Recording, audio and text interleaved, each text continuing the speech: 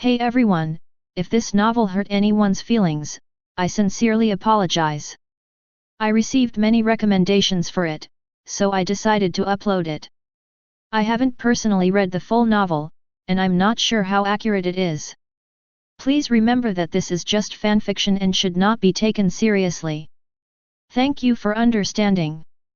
Chapter 66. The Battle of Stalingrad. A battle that can be counted in terms of bloodiness throughout the history of world wars. At this time, the audience did not know. For them, Stalingrad is still an ordinary name. In the subsequent Russian Civil War, Stalin was transferred to various parts of the country like a firefighter to deal with various difficult affairs.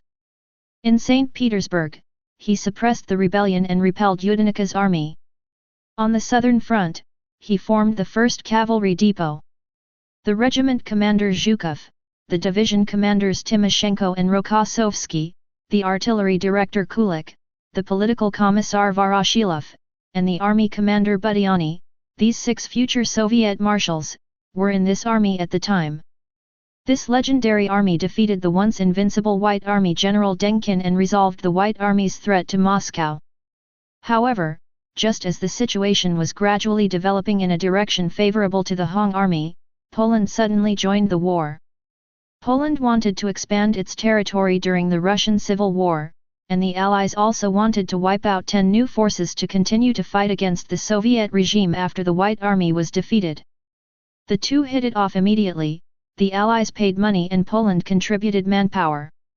In February 1919, Poland invaded Soviet Russia and the Soviet-Polish War broke out. The Polish army had the upper hand at the beginning and occupied Kiev for a time. But after the Hyuksya army assembled, it was pushed back all the way back to Poland. The Soviet high-level officials had differences on whether to cross the border and continue to attack Poland. Both Stalin and Trotsky opposed attacking Poland. They believed that the Hyuksya army was already very tired, and continuing the attack would lead to too long supply lines, and the nature of the war would change from self-defense to invasion. But Lenin had other ideas. He was thinking about world revolution. In the blueprint of world revolution, all the proletarian classes in the world will unite to overthrow the bourgeoisie.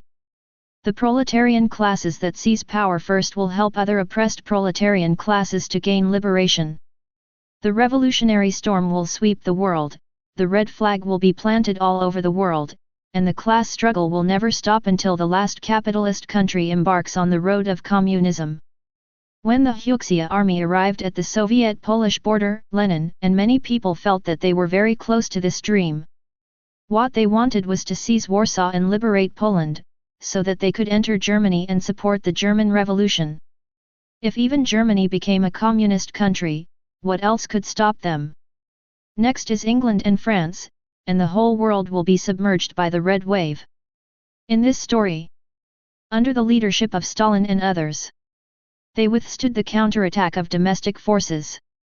They maintained the fruits of revolution. They saved the new Bolshevik regime. However, in such an international environment at that time, as an outlier among the countries in the world, they had to face not only domestic opposition, but also pressure from the international level. So, domestic opposition was not a big deal. But Poland, supported by imperialism, launched an attack on them again. However, the combat effectiveness of the Bolshevik regime was strong. They not only withstood the attack from Poland, they even pushed the front line back all the way. They had the ability to launch a counterattack. And at this time, differences appeared again. And this time, the differences appeared between Lenin and Stalin. This could not help but attract everyone's attention. Stalin did not stand by Lenin's side to express his support this time. Instead, he chose a path that was opposite to his. I think this may be paving the way for the later plot. Lenin failed, and Stalin's insistence was right. This will undoubtedly provide a basis for him to gain support and smoothly take over later. On the basis of the conclusion that has already been reached, All the analysis done by Hayao Miyazaki is based on the view that Stalin will become Lenin's successor. So he came to such a conclusion without thinking. Not bad. And Zhang Wen on the side. It seems that he also holds the same opinion as him. He pointed to the big screen. From the previous we can see that Trotsky and Stalin are both decision makers at the core of power, but before that, some of their roots were different. However, now they have the same view on the organization's route. This seems to indicate that Stalin, in addition to Lenin's trust, has begun to gain more support and has more like-minded comrades. This will be more conducive to his smooth transfer of power. Because the theme of the story is Stalin, so everyone's attention seems to always be focused on Stalin. For the situation, for the war, everything is an appendage outside the core of Stalin. It seems that they are not that concerned. The Bolsheviks could not resist such a dream, and they launched an attack on Poland. The Battle of Warsaw began. However, they soon discovered that there was a gap between ideals and reality. Only when all capitalist countries have reached their end, class contradictions have far outweighed national contradictions, and all classes are united by a strong spirit of internationalism, can the world revolution be realized. And when the Hyuxia invaded Poland in the name of liberation, they were disappointed to find that the Polish workers, peasants, and soldiers did not stand on the side of their Russian proletarian brothers, but were inspired by nationalism and patriotism and united around the Polish rulers. This is actually a very normal thing. The Poles have every reason to doubt whether the Russians came to invade them or liberate them. If the Hyuxia occupied Poland, would the Polish proletarian regime established with the help of the Russians be independent? Are the Polish Communist Party and the Russian Communist Party equal? These issues will appear repeatedly in other Soviet member states in the subsequent Soviet period. On one side, the Polish people put up a strong resistance, while on the other side, the Hyuxia army encountered a series of changes. First, their radio encryption was cracked by the Poles, which allowed the Poles to know the Hyuxia army's combat plan and design traps in a targeted manner. As the commander of the Western Front of the Hyuxia army, Tkaczewski misjudged the location of the main force of the Polish army, ignored the arrival of Polish reinforcements, and chose to attack Warsaw, which had disastrous consequences. Stalin should bear some responsibility for the defeat. He did not coordinate the 1st Cavalry Army to support Tkaczewski in time. This series of mistakes eventually led to the defeat of the Hyuxia army in Warsaw. Soviet Russia and Poland was unable to fight again and could only stop the war and make peace. But Stalin did not forget Poland's invasion. In World War II 18 years later, he divided Poland and created the Katyn massacre, showing his ruthless side to the Poles. Facts once again proved Stalin's correctness. This time, he stood on the opposite side of Lenin. He had different opinions on the choice of war. In the end, Lenin failed. Stalin's line was correct. This undoubtedly further deepened everyone's views on the direction of the story plot. Stalin will get more support. After the end of the Soviet-Polish War, the Hong Army refocused its attention on the remaining White Army forces in the country. The White Army had many advantages over the Hong Army. They had more professional soldiers and foreign economic and military assistance. But these were never the key to victory or defeat. The key to victory or defeat lies in the support of the people. What policies did the White Army implement? They restored the laws of the Tsarist Russia, recognized private ownership of land, and gave the land to landlords instead of peasants. They were also keen to plunder the people. Denikin later recalled, violence and plunder swept every battlefield of the Civil War. After the victory, the White Army soldiers filled the trains with jars and cans. Even though the White Army had the most outstanding officers and the most sophisticated weapons, they could hardly get replenishment if they lost a little in each war. Although the Hong Army was starving and poorly equipped, their ranks were growing stronger and stronger. The peasants and workers who were plundered and exploited by the White Army became the new Hong Army. Even the White Army officers themselves admitted, the people did not support the White Army and the peasants did not trust us. 1. The powerful armies of Denikin and Kolchak were ruthlessly destroyed by the mass war in the rear. On October 25, 1922, the last White Army was annihilated and the Red Army won the war of founding the country. At the First Soviet Congress 2 months later, the Union of Soviet Socialist Republics was announced, and the country called the Soviet Union stepped onto the international stage. It is destined to change the world. When seeing this content, for some reason, the audience breathed a sigh of relief. Although they knew that the Soviet Union would eventually survive. And many years later, under the leadership of Stalin, it fought against Nazi Germany led by Hitler. But until this time, seeing the Soviet Union win the war of founding the country under various internal and external pressures. Finally, there was a sense of solid ground. Now that the founding war has been won and the Soviet Union has been established, I think the next plot should enter the main event and write about how Stalin came to power, right? Yes, it should be like this. The Soviet Union has already gained a firm foothold. What needs to be done now is how to develop and the transfer of power. Stalin will eventually become Lenin's successor, there is no doubt about that. After all, he can be said to have made great contributions in the process of the establishment of the Soviet Union. Time and again at the crossroads of history, he has chosen the most correct path. If nothing unexpected happens, he will be able to take over power smoothly. It stands to reason that this is indeed the case, but I feel that according to the nature of Yuanshan's story writing, will it be so simple? The vast majority of viewers still believe that Stalin will smoothly take over power and become Lenin's successor. However, Fang Yuan has been following the update since the beginning of the competition. It seems that Fang Yuan has gradually figured it out. Yuan's creative habits. Whenever they determine that the plot will develop in this way, he always makes a twist. Let the story go beyond everyone's predictions. So this time, will there be another reversal like before? Some people think it is very likely. The highlight is coming. And on the judges' bench. When seeing all this, seeing the end of the content about the Soviet Union on a large scale, the plot seems to be about to enter the part of Stalin and power that they are most concerned about. Little Leo also became energetic. Looking around, seeing the other 3 judges talking in a low voice. They seem to still hold the previous views in their words. Don't you feel a little bit of expectation? The plot should be what I imagined? FFFLX. When the reversal appears, little Leo's mouth corners appear with an arc. He is more and more looking forward to seeing that scene appear. The 5 years after the October Revolution have profoundly influenced Stalin. From Germany to Austria and then to Hungary, he witnessed how the wave of European communism rose and dissipated.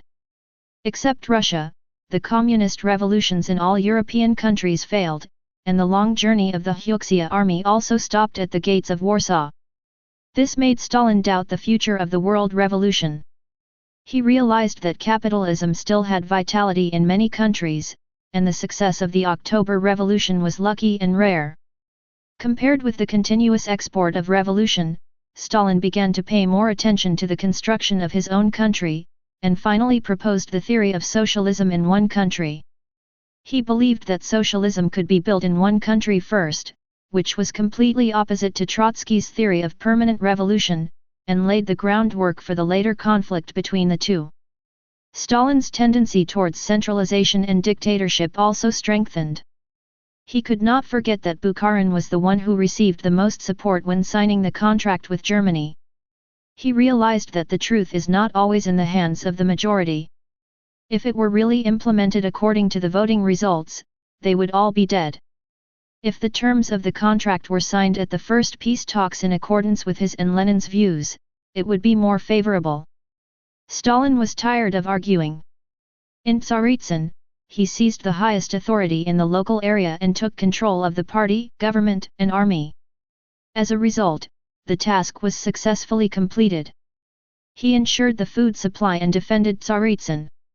This made Stalin more and more convinced that he could make the right choice better than most people. During the 5 years of war, Stalin also accumulated rich experience in struggle and many connections, all of which would help him win in the next power struggle. Lenin is already seriously ill, and the Soviet Union needs a new leader. Lenin is already seriously ill. The Soviet Union needs a new leader. When seeing this content, everyone's eyes lit up. Stalin's rise to power seems to be just around the corner. It seems we all guessed right. Lenin is seriously ill and will choose a successor before he dies. From the current point of view, this successor should be Stalin. Miyazaki glanced at it quickly. When he saw the last sentence of this paragraph, he immediately expressed his judgment. At this time, he seemed to be relieved. He guessed so many times. But he finally guessed the plot direction. DJ. Did he really guess it? Will it really be like this? On the side, Jiang Wen suddenly hesitated. Because he noticed another sentence in the text, he believed that socialism could be built in one country first, which was completely opposite to Trotsky's theory of permanent revolution, and foreshadowed the conflict between the two later. Yes. Foreshadowing. That is to say, in the following content, the two will inevitably clash. And Stalin's transformation. He realized that the truth is always in the hands of a few people. His tendency towards centralization and dictatorship also strengthened. All of this seemed to indicate that the direction of the story. Perhaps it would not be as they guessed. With this hesitation, Jiang Wen raised his head again. His eyes were fixed on the screen. And the new content that appeared next immediately made his heart skip a beat. Chapter 67. Lenin is seriously ill, and the Soviet Union needs a new leader. Stalin's mother once asked this question, "I don't understand why my son can't share power with Trotsky." On the big screen, these two sentences appeared in the document. When seeing this paragraph, Jiang Wen's heart suddenly sank. He knew, he guessed wrong again. Wouldn't Lenin choose Stalin as his successor? But Trotsky. Not only Jiang Wen thought so. Many other people also thought of it at this time. As for the sharing of power mentioned by Stalin's mother, almost no one thought that this would happen. So, there is only one plot that will happen next: the struggle between Stalin and Trotsky, which is about to happen. It seems that Stalin's road to power will not be as smooth as we thought. TB. Rowling frowned. And once Lenin dies, I'm afraid Stalin will fight with Trotsky. For the struggle between Stalin and Trotsky, no one seems to think it won't happen. In the previous content, the differences between them have been shown more than once. Stalin and Trotsky could not share power. The reason is actually very simple. Stalin and Trotsky are not the same kind of people at all. One of them is more theoretical and the other is more practical. Before the October Revolution, Trotsky spent most of his time writing articles and doing theoretical research abroad. And Stalin has been engaged in underground work in the country, doing all kinds of dirty work. Different experiences have created their different temperaments. Trotsky is like a bright and beautiful intellectual. And Stalin is a taciturn and rough man. The two of them have always looked down on each other since they first met. Trotsky's evaluation of Stalin is, our most outstanding mediocrity. And Stalin's evaluation of Trotsky is not polite, he is a beautiful but useless person. They have completely different views on the future development of the Soviet Union. Neither of them can accept that a person they don't like and look down on will lead the career they have devoted their life to in a direction they think is wrong. This is the root of the conflict between Stalin and Trotsky. Before his death, Lenin realized the great harm of the split between the two, but he had no time and could not stop this split. What he left behind after his death was a huge power vacuum, and next to this vacuum were two people who were incompatible but powerful. Such a power struggle is destined to have a cruel process and a tragic ending. Not only are bystanders clear, even the authorities are clear. Lenin was aware of the contradictions and splits between the two before he died. He had anticipated that a cruel struggle would take place after his death. The struggle between Trotsky and Stalin is inevitable. There must be a battle between the two. Miyazaki nodded and analyzed. However, compared to Trotsky, Stalin undoubtedly has more advantages. He has had too much rich experience in struggle in the first half of his life. These are advantages that Trotsky does not have. I think the winner is already very clear. In fact, there is no need for Miyazaki to analyze. After all, there are the contents of the previous chapters. They already know that Stalin will be the final winner. He will lead the country to start a war with Hitler. And the only thing that makes them a little curious. It's just the struggle between Stalin and Trotsky. How did he win this power struggle? It's coming. However, not everyone is slightly curious.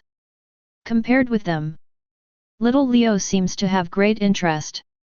When he saw this paragraph, he unconsciously straightened his body. He looked like the good show is about to start. This is related to his previous discovery. If nothing unexpected happens, the civil war and the Great Purge mentioned above are now, right? Little Leo's eyes were burning. As if he had anticipated the next struggle process. Yes. Civil war, the Great Purge. This is the blind spot he discovered before. He remembered the content about the Soviet-Finnish War. In that part of the content, Fang Yuan explained why the Soviet Army's combat effectiveness was so low. And explained that the Soviet Army had experienced a great purge. So, in little Leo's heart, the conflict between Stalin and Trotsky is the outbreak of the Great Purge. Looking at the screen. Looking at the struggle that is about to begin. Little Leo is looking forward to it more and more. The time to verify his guess is coming soon. BB. Is the process of this struggle really as he guessed? On the big screen. New content slowly appear. Now, let's take a look at who are the top leaders of the Soviet Union: Stalin, Zinoviev, Kamenev, Bukharin, Trotsky.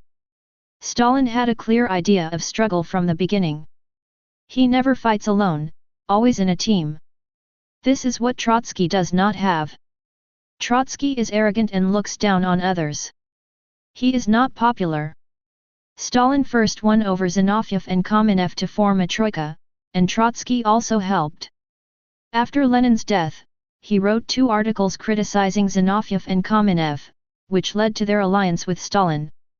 It was impossible for any one of the 3 to defeat Trotsky, but the situation would be very different if they formed a team. The 3 joined forces to attack, publishing articles saying that Trotskyism was not true Leninism. Stalin even said that his mission was to bury Trotskyism. Trotsky quickly failed and was removed from his position as chairman of the Revolutionary Military Committee. Then Stalin found a new teammate Bukharin and turned around to attack his old teammates Zinoviev and Tsnea. If Trotsky could stand on the side of Zinoviev and Kamenev at this time, he would still have a chance of winning. But Trotsky did nothing and just watched from the side.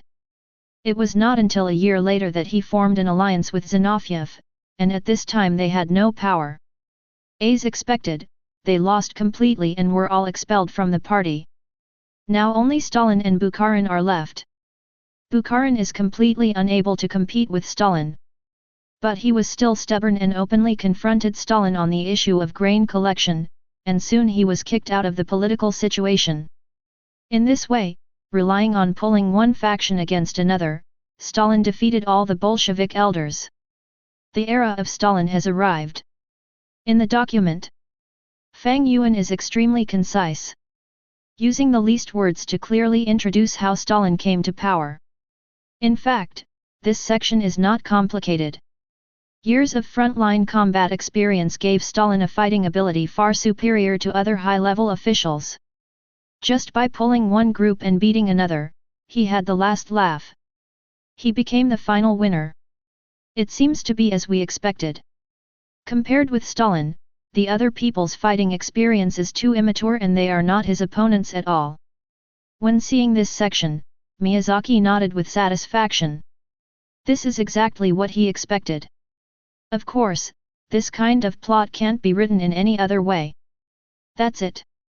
Although the power transfer was not completed smoothly, there was no designated successor, which almost gave the position to Stalin.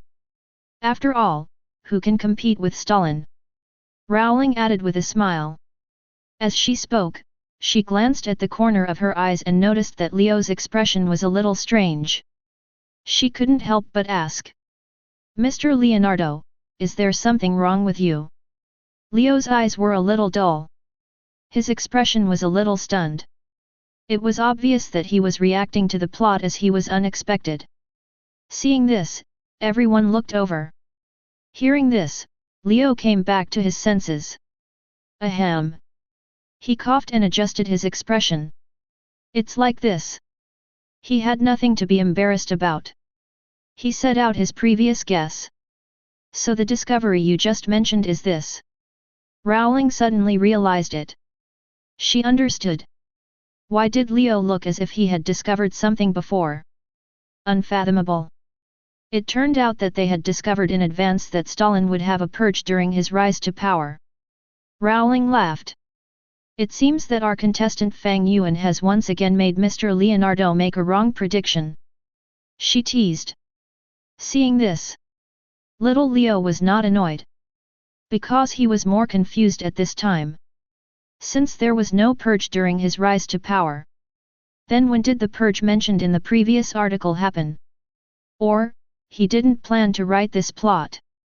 Little Leo was even more curious. 0. Getting a reminder. Countless viewers also remembered the purge mentioned before. For a while, everyone had a question mark in their hearts. Are there more twists and turns in the story? When Stalin became the supreme leader of the Soviet Union, he took over a complete mess. Since 1853, Russia has successively lost the Crimean War, the Russo-Japanese War, and the First World War, becoming a power in name only and a weak link of imperialism. The 5-year civil war caused the complete collapse of the economy and society. The exchange rate of the ruble to the US dollar plunged from 2:1 to 1200:1. The industrial output value after the war fell to 1/7 of the pre-war level, and the agricultural output value fell to 1/3. At the same time, the external environment of the Soviet Union was not optimistic. In 1927, England severed its Anglo-Soviet relations, tore up the trade agreement, and threatened to fight against the Communist International at the Sixth Foreign Ministers' Conference. In such a precarious situation of internal and external troubles, Stalin led the Soviet Union on a road to becoming a powerful country with a strong sense of socialism. He keenly realized that the world system after World War I was unstable. If the Soviet Union wanted to win the next round of war in the future, the secret was only one word: fast. He proposed that slowing down the pace would mean falling behind, and falling behind would lead to being beaten. We are 50 to 100 years behind developed countries. We should run this distance within 10 years.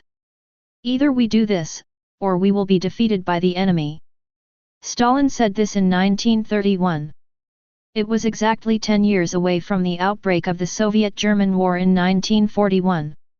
When most European politicians were still immersed in the dream of pacifism, Stalin had an accurate judgment of the future and was desperately catching up. Point 0. But how to catch up? Stalin's answer was rapidly develop heavy industry. He pointed out, without heavy industry, we would not have all modern defense weapons. But Stalin also had to answer a very critical question: where does the money for industrial development come from? Industrialization requires it takes a lot of money to invest. Developed capitalist countries obtain primitive accumulation by plundering colonies, but the Soviet Union has no colonies and obviously cannot take this path. Stalin's answer is, the scissors gap between industry and agriculture, and a planned economy. That is, the government determines the price of commodities, the government purchases agricultural products from farmers at low prices, and then sells industrial products to farmers at high prices, and finally invests the profits obtained in this process into industrial development. This method is to sacrifice the interests of farmers. Farmers are certainly not happy, and many refuse to sell grain to the government. Faced with this situation, Stalin further proposed agricultural collectivization. He concentrated all farmers into collective farms, and all means of production were nationalized. Farmers can withdraw from collective farms, but only they were forced to leave the house with nothing, and could not take away their original means of production and tools. The peasants were thus bound to the collective farms and forced to accept the government's low buy and high sell policy. Agricultural collectivization has many advantages. It transforms the small peasant economy into a socialist collective economy. It gathers scattered small farms into large farms. After the development of industry, it will also feed back to agriculture, providing fertilizers and tractors for agriculture. Use economies of scale and mechanization to improve agricultural productivity. Stalin's thinking can be summarized as, for the overall development of the country, sacrifice the interests of some people first, tilt a large amount of resources towards industry, and quickly realize industrialization. Only industrialization can strengthen the Soviet Union's national defense and ensure the Soviet Union's survival in the new round of the World War.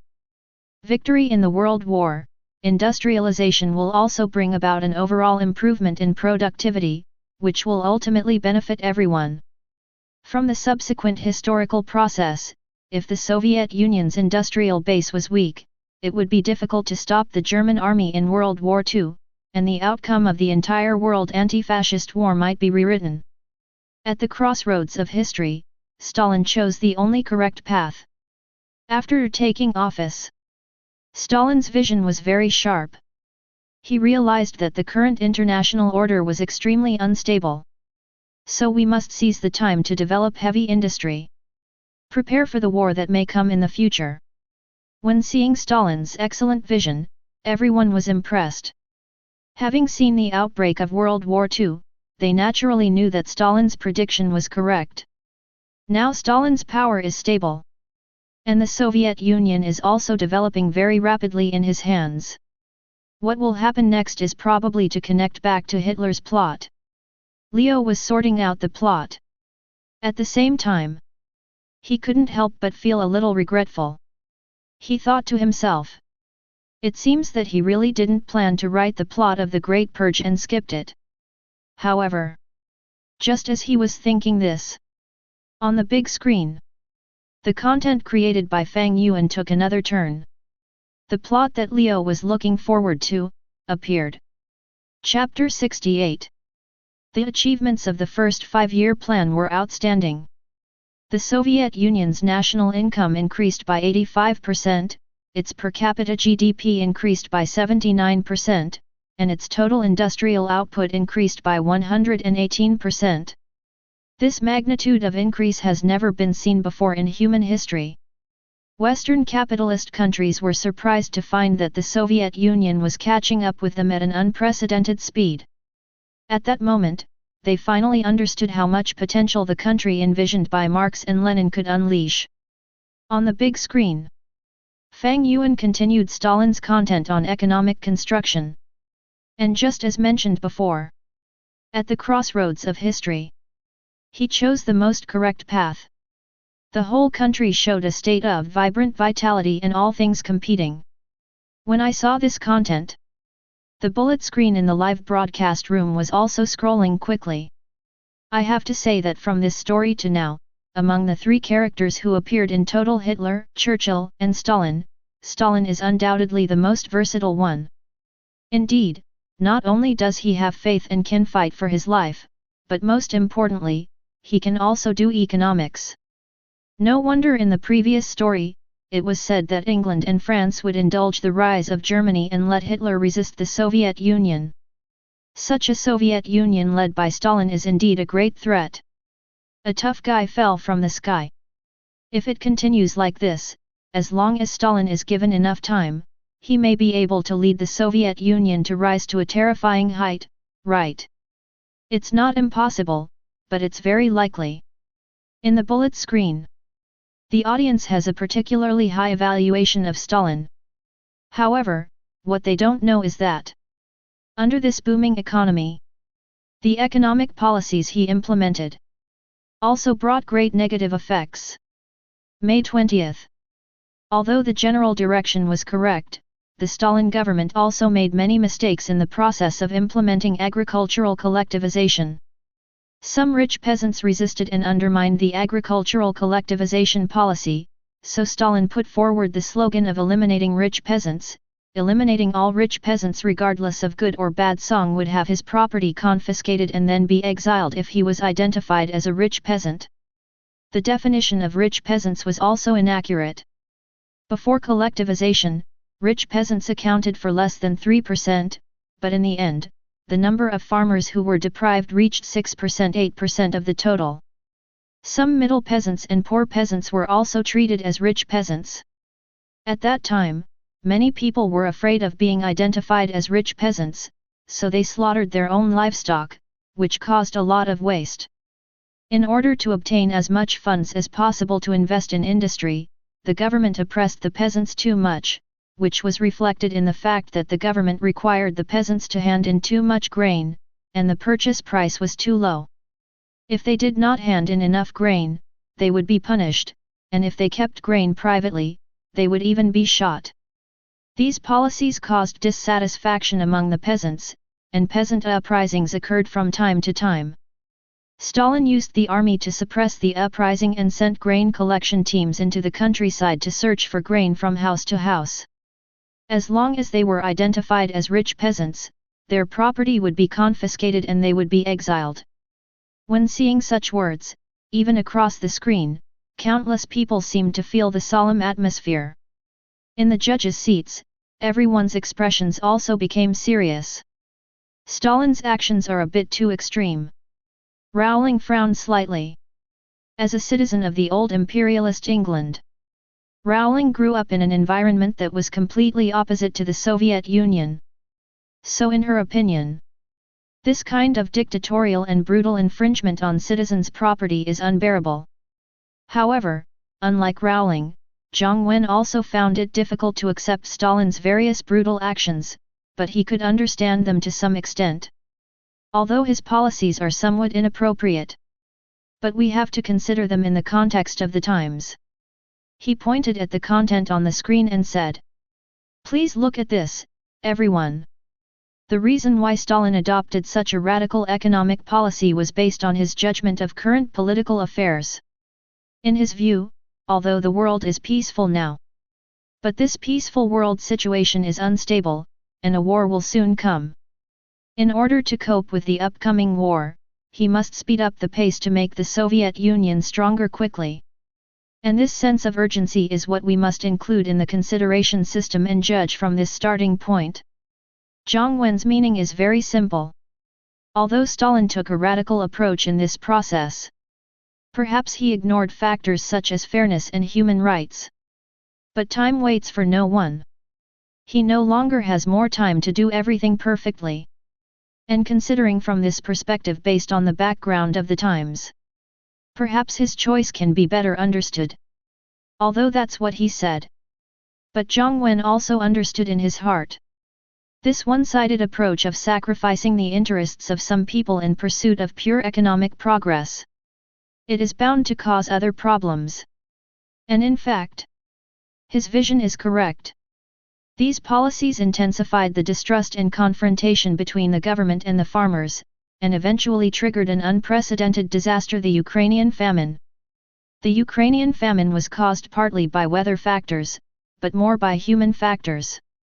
Ukraine was originally the largest grain-producing area in the Soviet Union, but in the campaign to eliminate rich peasants, 850,000 Ukrainian peasants were exiled to Siberia, causing a shortage of labor in Ukraine.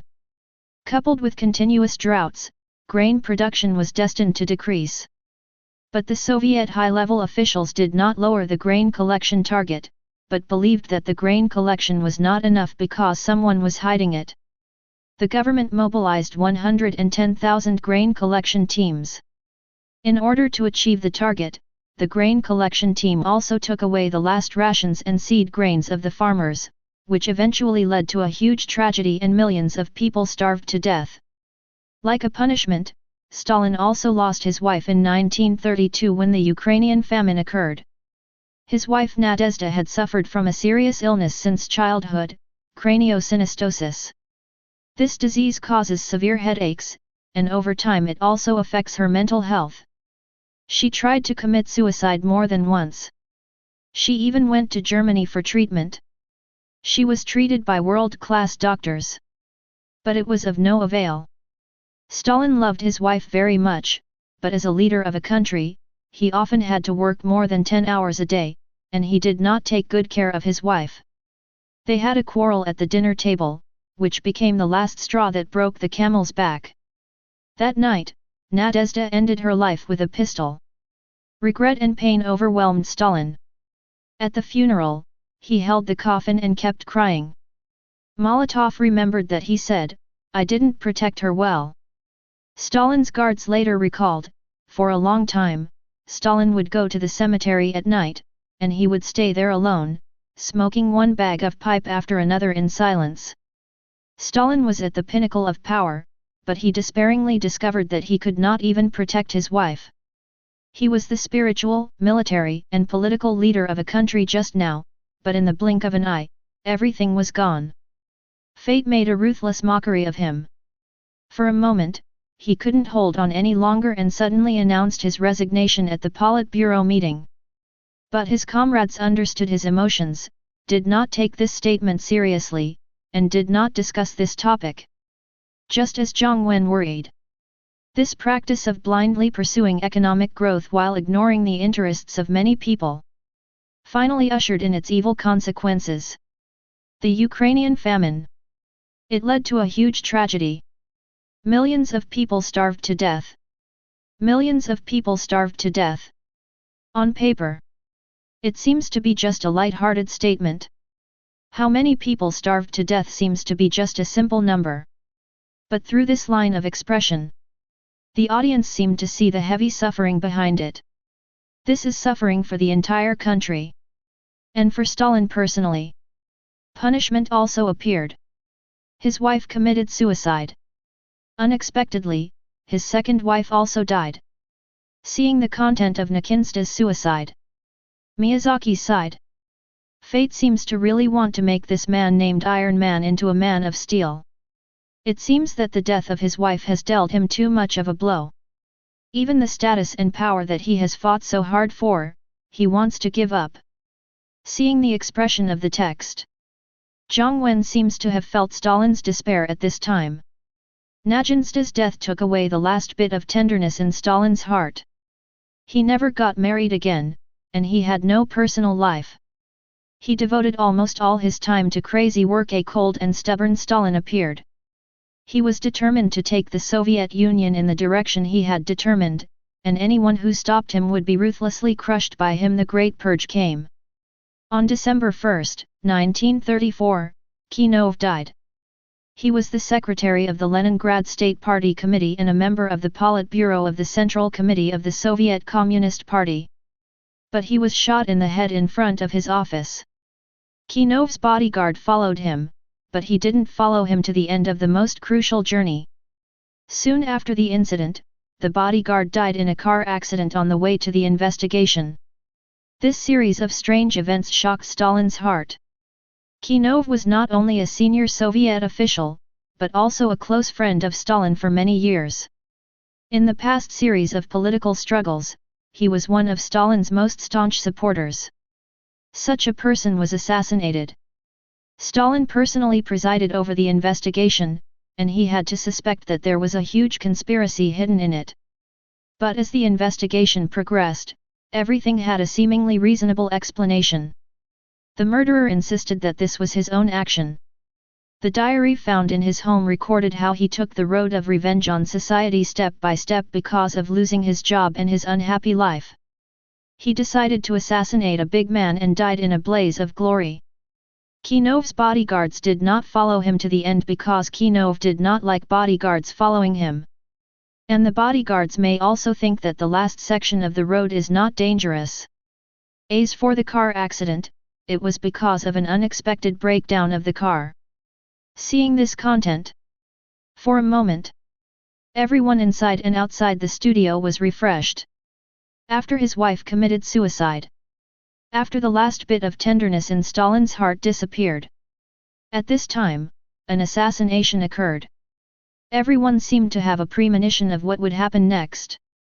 Although all investigations show that this assassination is just a very reasonable ordinary assassination without conspiracy. But everything is too reasonable. It is so reasonable that it is just a coincidence everywhere. It's hard not to make Stalin think of something else. Miyazaki Hayao analyzed. In his opinion, there is almost no clear evidence to show that this is a subversive activity against Stalin. It is the best proof. The assassination of the senior official was due to the murderer's resentment of his unhappy life. And it happened that this senior official was Stalin's longtime friend and important supporter. And it happened that at the time of the assassination, the bodyguard was not with the senior official. And it happened that when the bodyguard was taken away for investigation, he died in a car accident. All these coincidences. Don't say Stalin didn't believe it. Even if anyone in front of the screen was replaced by Stalin, I guess he wouldn't believe it. And when he saw these contents, on the judge's bench, Leo suddenly became energetic again. The Great Purge. The Great Purge is coming. I knew it. I knew it. He was refreshed. He immediately thought of the Great Purge that had appeared in the previous content. Originally, he thought the Great Purge would appear during Stalin's rise to power. But it didn't appear. So much so that he almost thought Fang Yuan wanted to omit this content. But now, the opportunity for the Great Purge has appeared. Yes. This happened. Especially after his wife passed away. Now that Stalin has become even more ruthless and cruel. Little Leo has every reason to believe Stalin will definitely take this opportunity. Launch a purge. It's bad. His wife just died, and now his good friend and supporter of many years has been assassinated, and all the clues are so coincidental. Who can believe it's a coincidence? Do you believe it? Anyway, I don't believe it. This makes people doubt whether it is an assassination against him, and they want to overthrow his rule. If I were Stalin, I would definitely be too cautious. Here comes 4.0, that feeling is coming. It feels like there is blood everywhere. It's not just Leo. At this time, countless viewers also thought of this possibility. So, will the purge happen? They looked at the screen. And at this time, a new paragraph of content also appeared on the screen. This confusing case is so hard to make a simple group of people coincidentally come together to smile. Stalin couldn't believe this rhetoric. He began to doubt everyone. The underground opposition, Trotsky, Zinoviev, and their followers, those high-ranking officials in the party, government, and military who were not in harmony with him, and even the Ministry of Internal Affairs who participated in the investigation were all suspects. To this day, we still don't know the truth about the Zinov group. But one thing is certain: Stalin felt that he was caught in the conspiracy of the opposition. He decided to kill all those who looked threatening. So, the purge began. The purge began. After 2 simple paragraphs, Fang Yuan did not make the story any more twists and turns. Instead, the story went in the direction predicted by everyone. And when seeing this sentence, everyone's attention was also attracted. Purge? Purge? To what extent would Stalin affect this purge? Everyone was very curious. In the expectation and anxiety of everyone. On the big screen, the subsequent story appeared. A bloody massacre begins. Chapter 69. Stalin ordered that all relevant cases must be investigated within 10 days, no appeal or request for pardon is allowed, and those sentenced to death should be executed immediately. At first, those arrested were real oppositionists, and leaflets, programs, and weapons against Stalin were indeed found from them. But then Stalin misjudged the situation. He believed that oppositionists existed in large numbers across the country, in various departments and at all levels, and that with the development of socialism, oppositionists would become more and more numerous and more fierce. So he replaced Yezhov to lead the anti-counter-revolutionary movement. After that, the scale of the anti-counter-revolutionary movement expanded rapidly, and eventually got completely out of control, becoming a nationwide purge movement. During the Great Purge, the Soviet military system suffered a severe impact. 3 of the 5 marshals were killed, 15 of the 16 army commanders were killed, 60 of the 67 army commanders were killed, and 35,000 of the 80,000 officers of the entire Hong army were suppressed. The top government officials were also the focus of the Great Purge. Of the 139 members of the Central Committee and alternate members of the Central Committee elected at the 17th CPC Central Committee, 98 were killed. Except Lenin and Stalin, all the other 5 members of the 7 Politburo members elected in 1923 were killed. At the height of the Great Purge, a total of 680,000 people were executed in the Soviet Union between 1937 and 1938. How far would Stalin go in this Great Purge? Fang Yuan gave the answer. And when seeing these groups of data and lists, everyone sincerely felt a sharp murderous aura spreading in the text. Too cruel. 3 out of 5 marshals were killed. 15 out of 16 commanders were killed. 60 out of 67 army commanders were killed. Can this still be called a purge? This is not a purge at all, it's just too clean. Other people's purges were like plucking feathers from a passing goose, leaving the feathers behind, but Stalin was like plucking geese from a passing goose, leaving the geese behind. Not only the army, but also many high-ranking officials were killed. Fortunately, Lenin died early, otherwise I think Stalin would have purged him too. Terrible. The audience was terrified.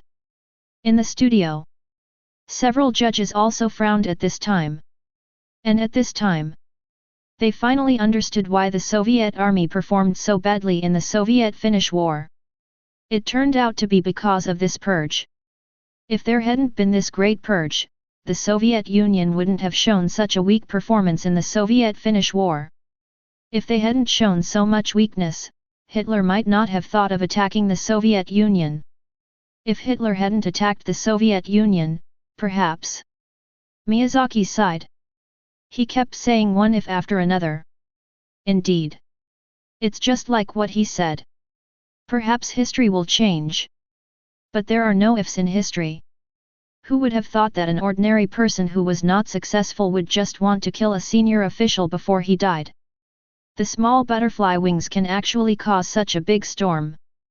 But this can't be blamed entirely on Stalin. The sudden assassination of a senior official is a huge security issue in itself, not to mention that this person is his own follower. With so many doubts, no one can be sure whether there will be another assassination, who will be the next assassination, and how many traitors there are. If you stand in Stalin's position, I think everyone would do the same. Compared to Hayao Miyazaki, Leo seems to understand Stalin better. There is indeed nothing wrong with the Great Purge. After all, the Purge did find out that there were a large number of oppositionists in the Soviet Union at that time. Zhang Wen took over the topic and added. But the mistake was that Stalin's purge was too thorough. It hurt the roots of the country. Most importantly, it greatly weakened the combat effectiveness of the military system. Let's not talk about whether all those who opposed Stalin should be shot. Among the many people who were executed, there must be many who were not opponents at all. If there were so many people who opposed Stalin among the government leaders, military officers, and grassroots cadres, then the Great Purge would not have been possible, and Stalin would have been overthrown long ago. The Great Purge created a large number of unjust, false, and wrong cases, causing thousands of people to suffer injustice. He seriously damaged the Soviet legal system, political ecology, and military structure, leaving Soviet society with irreparable wounds. He was a black spot that Stalin could not erase throughout his life, and an indelible shadow in the history of the Soviet Union. In 1939, when the Great Purge ended, Stalin no longer had any opposition wherever he looked. In a sense, he and the Soviet Union became one. His will is the will of the country, and his strategy is the strategy of the country. He mobilized the entire country as if he were his own arm, heading towards the destined war. In that war, he will face the most powerful and evil villain in human history. The will he has honed, the direction he has chosen, and the beliefs he has upheld in the past few decades will all face the final test, and success or failure will depend on this battle. Although the Great Purge has extremely serious negative effects, it has brought a painful disaster to this country and even the world. But it is undeniable. On another level, it also has certain positive effects. First, as mentioned in the content, after clearing out his own opponents, Stalin is undoubtedly closely linked to the Soviet Union. To a certain extent, the country is him. He is the country. And after the Great Purge, after sweeping away those who oppose him or even those who cannot firmly support him, it also promotes a high degree of cohesion of the entire country's sense of identity. Although in the short term, the combat effectiveness of the Soviet army has declined. But in an army with more common beliefs and a common identity, it is extremely terrifying. This point was not only proved in the Battle of Moscow, but also in the subsequent Soviet Union becoming the other pole of the world. Now, Stalin has completely controlled the country. And the next thing he has to face is Hitler. The story of the Great Purge came to an end. Seeing that the content gradually turned to the war, everyone calmed down a little. Expectations were renewed. The confrontation between Stalin and Hitler was about to begin. So, who would win in this battle? The first intersection of Stalin and Hitler's fate was in Vienna in 1913. In the apartment at 30 Schönbrunn Street, Stalin could see the Austrian Emperor's luxurious guard of honor every day. The team passed by his downstairs and drove all the way to the Hofburg. The team was full of Hungarian cavalrymen, who surrounded a magnificent carriage pulled by 6 white horses. In the carriage sat the elderly Habsburg Emperor, whose family had ruled this land for 600 years.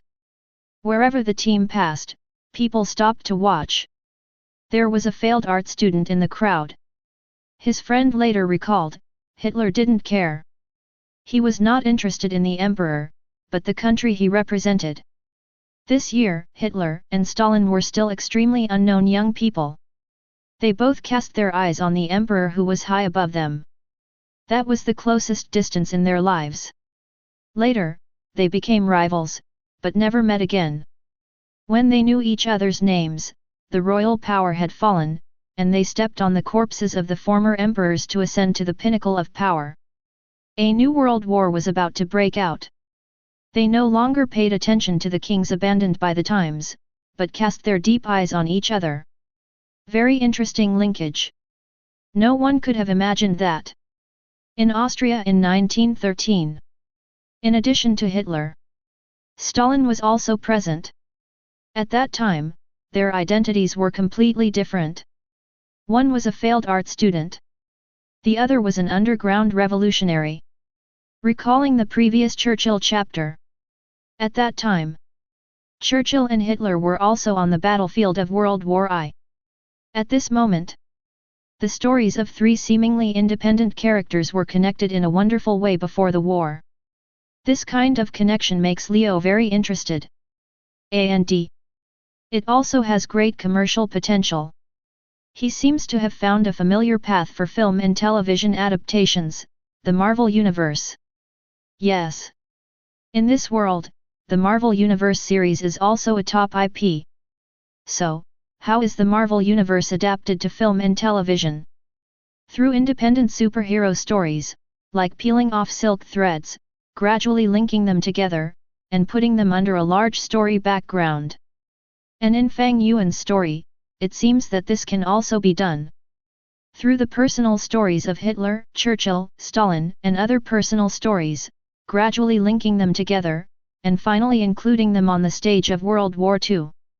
Hitler's story can be taken out and produced separately, similar to Iron Man. Churchill is analogous to Thor, Stalin is analogous to Captain America.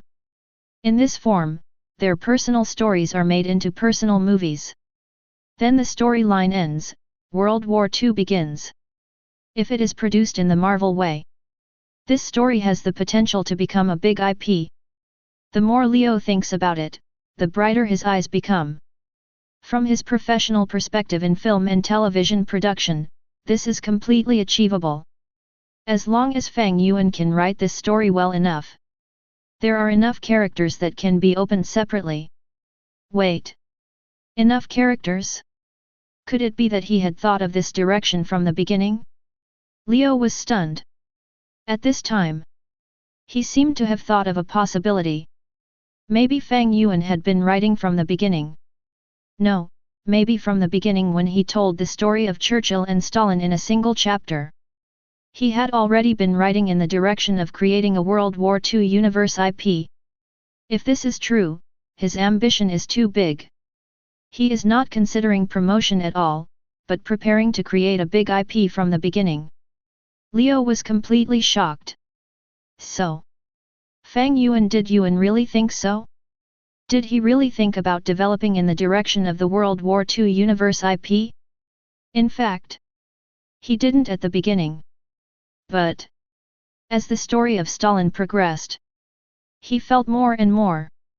He wrote the story in a more Marvel structure. The trend of universe and IP appeared naturally. As for whether it can achieve such an effect in the end. After discovering this trend, Fang Yuan also thinks it is very likely. After all, in addition to Hitler, Churchill, and Stalin, there are also Charles de Gaulle, Roosevelt, and even the Red Star in the East. These characters belong to different countries. And the countries behind them add up. That audience group is too scary. After all, although Marvel has many superheroes. But after all, it is a story that is based in a corner of America. The World War II universe IP is different. Hitler is from Germany. Churchill is from England. Stalin is from Russia. Charles de Gaulle is from France, and Roosevelt is from America. 147. It is conceivable. When these characters are adapted into movies and TV shows, what kind of response will it have in their countries? By then, I am afraid that countries around the world will be divided into war zones one by one. The World War II universe IP will be unprecedentedly popular. There is a play. It can be done. After confirming this possibility, Fang Yuan gradually changed his original creative ideas. He no longer treated chapters about characters like Churchill and Stalin as appendages. He wrote short and concise chapters and only touched on them briefly. Instead, he treated them as independent stories with different perspectives. He tried his best to improve them. In fact, it's not just Leo.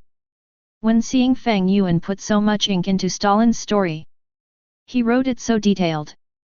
Many film and television industry practitioners, they also found that the pattern of this story is getting bigger and bigger. The structure is becoming more and more IP-like. More and more eyes are being cast on my struggle. And the weight of this story, it is also getting heavier. Among all the major powers in World War II, the Soviet Union had one of the two most difficult starts. The Soviet Union's geographical location is not good, and there are countless geopolitical conflicts along its long borders. Its west is Germany and Poland, and its east is Japan. These three countries have defeated Russia, and their strength should not be underestimated. Among them, Germany and Japan are allies of France and Russia, which puts the Soviet Union in a dilemma of being attacked from all sides at any time. The Soviet Union's unique ideology also makes it the target of international criticism. As the only sovereign country in the world, it has no allies and is in an isolated position. And all countries that want to subvert the international order like to use the banner of the Soviet Union as a cover. The Anti-Daxia International Agreement concluded by Germany, Japan, and Italy is such a product. A's vested interests in the current international order, England and France are also happy to see the Soviet Union and the fascist countries collide. They continue to promote appeasement policies, turning the expansion of fascism to the Soviet Union, and diverting disasters to the east. In this way, a loose but huge anti-Soviet alliance is forming, which is constantly squeezing the strategic space of the Soviet Union. It is extremely difficult to turn the passive situation into active one and lead the Soviet Union out of the predicament in such an environment. However, Stalin did it. When Germany, Italy, and Japan said they wanted to fight against the Communist Party, Stalin called for the establishment of a united front against fascism. In the Spanish Civil War, the two sides fought against each other in the form of proxy wars. At this moment, Fang Yuan did not know that the professional eyes of the outside world had gradually seen through his ideas. He was still continuing to improve Stalin's story. And in this story, the territory involved in the story, it is about to come to the East and Asia for the first time. Come to Longguo, Waguo, Goryeo. Chapter 70. With the assistance of the Soviet Union, more than 30,000 volunteers from 54 countries formed the International Brigade and launched a resolute and courageous struggle against the French army. Although the left-wing alliance supported by the Soviet Union lost, the Soviet Union also proved that it had a strong appeal in the hearts of the proletariat all over the world. This is exactly what governments fear. As for the European situation, Stalin explained his diplomatic strategy as follows: in order to achieve the goal of dividing the imperialists, we should try our best to make use of the contradictions and conflicts between them. The longer the struggle among European countries lasts, the more difficult it is to distinguish the winner, and the more beneficial it is for us. He was not in a hurry to stand on the side, but took advantage of the contradictions between Britain, France, and Germany, and between the old powers and the emerging powers. Contacting both sides at the same time, with an ambiguous attitude, implying that he might lean towards either side at any time, and thus asking for prices from both sides. In this process, Britain and France made a major misjudgment. They thought that it was impossible for the Soviet Union and Germany to come together. But Stalin and Hitler actually both had a very realistic side. Anti-communism and anti-fascism were not the lines they insisted on from beginning to end. They could raise this flag to unite their allies, and they could also take it back when necessary. Their most fundamental logic of action was still national interests. Britain and France also misjudged the military strength of the Soviet Union. 20 years ago, the Soviet Union ceded territory to Germany in exchange for peace, and then Britain and France defeated Germany. The inertial thinking of World War I made Britain and France always think that they were stronger than Germany, and Germany was stronger than the Soviet Union. This series of misjudgments made Britain and France not pay enough attention to the strategic position of the Soviet Union, and responded negatively to the anti-fascism united front proposed by the Soviet Union. After being alienated by Britain and France, Stalin had to consider seeking a breakthrough in relations with Germany. In Asia, if a full-scale war with Japan breaks out, the Soviet Union will have to maintain a large number of troops in the Far East and establish a long supply line. This will seriously weaken the Soviet Union's power in Europe, which is what Stalin does not want to see. So, a plan came to his mind, that is, to use Longguo to contain Japan. In the following content, Stalin stabilized the internal environment. After ensuring his unquestionable dominance, he began to look at the whole world. He began to plan for the rise of the Soviet Union, gain benefits, and gain international status. So the same. In this part of the content, Fang Yuan's writing also broke away from the Soviet Union, came to a higher level of perspective, focused on his international policy. Asia. Did this war also affect Asia? However, the eyes of several judges, especially the attention of Miyazaki Hayao and Zhang Wen, They were particularly attracted by the last paragraph in the content. The Asian battlefield. Longguo and Waguo. This has never been introduced in the previous content. At that time, as an ally of Germany, Waguo stationed troops in the northeast of Longguo, and they had a fierce debate on whether to go north or south. Stalin quickly helped them make a choice with his actions. He continued to increase troops in the Far East. In 1935, the Soviet army in the Far East had increased to 240,000.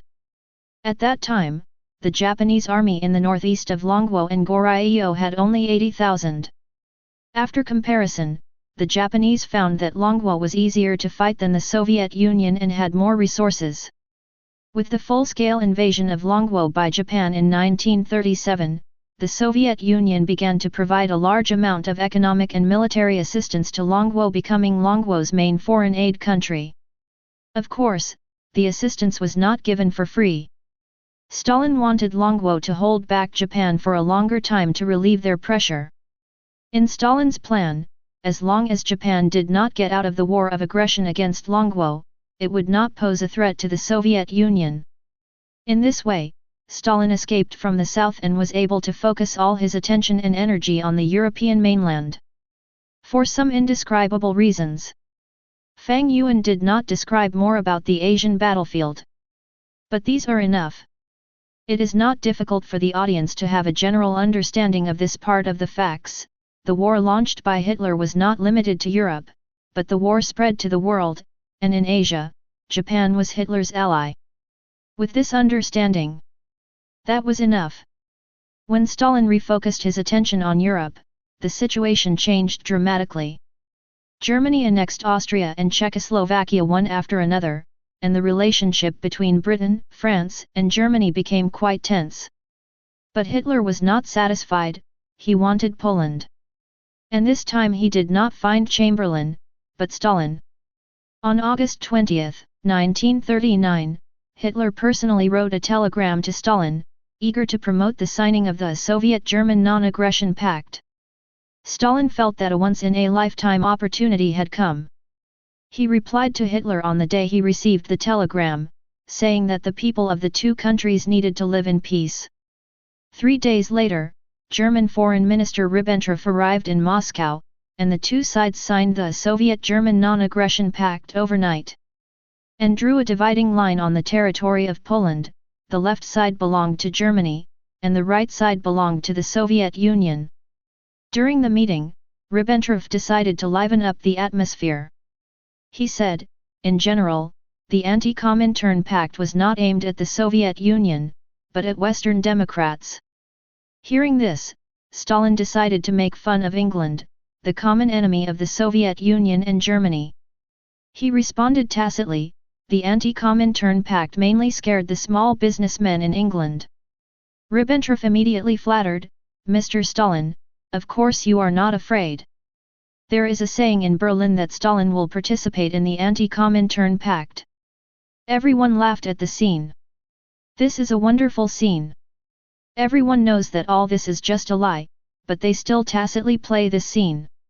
It puts a tangible coat on the combination of interests. The story has entered a stage familiar to the audience. Entered the stage where Hitler showed his ambition. The eve of the annexation of Poland. And in the previous Hitler part. Regarding the narration of this content, it is more of an analysis from the perspective of Hitler and Germany. At this time, it is the position of Stalin and the Soviet Union. And through Stalin's perspective, they also understand more about what kind of person Stalin is. He is cruel and cold. He is resolute and has a heart of steel. He can launch a purge and ruthlessly slaughter dissidents. However, behind all this, he has a flexible moral bottom line, or political bottom line. The so-called belief? He can put it aside temporarily. As the saying circulated in Berlin, even Stalin himself, who believed in communism, had to Fangong. Although there are such and such criticized places. But we have to admit that the Soviet Union is lucky to have Stalin. Jiang Wen sighed sincerely. On September 1, 1939, Germany launched a blitzkrieg against Poland, and World War II broke out. 16 days later, the Soviet army also crossed the border and entered Poland in a mighty force to occupy the territory they had failed to conquer 20 years ago. In the following 2 years, the Soviet Union swept across Eastern Europe, attacked Finland in the north, swallowed up the 3 Baltic countries, and restored the vast territory of the former Tsarist Russian Empire. From this moment on, Stalin was not only Lenin's successor, but also the successor of Peter the Great and Catherine the Great. He was both Marxist-Leninist and great power chauvinism. This combination allowed him to push the Soviet Union to an unprecedented peak. However, this combination inevitably led him to the revisionist path. When Germany and the Soviet Union had a harmonious relationship, as Germany's ally, Japan certainly had no need to remain hostile to the Soviet Union. So, the Soviet-Japanese non-aggression treaty was signed, and both sides promised not to invade each other. The Soviet Union stopped aid to Long, recognized the Pseudo-Manzo country, and transferred the Zhongdong Railway to Japan, and Japan only needed to recognize the grassland country. In addition to the stories that everyone knows about the European battlefield. In this section, it also introduces Stalin's peace with Japan. After forming a short-term alliance with Hitler and easing relations, Stalin and Japan, which was originally hostile, also ushered in a honeymoon period. Mito. He stabbed Longwo in the back. He transferred the benefits to Japan. Although this program is for the world, there are audiences from all over the world. But because it is a preliminary round, and the program is hosted by Longwo, therefore, Longwo has the most audiences. So it is not surprising. After seeing this content, almost all the audiences in Longwo were furious. What? Not only did he cooperate with Hitler, but he also sold us out. MD. I just supported Stalin and thought he was a macho man sent from heaven. I was really blind. But then again, as a Soviet, from his point of view, there is really nothing wrong with doing this. That's right, for this kind of person, national interests are the first in his heart, justice, and so on. Haha, but just another Peter the Great. I'm so angry. Damn it. Watch. The audience was indignant. Although this is a fictional history, but it still did not affect their impression of Stalin. Of course. Among them, there are also some viewers who can keep a normal mind. They are not naive to think that Stalin should come to Longwo as a foreigner to contribute. As the saying goes, if you are in a position, you should make your own decisions, and if you are not in a position, you should not make your own decisions. As the leader of the Soviet Union, he naturally takes the interests of the Soviet Union as his starting point. This is understandable.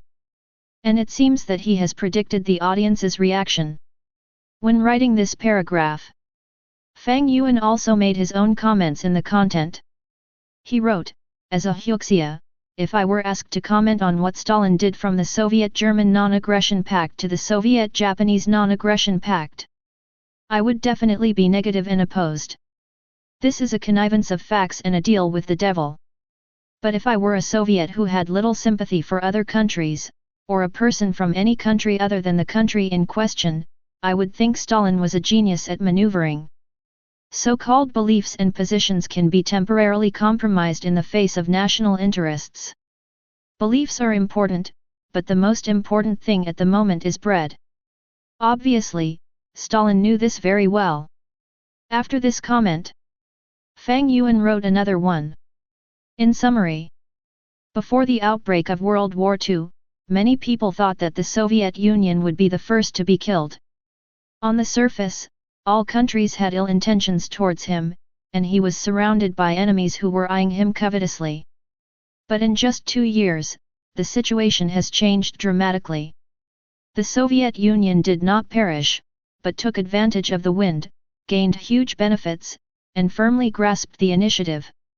If we summarize, we will find that in the face of fascism, this uncontrollable and extremely aggressive force, the first reaction of politicians in all countries is to appease, not stop him, not confront him, and let him bite others.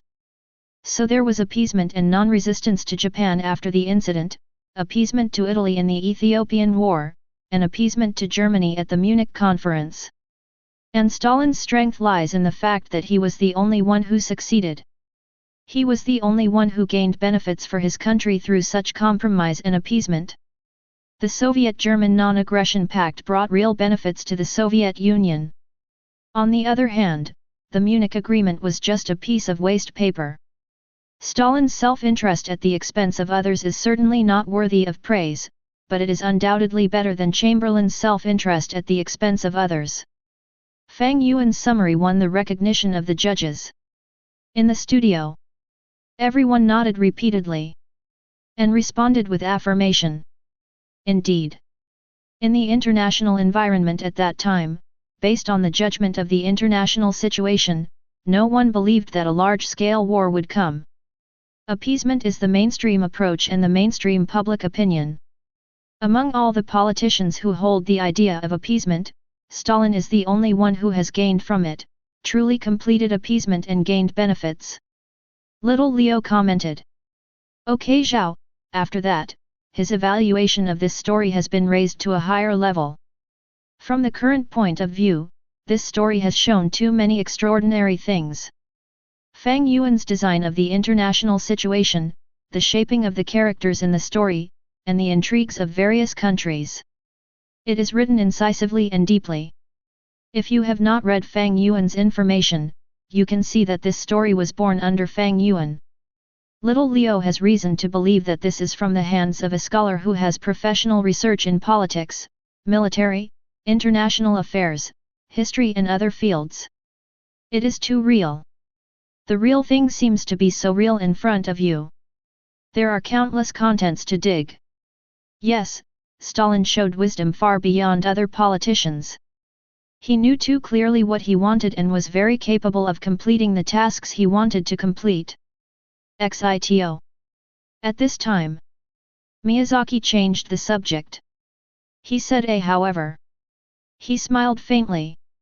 He said, however, although Stalin led the Soviet Union to achieve rapid growth during this historical period. But don't forget that they were eventually invaded by Germany. And they suffered a rapid defeat at the beginning of the war. So compared to these petty gains in front of me, I am more curious about whether Stalin can really resist Hitler's troops. Will he become France? Or will he become England, defeated but not destroyed? Miyazaki brought the topic back to the battlefield where Germany invaded the Soviet Union. And at this time, the audience also noticed. Stalin's story seemed to finally catch up with the progress of the main story. For a while, everyone couldn't help but look forward to it. Under the terrifying 270 orders and the 11-shot killing law, the Soviet Union finally delayed the German Blitzkrieg offensive. What happened next? Chapter 71. After France surrendered and Western Europe fell, Germany and the Soviet Union had the ability to divide the entire Eurasian continent. But after Churchill came to power, England showed enough will to resist and self-protection ability. Germany urgently needed the Soviet Union to send troops to attack England together. Around this issue, the two sides started negotiations again. It was during this negotiation that a crack appeared in Soviet-German relations. Hitler tried to persuade the Soviet Union to join the Axis powers and divide up the British Empire's vast overseas colonies together. But Stalin was more concerned about the three countries around the Soviet-German border. He asked Germany to withdraw its troops from Finland, tear up the Mutual Assistance Treaty signed with Romania, and promised to include Bulgaria in the Soviet sphere of influence. This touched Hitler's bottom line. Finland and Romania are already allies of Germany, and Bulgaria is likely to turn to Germany. He could not give these archers to the Soviet Union. Hitler had always been wary of Stalin. He did not want the Soviet Union to move forward, so he proposed that the Soviet Union expand in another direction, to Asia, Iran, and India. German Foreign Minister Ribbentrop, who represented Hitler, painted a big picture, to the south, you will get the sea outlet you dreamed of for hundreds of years. Soviet Foreign Minister Molotov, who represented Stalin, deliberately asked him, which sea? Molotov knew that Germany would only give the Soviet Union the Indian Ocean, but the Soviet Union wanted the Black Sea, the Baltic Sea, and the Mediterranean. Hitler wanted to drag us into the water and let us fight England. Molotov later recalled, but he was unwilling to make concessions on the issues of Finland and Romania, and simply treated us as fools. The negotiations ended in vain, and Soviet-German relations began to slide from the peak to the trough. What Molotov didn't expect was that while he was negotiating with Ribbentrop, Hitler had secretly issued Directive No. 18, instructing the German army to prepare to attack the Soviet Union. Hitler's move was beyond everyone's expectations, including Stalin's. Stalin was of course very clear that there would be a war between the Soviet Union and Germany sooner or later. He annexed the 3 Baltic countries in order to establish a buffer zone against Germany. But he didn't expect that the German attack would come so quickly. At that time, England had not yet been defeated, and Germany's attack on the Soviet Union would definitely fall into the dilemma of fighting on 2 fronts, and the United States was still watching the war like a fog. This was the time when Germany was least likely to attack the Soviet Union. But 230 is the so-called war is a tricky way. Hitler is such a person, he will not launch an attack when you expect it. The less you expect, the more he will do so. Germany's tactics emphasize surprise and attacking when the enemy is unprepared. From the Soviet-German non-aggression treaty to the Blitzkrieg and the surprise attack on the Soviet Union, this is true. In the previous Churchill content, when telling about Hitler's attack on the Soviet Union, Fang Yuan simply described that Germany was frustrated in its action against England, and then temporarily shelved the Sea Lion plan and turned its attention to the Soviet Union in the east. There was no excessive explanation for this. However, in this content, Fang Yuan returned to the eve of the outbreak of the Soviet-German War from Stalin's perspective. And through this content, the audience also had a more specific understanding of this plot. It turns out that the differences have already occurred. And before the war, Hitler also wanted to win over the Soviet Union to join the camp and divide the world. This plot is newly added. But it does not seem abrupt. In Zhang Wen's view, this is very reasonable. Hitler's biggest dilemma at present is resources.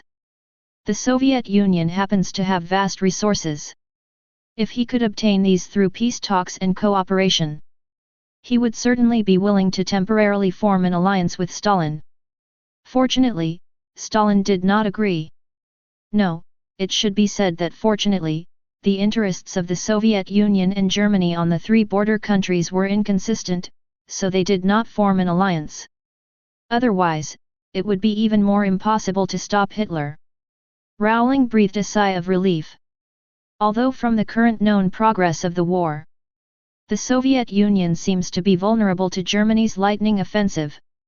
But once such a potential power becomes Hitler's ally, it will undoubtedly be a disaster for the whole world. In order to quickly defeat the Soviet Union, Hitler also made great efforts. He personally wrote a letter to Stalin, saying, "In order to avoid enemy reconnaissance when forming an army, I have assembled a large number of troops on the Soviet-German border, about 80 divisions. Some rumors say that our 2 countries will go to war. I assure you in the name of the head of state that this is not the case. It only takes another month for me to transfer troops from the Soviet-German border to the west. Some of my hawkish generals may deliberately create friction and provoke our relationship in this process. I will try my best to stop them, but if unfortunately it happens, please exercise restraint, do not take action, but notify Jian immediately." Hitler is the most outstanding liar of that era, and he really deceived Stalin. As the war approaches, more and more intelligence shows that Germany is preparing to attack the Soviet Union. But Stalin just didn't believe it. He wrote on the intelligence that this was a divisive plot by the English, and found out who sent this intelligence. 9 days before the outbreak of the Soviet-German War, the Soviet official was still refuting the rumor, there would be no conflict between the Soviet Union and Germany. Even on the day the Soviet-German War broke out, Stalin couldn't get out of Hitler's scam. Even his most loyal General Frozilov couldn't help but ask him, "The Germans are bombing our cities, how can this be a provocation?" Stalin's answer was, "If you want to provoke relations between the two countries, Germany will bomb its own cities, and Hitler must not know about this." However, not long after, the facts in front of him still made Stalin understand that he was fooled. Hitler not only knew, but also planned it himself. In the content, Fang Yuan further mentioned how Hitler deceived Stalin. And when seeing this letter in Hitler's tone, everyone was speechless. "I assure you in the name of the head of state that this is not the case. In just 1 month, I will transfer the army from the Soviet-German border to the west." Hitler is really shameless. He made a promise in the name of the head of state, but ended up promising nothing. As the head of a country, he has no credibility at all. Before, I was curious about how so many people could be deceived by Hitler. I underestimated their vision and overestimated Hitler's face. This guy really does whatever it takes to achieve his goal. Hitler said so, who can not believe it? Who would have thought that a country why the US capital guaranteed it in the name of the president, how could it be false? 66666. No wonder the Soviet Union was caught off guard. Don't even mention Stalin, whoever heard this would be fooled. Hitler is so shameless. Hitler fooled Stalin around. Even until the signs of the outbreak of war appeared, Stalin still didn't believe that Hitler would provoke a war. Not only did he not believe it, he even took the initiative to help Hitler dispel the rumors. When seeing this part, not only did the audience have a lot of complaints to spit, even the judges in the studio, they couldn't help laughing. No wonder Hitler was able to succeed repeatedly, and the leaders of various countries were deceived by him. I didn't expect him to be able to this extent. Leo suppressed his laughter.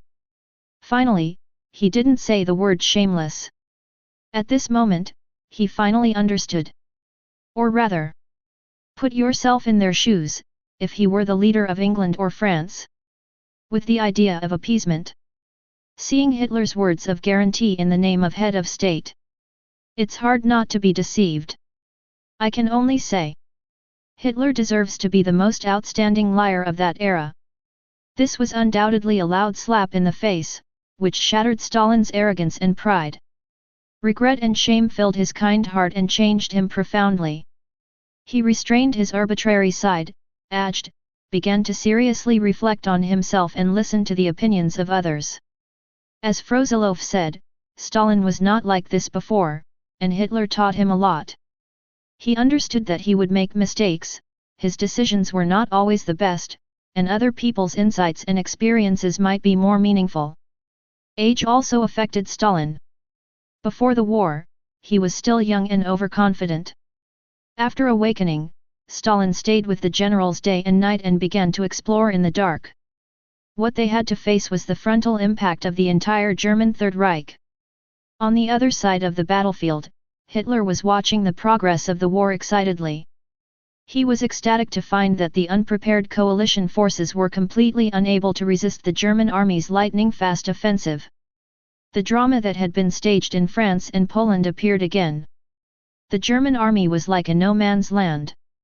In just 18 days, it advanced 600 kilometers.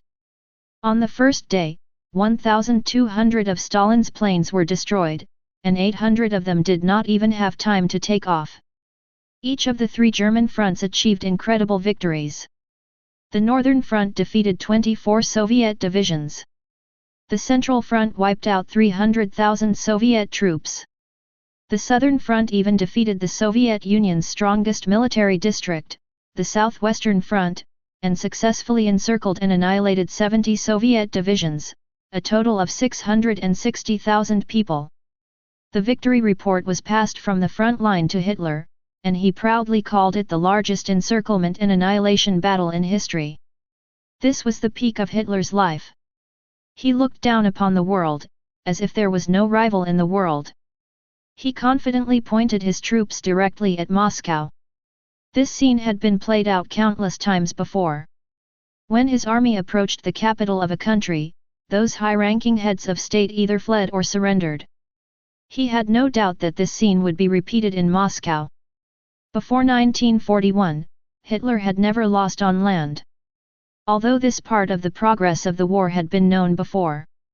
However, seeing this again at this time, everyone still couldn't help but tremble with fear. Germany was too powerful. It seemed that no country could make them use their full strength. Almost every invasion war was a one-sided and easy crushing. Since Hitler no longer concealed his ambitions. Only England, relying on the natural barrier of the Channel, temporarily resisted Hitler's troops. However, that was just a stop. However, although it is still a one-sided crushing trend, but from this statement, it is still not difficult for everyone to find some new things. For example, the last sentence in the content. Before 1941, Hitler had never lost on land. Does this mean Hitler is about to lose? Will Stalin defeat him? Little Leo's eyes lit up. A trace of surprise flashed across his eyes. According to the statement of this sentence, it should be so. Miyazaki Hayao also understood the same thing. But he was even more curious. Hitler had already killed people like he was in an empty space. How could he fail? How could he fail? With such curiosity, everyone's eyes were once again cast on the big screen. Curious about the subsequent development of the plot. When the German army was approaching Moscow, the Soviet Union also began the largest industrial transfer in history. More than 1 million wagons of materials and equipment were transported to the rear. Stalin's subordinates walked up to him and asked him if he also wanted to transfer to the rear. Moscow was in danger at the time, so this proposal was normal, and accepting the proposal was normal. But unexpectedly, Stalin rejected the proposal. He was 63 years old at the time and was the leader of a country. But age and status did not make him weak at all. His steel-like courage and will were the same as before. He not only called on the people to go to the battlefield, he also gambled his life. If his fate was to die for the country, he would not escape.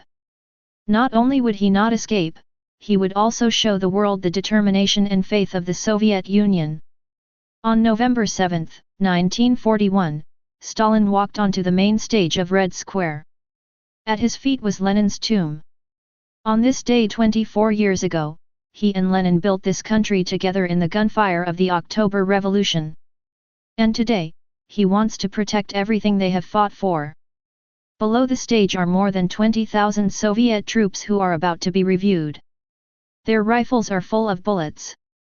Because after the parade, they will go directly to the battlefield and fight a desperate battle with the enemy outside Moscow. Heavy snow fell from the sky, and everyone held their breath.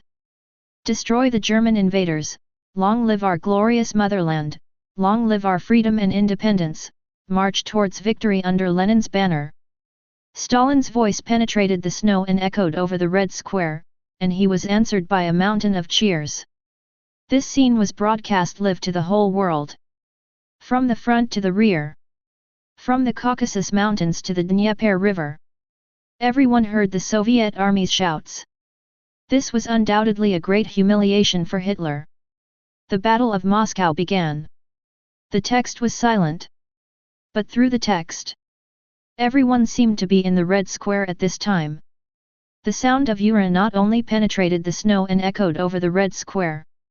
It also echoed in their minds and hearts. At this moment, the question in Miyazaki's heart seemed to have gradually found an answer. In front of the unrivaled German army advancing on 3 fronts. How could the Soviet Union stop them? How could they stop this sharp front? Stalin gave the answer. The steel guns loaded with bullets on the parade ground gave the answer.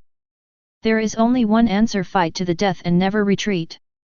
The copy winter is coming. It is open. Chapter 72. Although the Soviet Union is large, we have no way to retreat, because Moscow is behind us. This is the words of Klokov, a company instructor of a certain Soviet army, and it is also a widely circulated saying during World War II. The military parade on Red Square can be called the most tragic military parade in human history. At that time, 1.8 million German troops had advanced to dozens of kilometers away from Moscow. The defense of Moscow has reached a critical moment, and the situation of the Soviet Union is already precarious.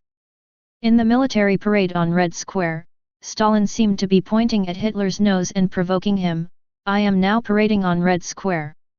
If you have an army that can enter Moscow and a plane that can fly over my head, you can kill us all, but can you?" Hitler was furious and asked the bombing troops to take off immediately, blow up Red Square, and interrupt the military parade. But Zhukov had already arranged anti-aircraft guns and fighters. The German army lost 25 bombers and failed to drop a bomb on Red Square. The successful holding of the Red Square military parade greatly inspired the Soviet people's will to resist, and Stalin's determination was undoubtedly revealed. Moscow is the last line of defense, and he will not retreat another step. Stalin's behavior is just as the content says. It is to strengthen confidence. At the same time, it is also a provocation to Hitler. Hitler was enraged. He sent planes to bomb. But it did not succeed in the end. "I have a question." At this time, Rowling suddenly asked. "Since Stalin has decided to resist, why not send the army directly to the battlefield? Why waste precious time on a military parade?" Rowling's question also expressed the doubts of some viewers. Since the battle situation is urgent, why waste time on a military parade? In fact, a military parade is extremely necessary. Before the Battle of Moscow, more than 2 million Soviet troops had been annihilated by the German army. And several battles before that ended in the defeat of the Soviet army. These failures were a great blow to the morale of the Soviet Union. In the city of Moscow, there was even a phenomenon of fleeing. Not only ordinary people were fleeing. Many officials with weak wills took the opportunity to flee with their property and families. Therefore, Stalin understood very well. In the Soviet army, there was a general fear of the German army. And letting this fear spread, it will cause the army to lose morale. Once the army loses morale, it will cause unimaginable consequences. This is why Stalin held a military parade. The purpose is to restore the confidence of the Soviet army. In order to capture Moscow, Hitler assembled 3 armies, 1.7 million people. But he was surprised to find that the German army's marching speed was getting slower and slower. His army once pierced all enemy lines like lightning, but now it seemed to hit a steel wall. Every kilometer leading to Moscow, the German army advanced extremely difficultly. After the military parade, the war started. However, the German Blitzkrieg offensive encountered a delay here. This war performance, which was completely opposite to the previous one, it must be explained by a strong enough reason. Otherwise, the audience will not buy it. So, when writing here, Fang Yuan paused. Set out to explain the change in the war situation. In fact, this difficult situation was created by Hitler. In early August, the German army won a great victory in Smolensk and occupied Smolensk. At this time, the gate to Moscow had been opened by the German army, and Moscow seemed to be within reach. However, Hitler was already overwhelmed by victory at this time. He made a fatal mistake and ordered the German army to stop attacking in the direction of Moscow. Regarding the next direction of the German army's attack, Hitler and the German Central Army Group Command had a fierce debate. At that time, many German high-ranking officials, including Guderian, believed that the German army should attack Moscow first. Guderian believed that Moscow was an industrial area of the Soviet Union. Once Moscow was captured by the German army, the Soviet military industry would be greatly impacted. What's more, Moscow has great transportation advantages. Moscow is the gathering point of the Soviet Union's transportation arteries, and its railway system extends radially to the surrounding areas. If we fail to take advantage of the current blitzkrieg and quickly occupy Moscow before the Soviet Union has time to react, there will be terrible consequences. What terrible consequences? In a few weeks, winter will be here. At that time, all Soviet forces and resources can be easily concentrated and transported to Moscow, and the entire military operations on the Eastern Front will fall into a quagmire. In this way, the war will be forced to become a protracted war. As long as Moscow can be occupied, the German army can break through the Soviet defense line, and the army will not be able to organize effective defense and counterattack.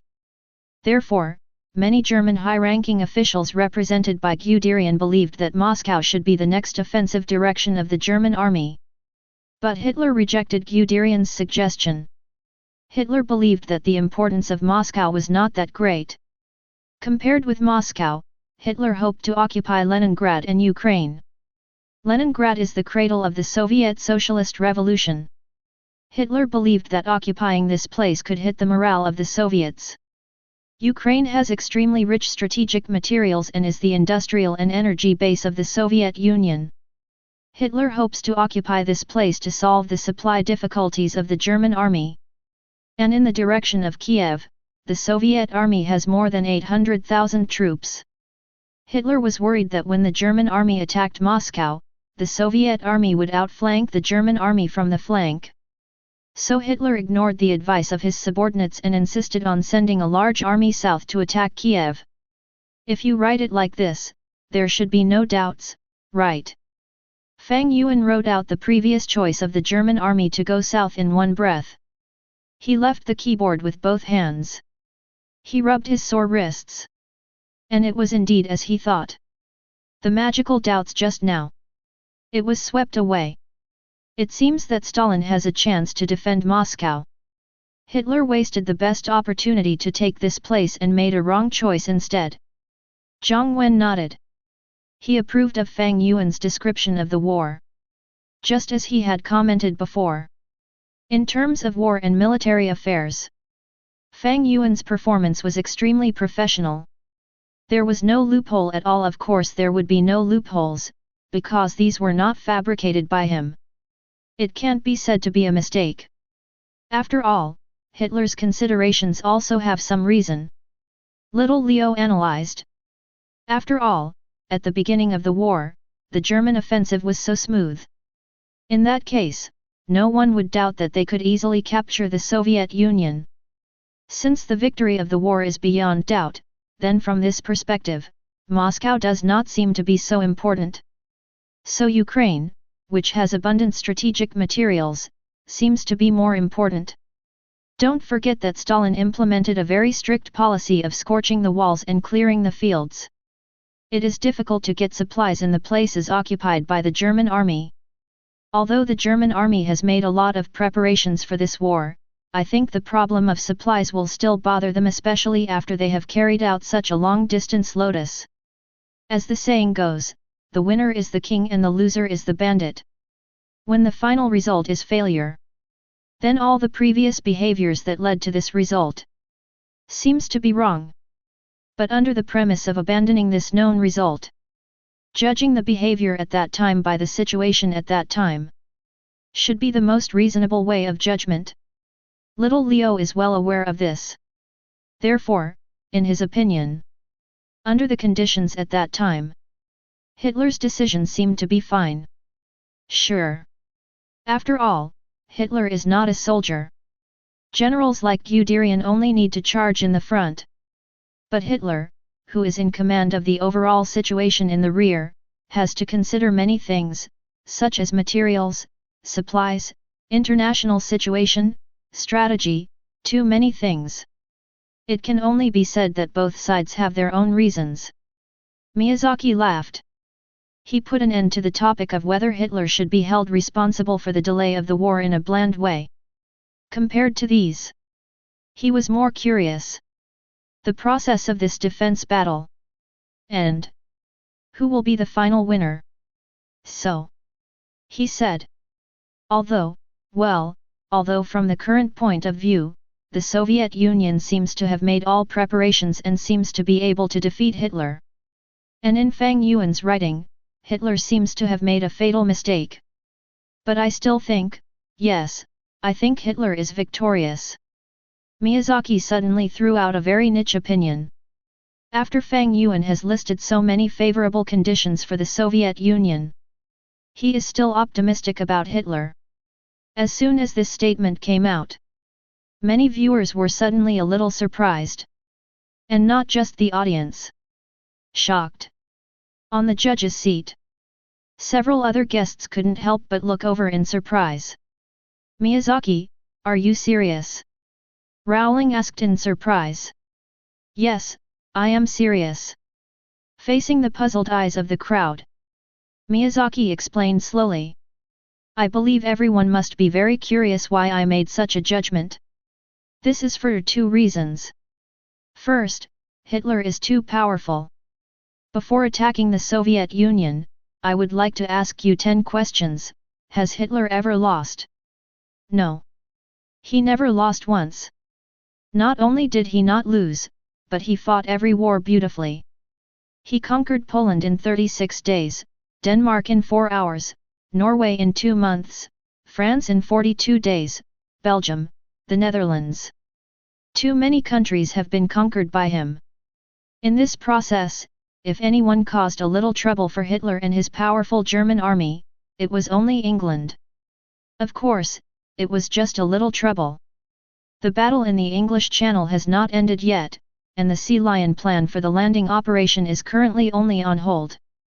So, for such a powerful and invincible army, I think I have sufficient reason to believe that it can win the final victory. This is a bit long. After that, Miyazaki Hayao began to elaborate on the second point. Second, the Soviet Union is too weak. In the previous content, we have seen the Great Purge initiated by Stalin. As for the content of this Great Purge, perhaps many people have forgotten the specific numbers, but there is one thing that everyone should still remember, that is, the Soviet army lost almost 90% of its senior generals in this purge.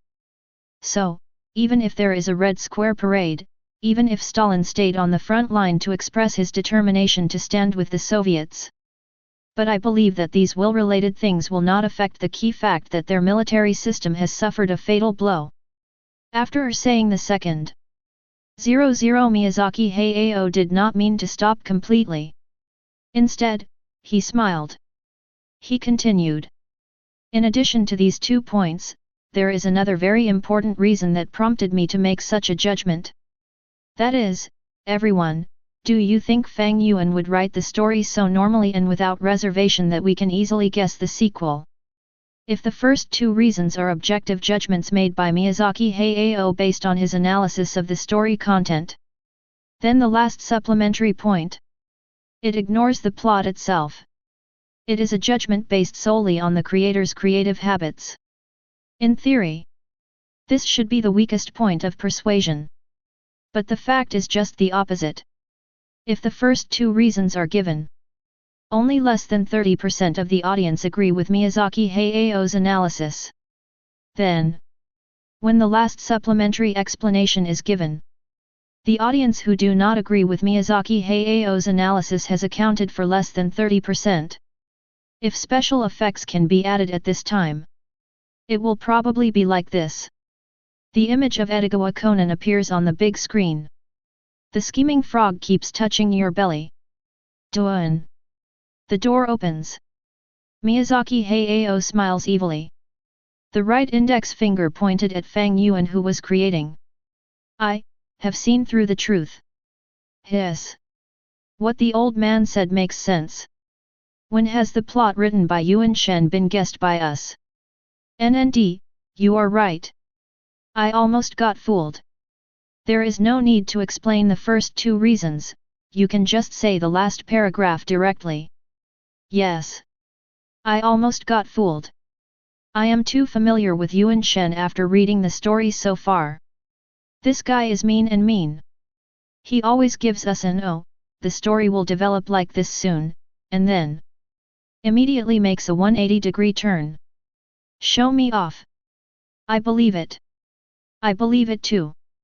Originally, I didn't believe that Hitler was going to win, but Yuan Shen wrote it so clearly, and it was written that Stalin was about to win. Then I can't believe it even more.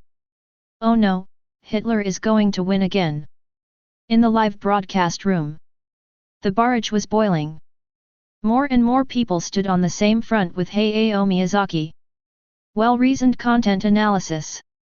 I can be skeptical. But if you say that this bid source God will reverse, that's too believable. Not only the audience changed their attitude at this time. When hearing what Miyazaki said. In the judges' seats. Several guests visibly. They also became hesitant. What Mr. Miyazaki said, seems to make sense. On the stage, Meimei also showed the same uncertainty. All signs indicate the original unwavering belief that Stalin would defeat Hitler is quietly changing. So what is the final result? Will it really be like what Miyazaki said? Will there be a reversal? In the room, after a brief explanation of the changes in the situation at the beginning of the war, Fang Yuan moved his wrist. He started writing again. Chapter 73. In the room, Fang Yuan didn't know about the outside world's speculation. If he knew, he would probably sigh speechlessly. The craters on the moon are not holes, but your imagination. You are really amazing. He turned a deaf ear to what was happening outside. He continued to write. He continued to explain the delay of the German offensive.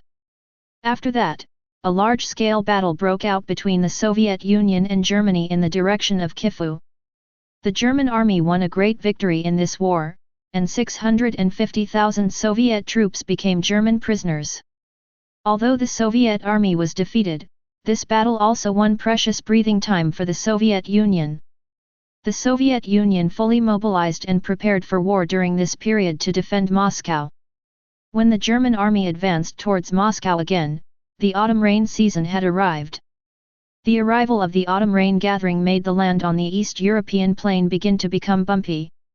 This was undoubtedly a torment for the actions of the German armored divisions. So the German army's advance began to slow down. Opposite Hitler, Stalin made a series of preparations. He appointed Zhukov as the commander of the Western Front and laid out a series of defense lines around Moscow, with a battle-hardened general in charge in each major direction. After confirming that Japan would not attack the Soviet Union, the elite Soviet Far East troops also rushed to Moscow. The residents of Moscow, including women and children, were mobilized. They built more than 700 kilometers of anti-tank trenches and formed 169 street fighting groups. From generals to soldiers, from leaders to people. Everyone in Moscow was ready to fight and was ready to die. In order to stop the German offensive, Zhukov carried out a large-scale military and civilian mobilization. He mobilized 450,000 people in Moscow and surrounding areas to build 5 defense lines of 723. These include 320 kilometers of anti-tank obstacle lines and 250 kilometers of anti-infantry obstacles. These lines later effectively delayed the German offensive. In addition to manpower preparations, God also gave Moscow a great gift: winter is coming. In this section, Fang Yuan continued to write about the Soviet Union's advantages. However, because of the preconceived judgment that the plot will definitely reverse, so it fell into Miyazaki's eyes. Fang Yuan's intention. It's so clear. In the studio, I saw Miyazaki becoming more and more confident. He smiled. If other contestants wrote about these contents, I think I would definitely predict the sequel of the plot without hesitation in the direction the author wants us to guess. However, unfortunately, this is contestant Fang Yuan. In the previous stories, we have seen too many such plots appear. So, the greater the Soviet Union's advantage, he wrote. I am more certain that Germany will win. Miyazaki's tone was very firm. And to some extent, Yes. This is very marketable. If the other players being analyzed, Miyazaki's seemingly anti-intellectual comments, it is bound to be opposed. However, the one being judged now is Fang Yuan. So, for a while, this statement really has a big market. Whether it is a reversal or not, we can't know until the last moment. At this time, little Leo spoke. He nodded politely to Miyazaki, then said, "So, I think we should still start from the plot. It's better to analyze from the perspective of the script itself." "Yes. That's exactly what I want to say," Zhang Wen said. Then looked at the screen. From the current content, although Hitler has occupied a considerable advantage since the beginning of the war, but with the deepening of the front line, the arrival of the rainy winter, the firm will of the Soviets to fight, the implementation of Stalin's policy of clearing the countryside, and other factors, the German offensive has shown a clear decline. From these contents alone, I think the situation is undoubtedly more favorable to the Soviet Union. The reversal guessed by Miyazaki. After all, it is a guess based on the contestants' creative habits. It can only be said that there is such a possibility. Leo and Zhang Wen are more pragmatic, although they do not deny the possibility of a plot reversal. But for now, it is still based on the speculation made by the plot itself. It is more convincing. After all, the analysis with a preset position is not objective. In the room, Fang Yuan continued to write. It seems that God has blessed us. Winter came to Moscow very early this year, at least a month in advance. On November 27, the temperature in Moscow dropped by 20 degrees in 2 hours, reaching -40 degrees. At the coldest time of this winter, the temperature can reach -50 degrees. This temperature is undoubtedly a disaster for the German army. The blindly confident German army believed that the battle would end before winter, so they did not prepare winter clothes in advance.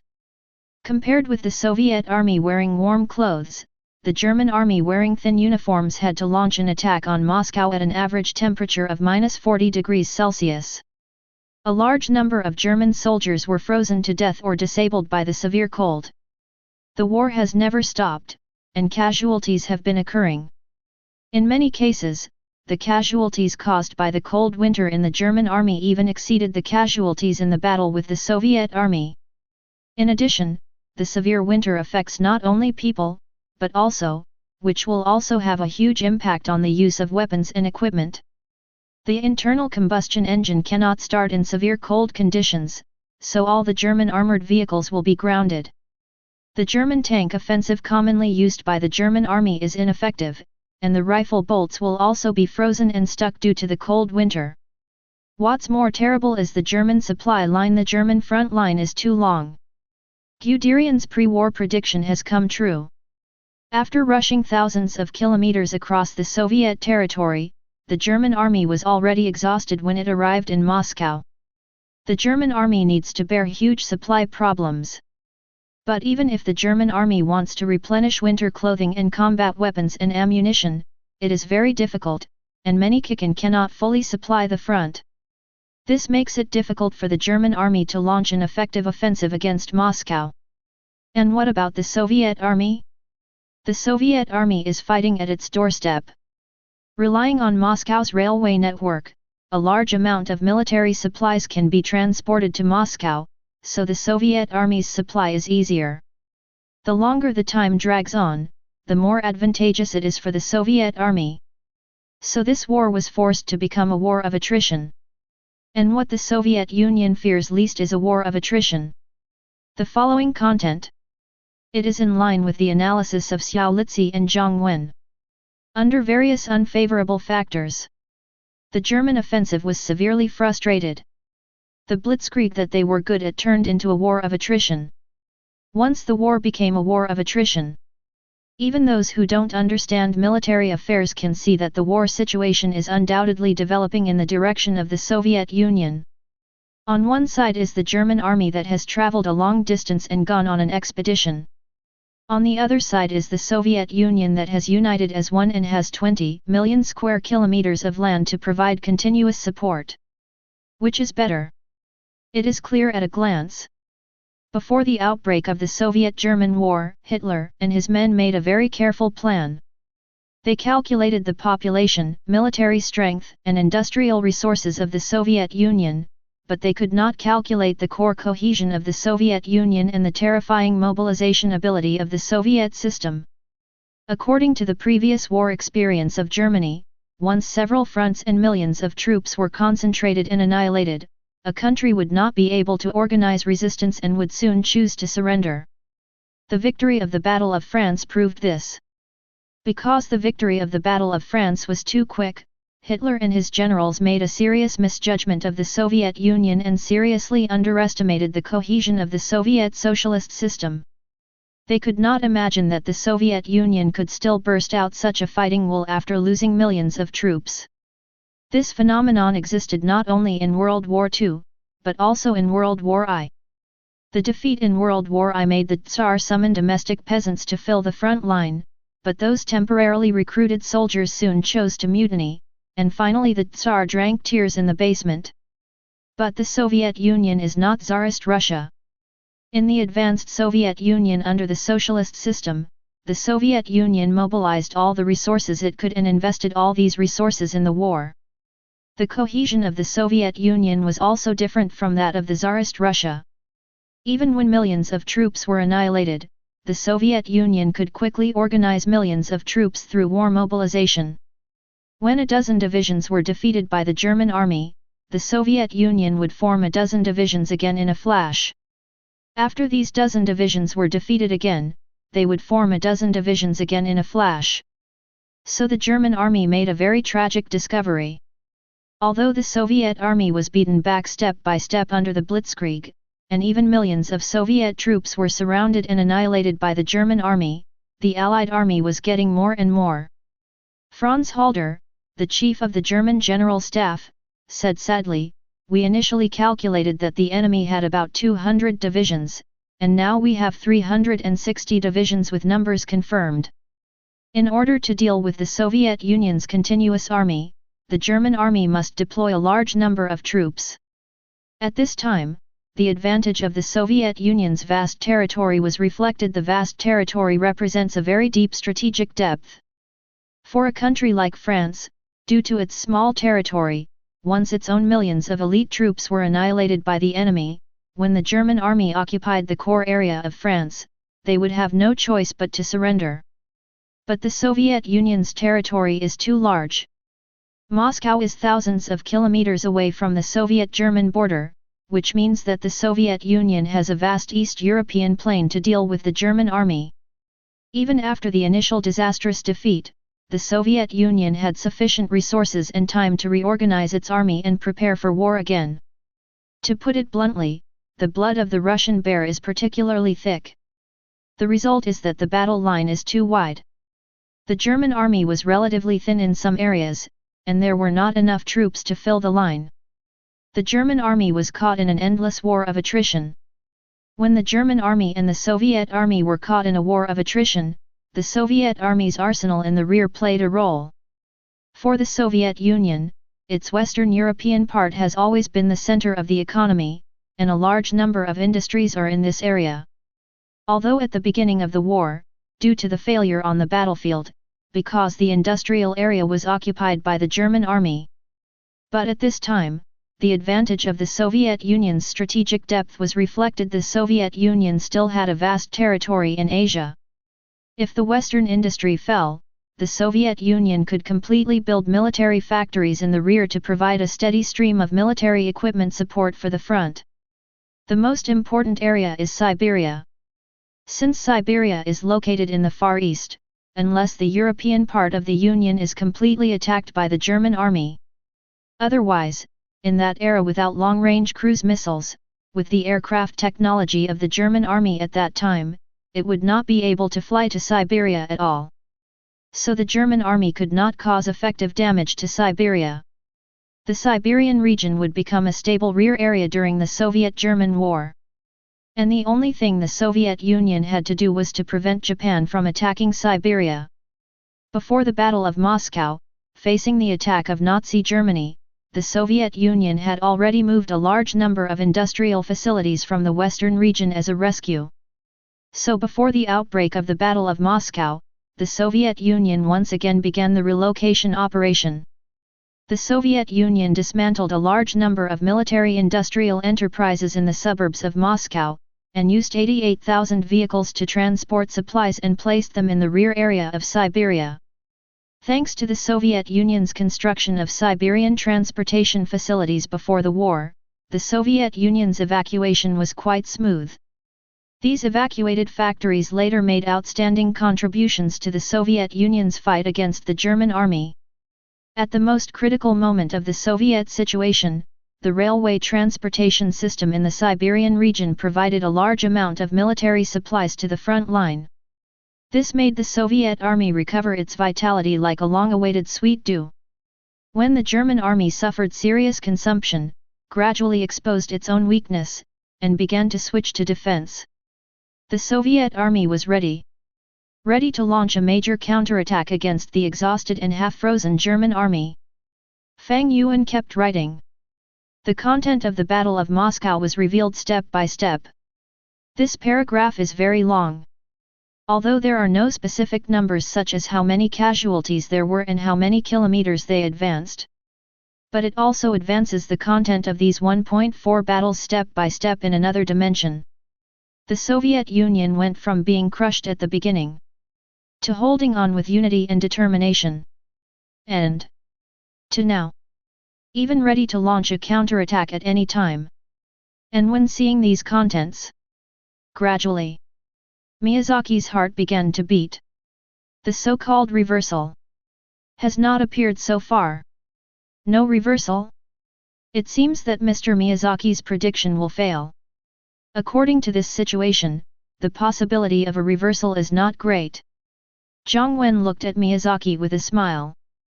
They had made wrong predictions before, and they were repeatedly fooled.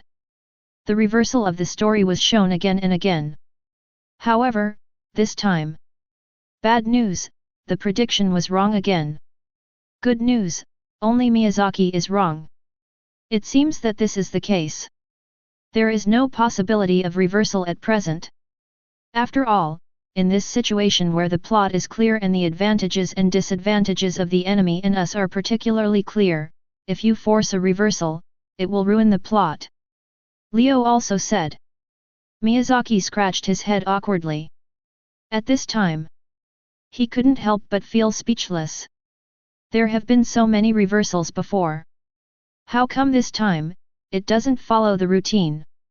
Is there really no reversal? He couldn't help but have such a thought in his heart. However, just as he was thinking this, on the screen, new content appeared. And when he saw these, he suddenly, his eyes lit up. Chapter 74. On the big screen, new content appears. In mid-November, the weather in Moscow became even colder. At this time, the snow on the ground was more than 1 meter deep, which was undoubtedly a worse situation for the German army. The German Air Force continuously sent planes to scout various traffic points near Moscow. They needed to know the Soviet troop deployment and assembly points.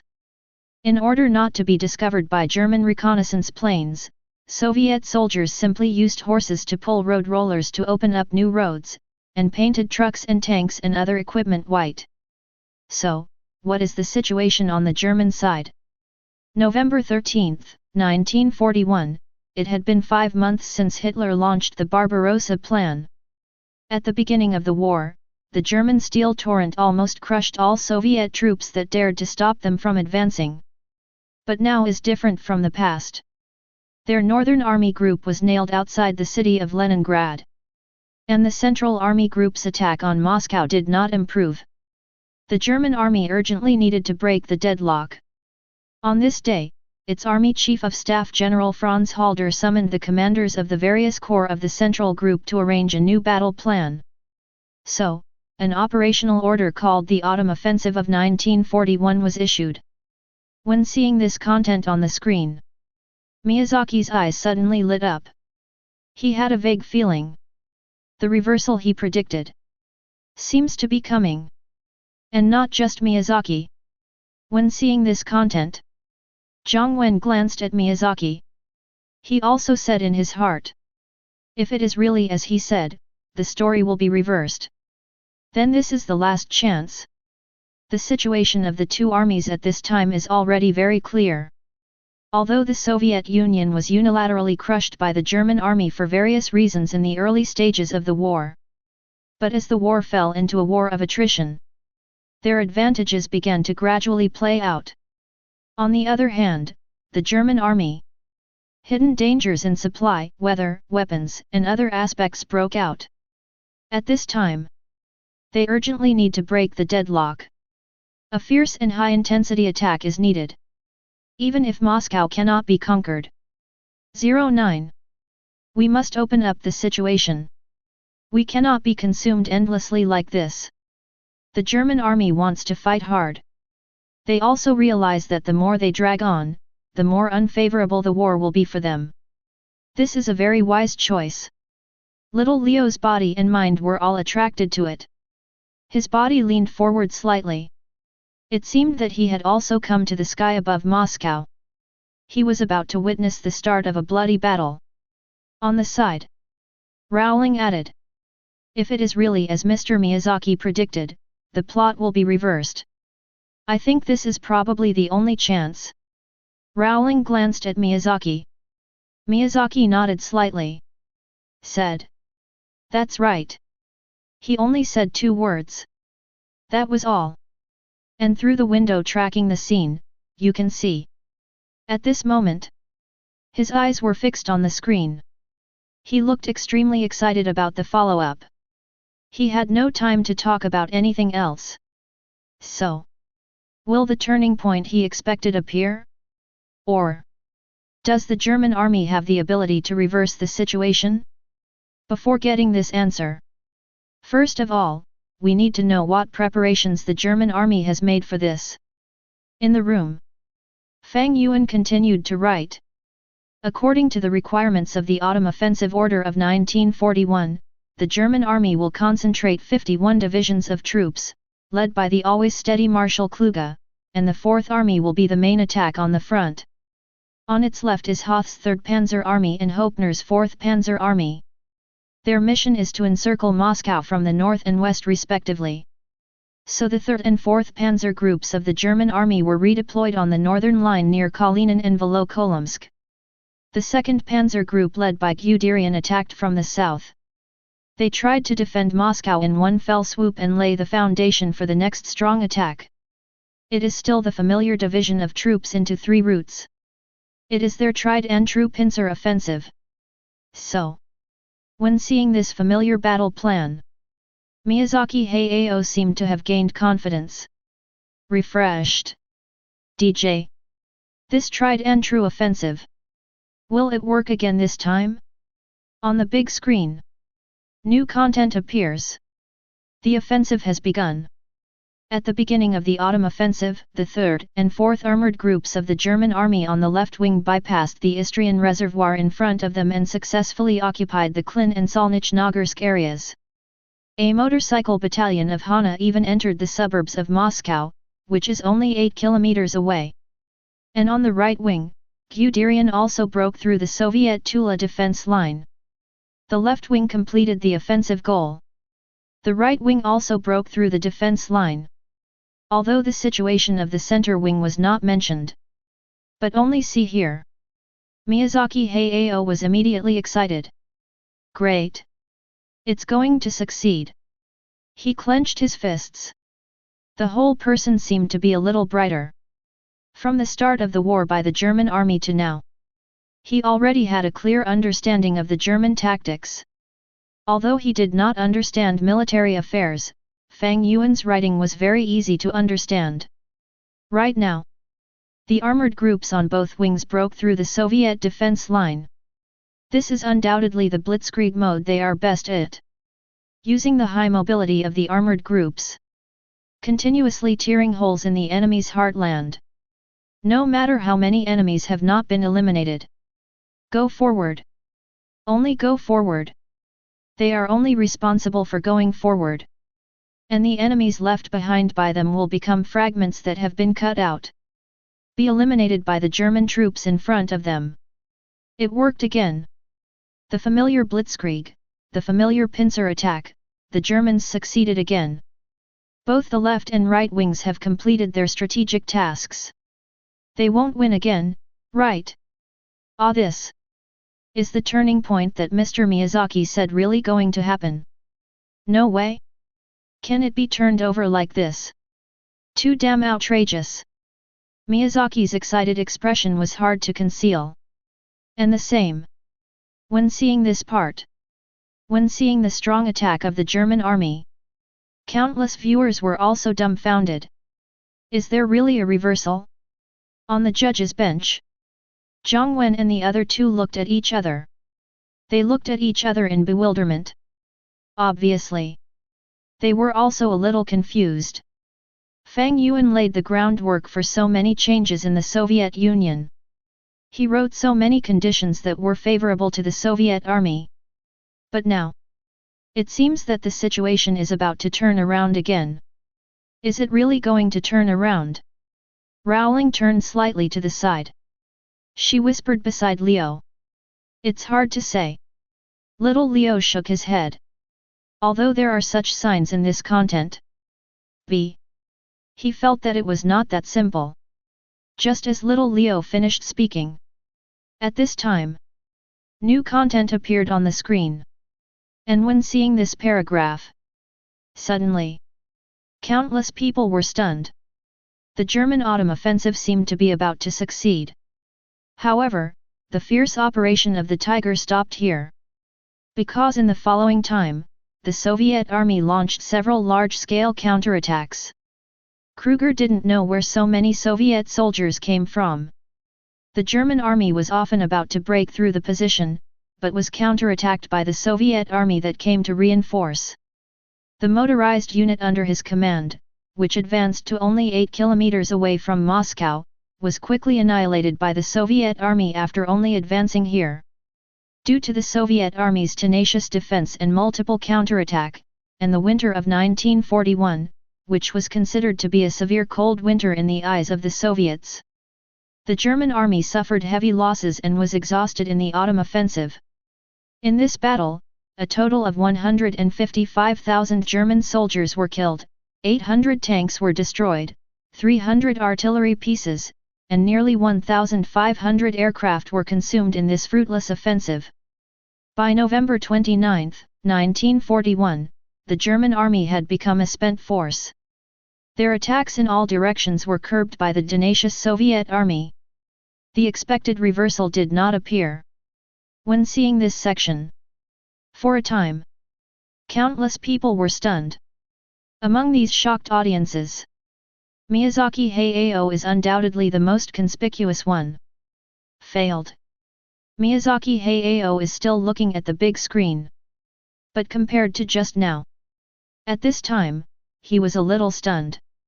It seems that there is no reversal. Compared with Hayao Miyazaki, Leo's reaction was obviously different. He seemed relieved. Even his eyebrows were slightly relaxed. Yes. Although he said he believed it, in fact, in his heart, he was very worried that Fang Yuan would make a mistake in this plot. What? How to make a mistake? Writing a reversal, writing that the German army captured Moscow was a mistake. Although from the effect point of view, the emergence of this kind of plot will bring good results once again, the plot is out of the control of the audience, which is very different from their expectations. However, Fang Yuan had written the enemy and us situation of the war too clearly before. The Soviet Union had the best time, place, and people. If there is still a reversal in this situation, it is logically untenable. Reversal for the sake of reversal. Thus, the current situation of the plot is ignored. It is difficult to convince the audience logically. Leo likes this story very much. Therefore, he naturally does not want Fang Yuan to inject poison into this story for the sake of a temporary show effect. Very lucky. He didn't do that. Yes. Under these circumstances, I really can't think of any reason why the Soviet Union could lose this war. Although the German autumn offensive seems to be successful, in fact, they should have gained such an advantage at the beginning of the offensive after all. This is the last time they have concentrated their efforts. Rowling also nodded in agreement. Except for the somewhat depressed Miyazaki, who didn't speak. Rowling and the other three expressed their opinions on this plot. And for Fang Yuan's creation based on normal logic without any reversal. They all expressed their affirmation. It's not just them.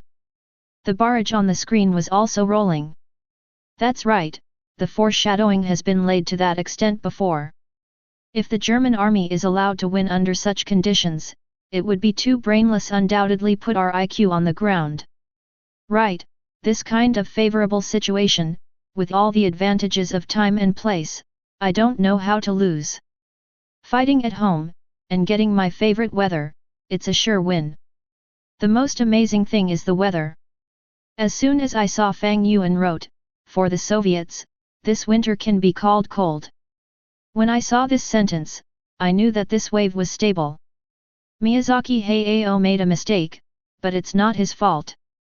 After all, Yuan Shen likes to write these things that make us stunned. Who knew that he would not play the usual this time and start to become normal? Although there is no reversal, but when we thought there might be a reversal, there was no reversal. Isn't this a reversal? Haha. Except that Miyazaki Hayao was a little depressed. Online and offline. All filled with a happy atmosphere. On the judge's seat. Rowling looked at the screen. 750. Right now, the last large-scale repulsion of the German army's struggle. I think the day of the Soviet army's counterattack is not far away. Rowling predicted correctly this time.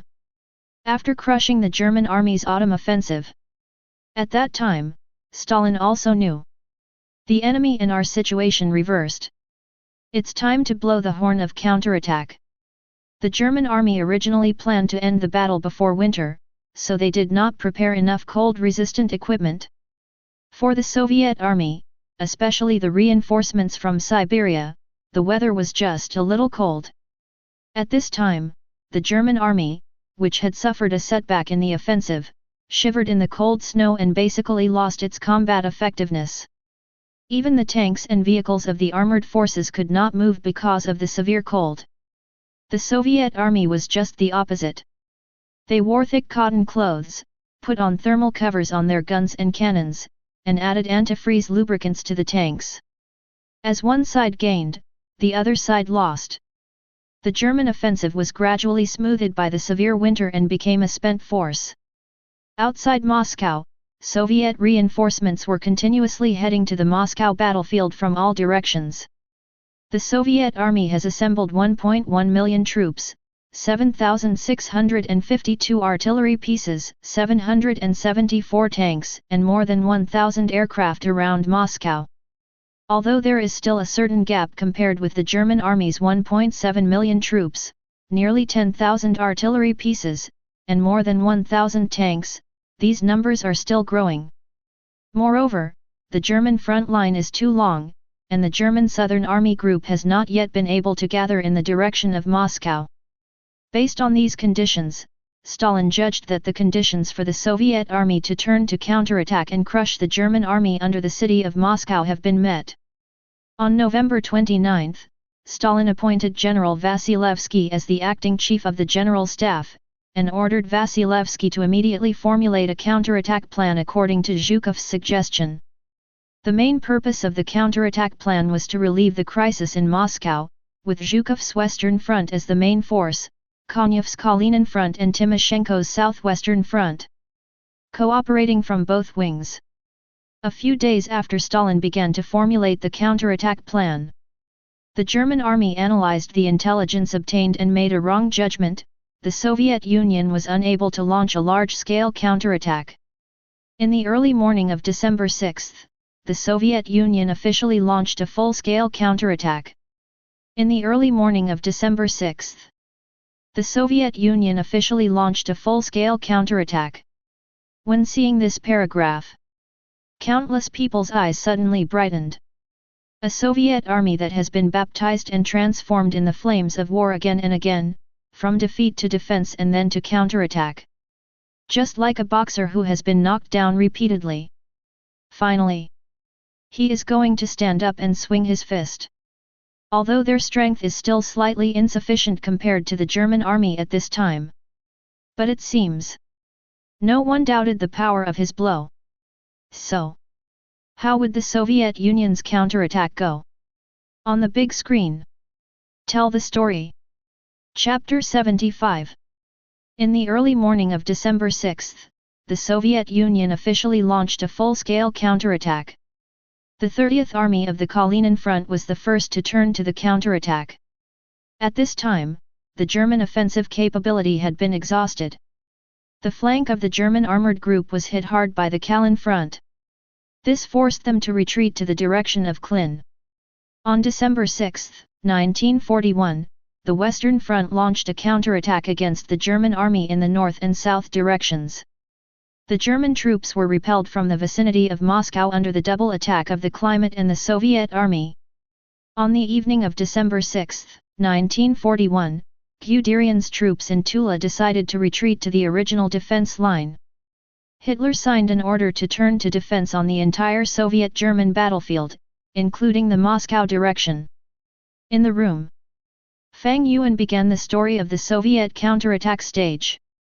Just like the German army's habit of launching attacks on multiple fronts at the same time, the Soviet Union also launched a counterattack against the German army from multiple directions at the same time. After the German army suffered a strong blow, they gradually shrank their defense line. Finally, Hitler signed an order, ordering the German army on the Soviet-German battlefield to switch to defense. When everyone saw Hitler's signed order to switch to defense, they understood. He had already decided to retreat.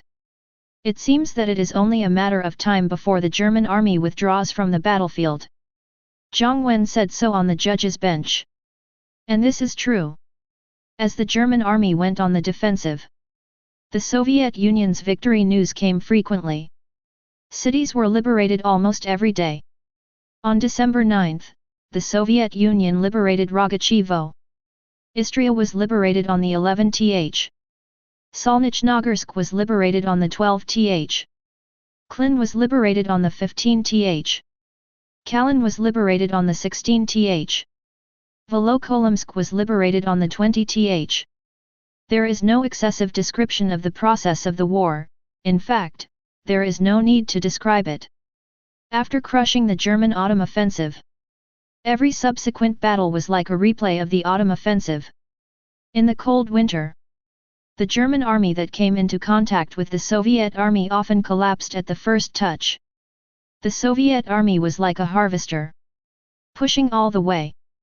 Recapture the cities that had been captured. It seems that this counterattack is smoother than we expected.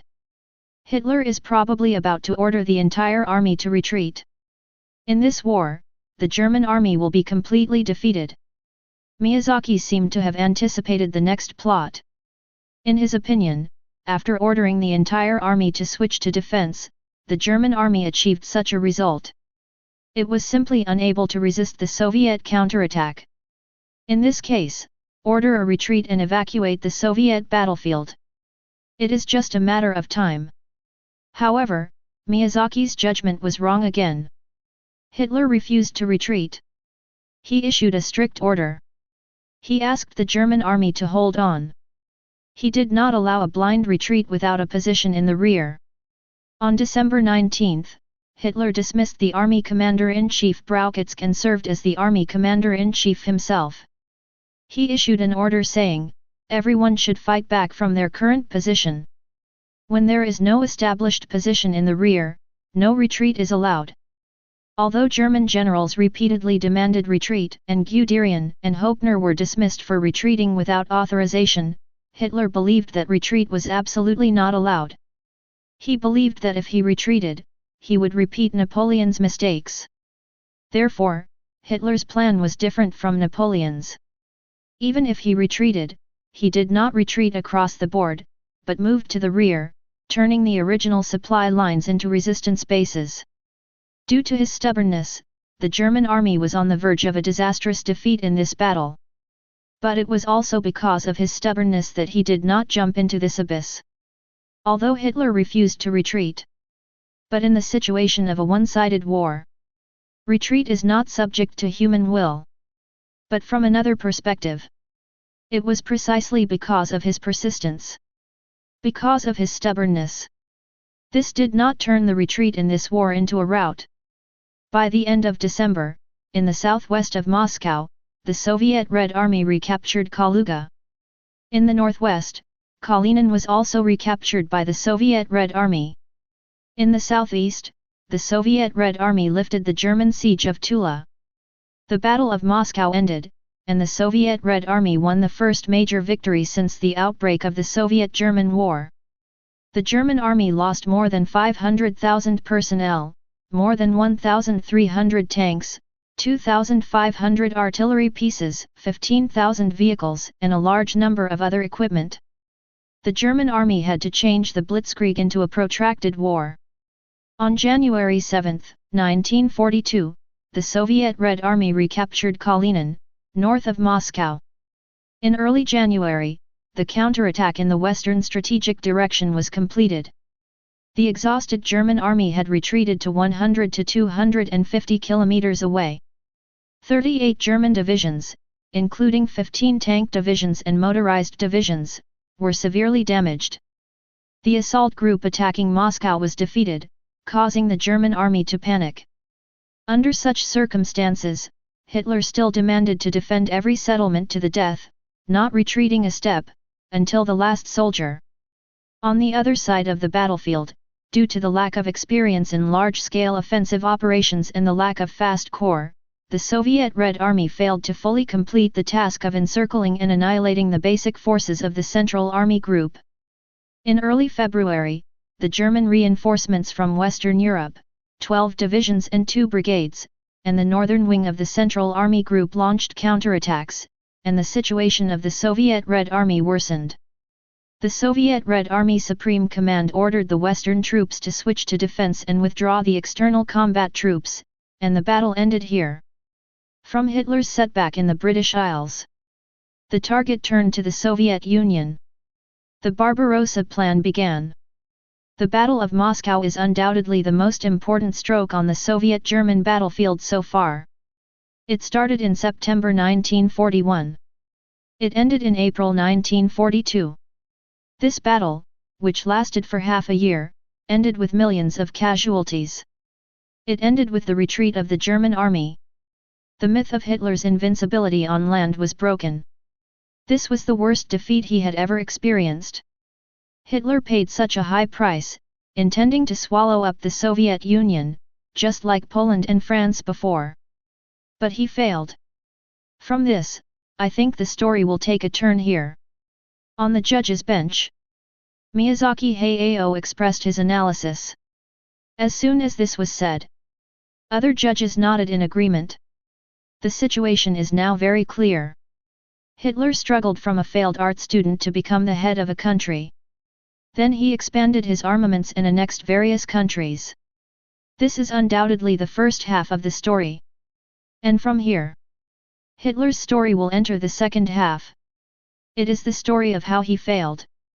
So, Rowling also joined the discussion. Although the German army only retreated temporarily, the myth of the German army's invincibility on land has been broken. From this, it is not difficult for us to guess what contestant Fang Yuan will write in the next story. She smiled. The Soviet counterattack in the Battle of Moscow is not only a counterattack in this battle. It will also be a counterattack against Hitler in the entire story. Then the content to be written next is very clear. The next plot is very clear. It is so clear that Rowling does not even need to tell what will happen next. But every audience knows it very well. In fact, that's exactly what happened. The development of history is just as they expected. After the Battle of Moscow, Hitler could not accept the defeat on the Soviet-German battlefield. He turned his attention to another city, Stalingrad. And here, he will encounter another defeat, bringing even more unbearable consequences to Nazi Germany. But Fang Yuan did not want to continue writing like this.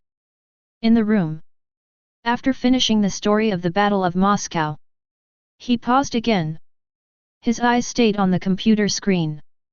But his thoughts had undoubtedly come to the battlefield of World War II decades ago. In his eyes, the Soviet-German battlefield, or the European battlefield, it was just a small part of the entire tragic World War II. And beyond this, there are more stories to be explored. For example, at the same time, the Pacific battlefield. Almost as soon as the Battle of Moscow ended, on the Pacific battlefield, in order to completely destroy the U.S. Pacific Fleet, the Japanese headquarters issued an order to capture Midway Island and the Western Aleutian Islands, in an attempt to obtain a forward base for our naval aviation. Continue to expand to the Central Pacific and South Pacific. At the same time, the American Pacific Fleet was lured and annihilated. So, at the end of May 1942, Japan mobilized more than 200 ships of various types and about 700 carrier-based aircraft. Divided into 6 tactical formations, they headed for the target area. A few days later, the Battle of Midway Island broke out. Japan suffered heavy losses. It was another battle that took place shortly after the Battle of Moscow and had great significance for the situation of World War II. Outside the Soviet-German battlefield. Outside the European battlefield. In places that Fang Yuan did not write about. The world's people's anti-FXS campaign has never stopped for a moment. Therefore, after writing about the Battle of Moscow, Fang Yuan decided to temporarily turn his attention away from the European battlefield. Turn to another aspect, or another angle that can see the whole picture, to unveil the veil of this tragic World War II. So, after a little thought, he opened another document, picked up the pen, slowly began to write. In 1887, Cleveland was a little tired of being the President of the United States. His job was full of red tape and endless arguments. He quarreled with the opposition, quarreled with his Democratic colleagues, and quarreled with hundreds of congressmen on Capitol Hill. He struggled to advance his policies in one quarrel after another. When he saw his friend's 5-year-old son, he was envious. The little boy was at the most carefree moment of his life. He walked up and said to the child named Franklin Roosevelt, "I hope you will never become the President of the United States." On the big screen, the director showed the new story written by Fang Yuan on the new document. When seeing this paragraph, everyone was a little surprised. Dell. He put the Soviet-German war on hold and started writing a new story. Leo raised his eyebrows, slightly surprised. This familiar way of opening a new document. This familiar biographical opening. Obviously, this is another character story. Similar to Churchill and Stalin. It is a new character in the system of my struggle. Another new character is about to appear. This time it seems to be from America. Rowling was a little surprised. To be honest. Compared with chapters like War. For this kind of character story, she seems to be more interested. Fang Yuan's story seems to never run out. Miyazaki said with a smile. After creating the 3 main characters of this story, Hitler, Churchill, and Stalin, he seems to be opening a new character chapter now. And this time, he puts the story in America. A European country. A country that doesn't have many opportunities to appear in our story. It seems that he is preparing to further expand the stage of this story and make it more magnificent. Miyazaki commented. In fact, he was also slightly surprised by Fang Yuan's choice. It's not enough to write about the European battlefield. Now, he wants to extend the story beyond Europe. What does he want to do? Does he really want to create a story that encompasses the whole world? An epic story? I really like the word grand used by Mr. Hayao Miyazaki. Zhang Wen also said. We have seen it from the previous stories. Writing about Hitler, he told the story of Germany. Writing about Churchill, he told the story of England. And the chapter of Stalin brought us the story of the Soviet Union. Now, the perspective has come to America. It seems that he is no longer satisfied with limiting the story to a corner of Europe, Zhao's. A magnificent epic masterpiece. He is very ambitious. Zhang Han's words are neither praise nor criticism. It seems that he is accusing Fang Yuan of spreading his stall too wide. It seems that he is affirming his bold behavior. No matter which point. Because the story brought before is wonderful.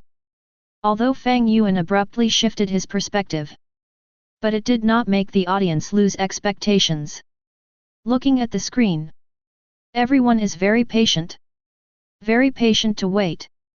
This is what Fang Yuan brought. A story about America. Roosevelt was born rich. His father was the president of a railroad company, and his mother was a socialite from the upper class.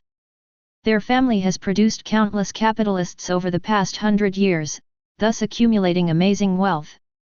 The main activity of Roosevelt's childhood was to explore his home.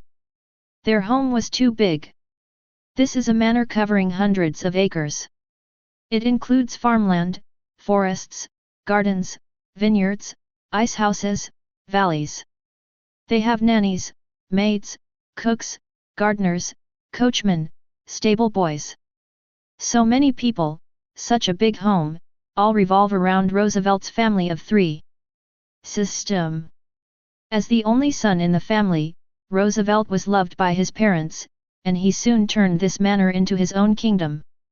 He slid down the slope in front of the house and climbed up the tall iron fan tree. He walked in the fields in snowshoes and skated on the frozen river. He had his own pony and a special red hound. With their company, young Roosevelt learned to hunt in his own forest. He would also play with other children, who also came from prominent families. Roosevelt could not see the outside world. Of course, they would travel, to England, France, and many countries in Europe.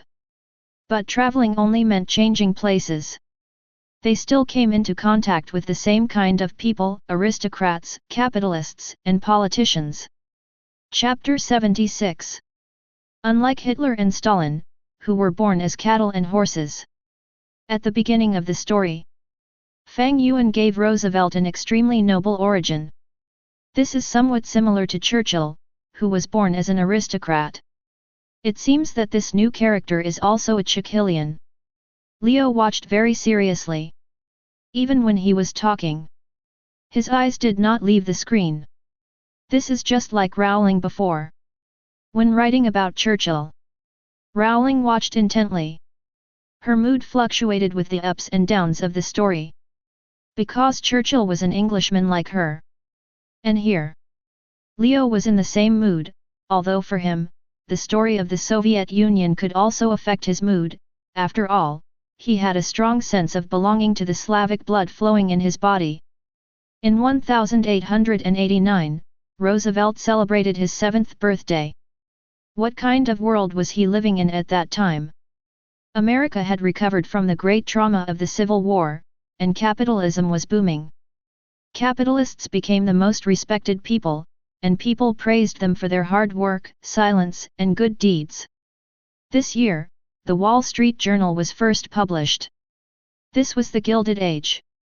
On the other side of the ocean, Victoria was sitting on the Queen's throne, ruling Britain with a solemn and noble style. Her seemingly eternal reign had entered its 52nd year.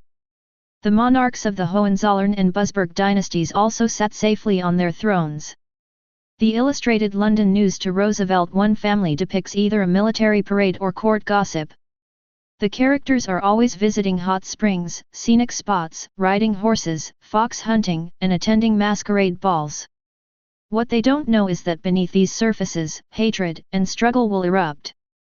They don't know that in 1889, a group of people formed the Second International in Paris and created May Day. The leader was Friedrich Engels. They don't know that strikes are spreading around the world and are getting more and more intense. They don't know that hundreds of immigrants are crammed into dirty cheap apartments, looking at the country with confused eyes. Travel Roosevelt, who either rode in a private car or a luxury yacht, could not imagine that Mussolini would sleep in a sack of corn leaves, eat in a third-class restaurant, and be expelled from school at the age of 11. He also could not imagine that Stalin would walk on the muddy streets, live in a leaky shed, and fall asleep listening to his parents' quarrels. The lives of these peers were too far away from Roosevelt, and their different backgrounds led them to different paths. But their paths eventually converged. It was a war, a collision of three ideologies and three systems. In the previous stories, whenever I write about a new character, Fang Yuan always puts Hitler into one scene. This reflects a magical sense of fate. Churchill and Hitler on the battlefield of World War I. Stalin and Hitler in Vienna. And here. Although they are not in the same scene, but they belong to the same era. Roosevelt riding a luxury yacht, Mussolini sleeping wrapped in a sack, and Stalin living in a leaky shed. Such a contrast. Bright and grotesque. Just as the saying goes. Some people are born in Rome. Some people are born as cattle and horses. Roosevelt's tutor once sincerely sighed that Roosevelt was brought up in a beautiful environment. This environment is extremely beautiful. Roosevelt can pursue any dream at will. All his hobbies will be strongly supported by his parents. He likes hunting, so his father gave him a hunting rifle. He likes to make specimens of the birds he shot, and his mother decorated these specimens around the hallway. He likes stamp collecting, so his mother and uncle gave him the stamps they had accumulated since childhood, so that he eventually owned more than 1 million stamps in his life. The style on the stamps aroused Roosevelt's love for sailing and geography. When his father knew about it, he gave him his yacht. When Roosevelt was 16 years old, his father simply bought him a sloop of his own. Roosevelt drove it with great interest every day, traveling in the waters near Campobile Island. At that time, his dream was to enter the Naval Academy and become a naval officer. Years later, he missed this dream, but realized it in another more grand way. He would command the largest naval war in human history and lead his country to become the hegemon of the Pacific. Before the age of 14, he was educated at home. He had a private tutor and learned Latin, French, German and arithmetic. When he was 14, he was sent to the private aristocratic school in Groton, where all the students were rich and noble like him. A judge. Except for some discomfort in interacting with classmates, Roosevelt left behind only good memories in Groton. He lived in the best single room with excellent grades, and the drama he starred in was a great success, and he received October praise in the school newspaper. 4 years later, he successfully entered Harvard University, and everything went so smoothly. Such a growing environment cultivated Roosevelt into an optimistic, cheerful, sunny, and humorous person. He is very friendly and good at communicating with people. These qualities will impress countless voters in the future. Good guy. What a heaven-chosen start. Such a life. Hitler cried when he saw it. Stalin cried when he heard it. As one of the protagonists of the story, Roosevelt's start is so comfortable. He met the president when he was 5 years old, liked stamp collecting, and had more than 1 million stamps, loved sailing, and had his own sailboat at the age of 16. The gap between people is too big. If Hitler saw this, wouldn't he be full of questions? Hitler, what's the point of the plane? I am the protagonist of this story. Why can you ride a luxury car and a yacht since you were a child, but I have to sell paintings on the roadside to change my face? Stalin, +1. It's a heavenly start. When seeing this content, many viewers couldn't hold it back. Although Churchill also grew up in favorable conditions before. But in that part, Fang Yuan did not describe his life in detail. So the audience's impression was not strong. But now, compared with Roosevelt, Hitler was as miserable as a stray dog on the roadside. Emily, Roosevelt's distant cousin, childhood sweetheart. When Roosevelt was 5 years old, he carried Emily on his back and played together in the game room. They didn't meet many times later. When Roosevelt went to college, he suddenly found that Emily had grown up to be a beautiful lady, and the two soon fell in love. Compared to Roosevelt, who was born with a silver spoon in his mouth, Emily's life was much more miserable. When she was 8 years old, her mother died of diphtheria. A year later, his brother also died of the same disease. Soon his father was killed by alcoholism-caused epilepsy and he died. Amina was raised by her grandmother, and that was a difficult and miserable time. This experience made Amina have strong sympathy for the lower-class people who also suffered bitterness. She was enthusiastic about charity activities and often taught dance and aerobics to children of ordinary people. In Amina's class, Roosevelt saw for the first time how the poor lived. He sent one of Amina's students home, but was deeply shocked by the cheap apartment where the student lived. "I didn't know that there were people living in such conditions," Roosevelt later recalled. Amina showed him another world, and this experience worked. He saw how people lived, and he always remembered it. In this passage, Fang Yuan's pen turned. Roosevelt's wife was introduced. At first, the judges didn't understand the purpose of this part. But as they watched, they understood. Very good plot design. The addition of the character Amina opened Roosevelt's horizons. I believe this also paved the way for his later political career and governing strategy. Leo nodded in approval. Judging from the previous part, Roosevelt's affluent family conditions brought him many conveniences. It allowed him to grow up without almost any worries. But this also deprived him of his understanding of the bottom life of this world and this society from another aspect.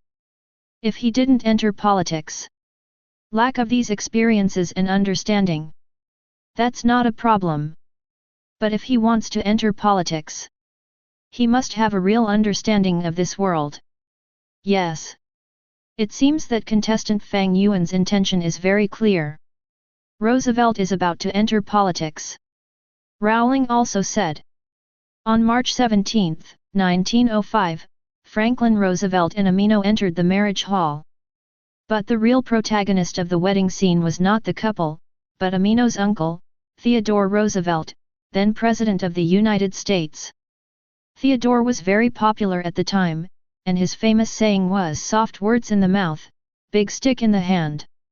Externally, he built a strong navy, based on strength, and actively intervened in international affairs. Internally, he struck hard at large companies and implemented strict anti-monopoly policies, and was hailed as a trust buster. Roosevelt grew up listening to Theodore's legendary stories, and he always regarded this distant uncle as his role model. Theodore also took good care of Roosevelt. He once talked to Roosevelt cordially in front of hundreds of students at Harvard, which made Roosevelt earn enough face in front of his classmates. He attended Roosevelt's wedding and offered his blessings, "Good years are in front of you." He and Roosevelt had long private conversations, which Roosevelt regarded as unforgettable memories. Theodore undoubtedly left a variety of influences on Roosevelt, and the most important influence was that he stimulated Roosevelt's ambition. For many people, the president is out of reach, high above, and a figure that can only be seen on newspaper headlines. But for Roosevelt, the president is Uncle Teddy, whom he has known since childhood. He shook hands with the president, had meals with him, and exchanged letters with him. There was no sense of distance between him and the president. And he also witnessed how Theodore stepped up to the presidency step by step.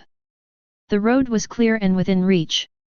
When Roosevelt graduated from college and worked in a law firm, he talked about his plans with his colleagues.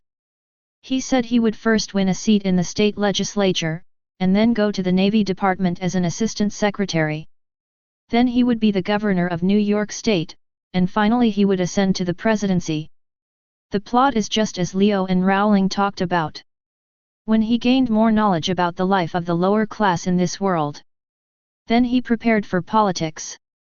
After graduating from college, he even began to plan how to ascend to the presidency.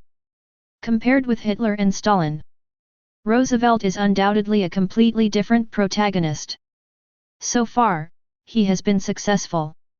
Moreover, he had already made up his mind to become president at an early stage. If it was in the chapter about Hitler or Stalin, Fang Yuan wrote this, perhaps no one would think that this was a possible goal. But in the case of Roosevelt, no one was surprised. No one thought that this goal was out of reach. For him, the president was his uncle whom he had known since childhood. He was fully capable of replicating such a path. That might not be much more difficult than buying a yacht. Roosevelt was not bragging, he really intended to do so. He had seen a person walk such a path, and he would walk the same path in the future, without even a single step wrong. The opportunity soon came to him. In early 1910, a Democratic speaker visited Roosevelt and told him that a seat in the House of Representatives of New York State was vacant. Roosevelt did not miss this opportunity. The leaders of the Democratic Party took a fancy to his surname and wealth, recognized him in public, and nominated him to participate in the election. But Roosevelt still had to defeat the Republicans on his own. Roosevelt soon proved himself to be a natural politician. He rented the only car in the area and ran around the constituency, trying to get every vote. He talked to truck drivers, store customers, and apple-picking farmers with a warm smile. He called me Franklin in a low-key and friendly way, but he would inadvertently mention his uncle the president in his speeches. He was so happy to run back and forth that one of his companions complained, "I worked harder with him than at any other time in my life." But this effort eventually paid off, and he established extensive connections with the people. And that year the Democrats also won a big victory nationwide, and Roosevelt got his wish and became a member of the New York State Congress. The victory in the election further stimulated Roosevelt's ambitions. It seems that Roosevelt will soon become President Roosevelt. The content of the story temporarily stopped here. Miyazaki said, he has family background, ability, connections, and money. Now, he has become a state legislator. He could hardly imagine any reason why Roosevelt would not succeed. But he thought about what he had seen. Miyazaki frowned again. But, what's interesting about such a story of an ordinary elite becoming president? Yes. Ordinary. Although in this story, Roosevelt is not ordinary. But such a story is ordinary. In a country with a political system like the United States, stories like his have been happening all the time. Let's not talk about the distant ones, let's talk about the recent ones. The first half of a certain Pu Mao Deng's life is not much different from Roosevelt. So just from the story itself, compared with the previous chapters of Hitler, Stalin, and even Churchill, they are all too ordinary. So, he said. Chapter 77. So, Miyazaki said. This time, contestant Fang Yuan shifted his perspective to the United States. Like Hitler, Churchill, and Stalin, he also created a character for this faction. We are all familiar with his way of creation. However, in this story, Roosevelt seems to be completely different from Hitler and others. In the previous chapters, whether it is Hitler or Stalin, we can see that their stories are tortuous. Even Churchill, who was born in an aristocratic family, it is not so smooth on the road to power. Miyazaki first briefly commented on the difference between the Roosevelt chapter and the previous one. And then, he continued. However, this kind of smoothness is a very perfect life for the character. But for the plot creation, for a story, I think, isn't this a bit too bland? He expressed his opinion. And hearing this, the other judges immediately came back to their senses. Realized this. Yes, it is true. Rowling nodded. For an excellent story, or for the protagonist in a story, the more twists and turns in their experience and growth, the better. Of course, there are exceptions, but I think a smooth story is not as attractive as one with ups and downs. Roosevelt's story obviously lacks some hardships. Rowling also agreed with Miyazaki's view. And Liu and Zhang Wen on the side. Although they think so at present. But they are not in a hurry to judge this story. Liu smiled. At present, it is indeed the case. But one said. He changed the subject. But I also believe that contestant Fang Yuan is well aware of this. The so-called smooth, I guess it should be just this part. After all, this story has just begun. I think we can look forward to it. Maybe there are more exciting things to come. Little Liu's words were undoubtedly to defend Fang Yuan. Don't be impatient, the story has just begun, it's too early to say these things now. After saying that, just at this time, the content on the big screen began to scroll. Everyone stopped discussing immediately. They all looked at the screen. So, will Roosevelt's success still be sold? Will this story really be as predicted by Hayao Miyazaki? A dull and boring story? In the room, Fang Yuan began to write. Roosevelt abandoned all his hesitations and began his political career. He was not willing to be just a small state legislator, so he observed back and forth in the political arena like a fox. He was looking for a suitable person. This person must be a potential stock. He has not yet reached a high position, but he will eventually succeed, and Roosevelt will help him in the process. When he rises to prominence, Roosevelt himself will also benefit. Roosevelt finally chose Woodrow Wilson, the governor of New Jersey. In the fall of 1911, Roosevelt visited the governor in New Jersey. The two hit it off and talked for several hours. The two future presidents of the United States met in this way. They will lead the United States to victory in World War I and World War II respectively.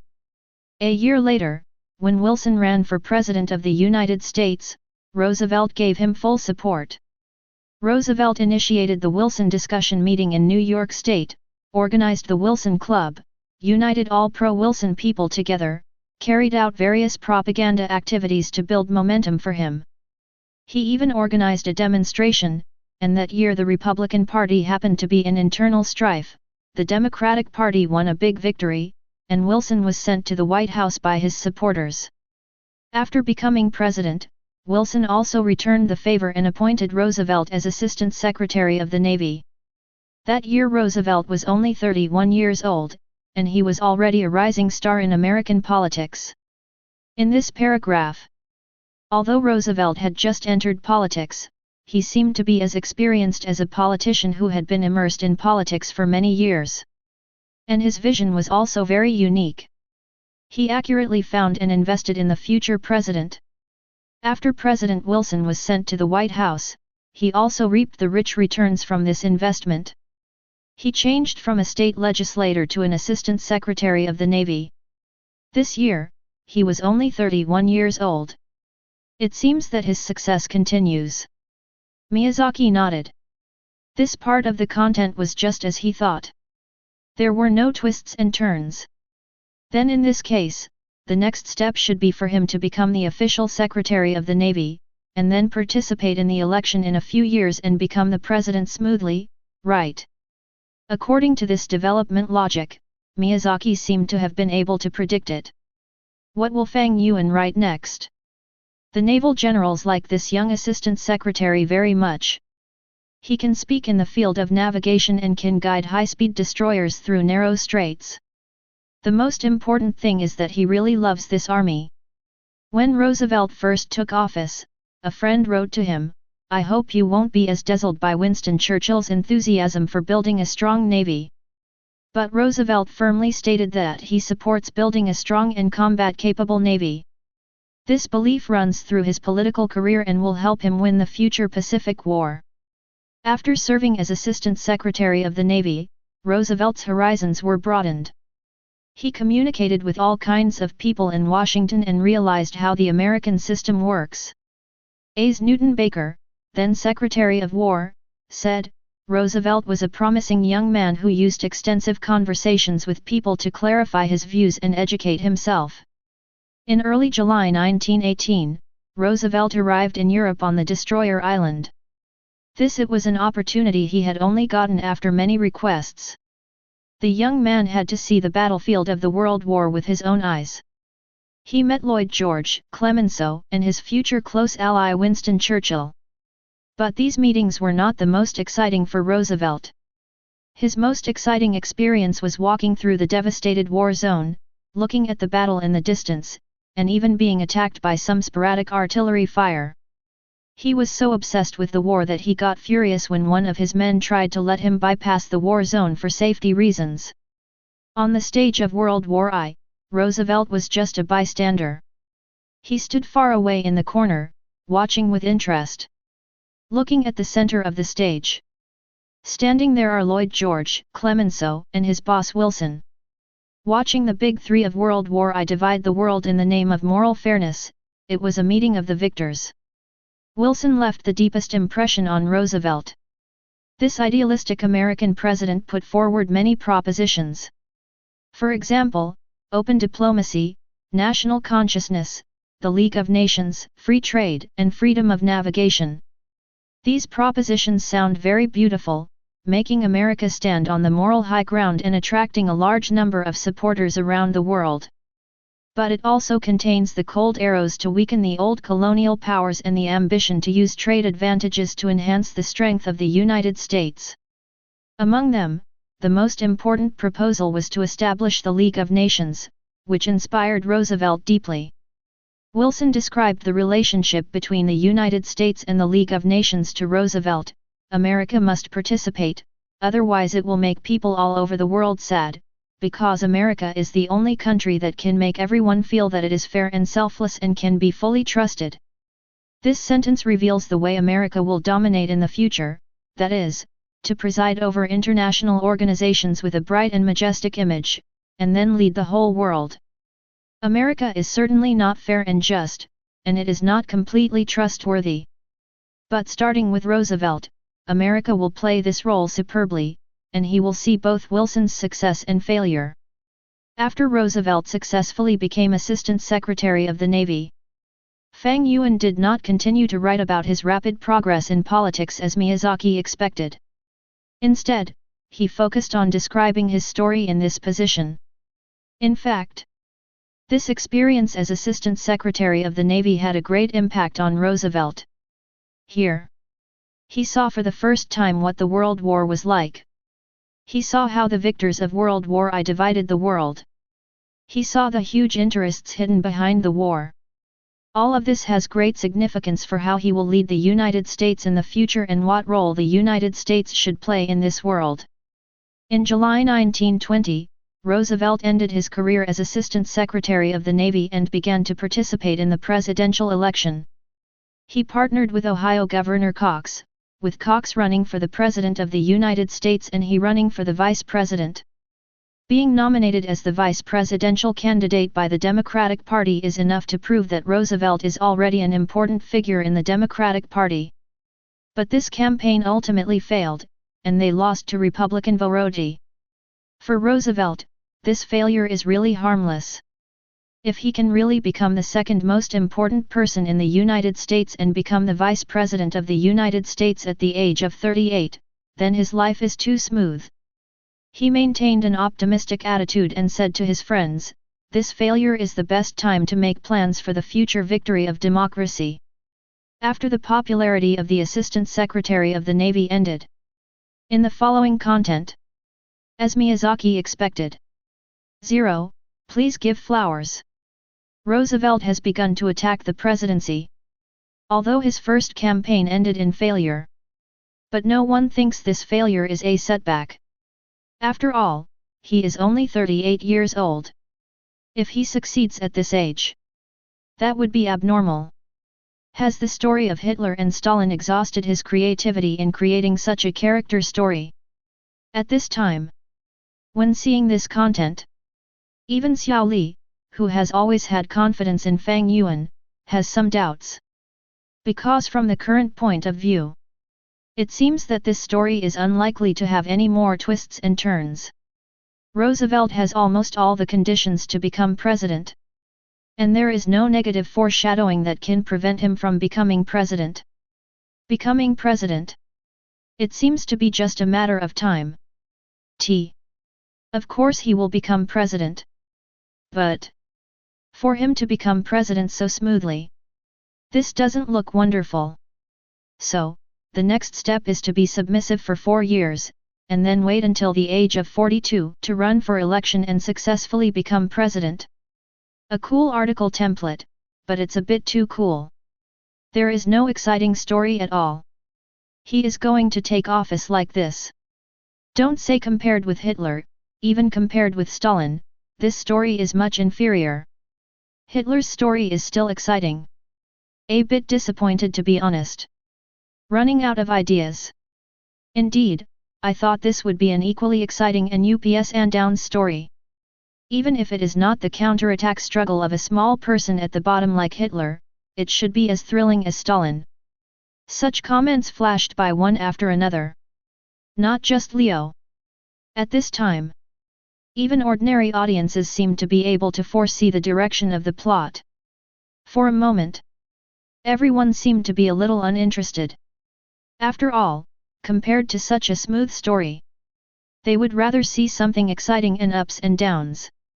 However, just at this moment, just when they all had such a prediction that there would be no surprises, on the big screen, the next sentence came out. But suddenly the pen turned. At that time, Roosevelt was full of pride. He didn't know that a bigger setback would follow. He almost destroyed Roosevelt's entire life. A bigger setback followed. It almost destroyed his entire life. When seeing this description, suddenly, everyone was excited. I knew it wasn't that simple. On the judge's bench, little Leo's eyes suddenly lit up. So, what is this so-called setback? On August 10, 1921, Roosevelt went boating in the Bay of Fundy with his children, and then jogged along the shore in the woods and swam. These are all physical exercises he often does. But this time was different from usual, a strange feeling rose in his heart. I didn't experience the usual feeling, the excitement I expected, he recalled later. He walked home slowly. Felt backache, cold, and tired on the way, I didn't even want to change my clothes. He went upstairs to sleep alone, but the feeling of cold lingered all night. That was the last day that Roosevelt could walk freely on his legs. The next day, he woke up from his sleep, only to find that his back and legs were in great pain. The situation deteriorated rapidly within a few days. First his legs could not move, and then every muscle in his lower body lost its function. At the worst time, the paralysis even spread to his chest, and his arms, shoulders, and thumbs were weak. The doctor gave a diagnosis: poliomyelitis.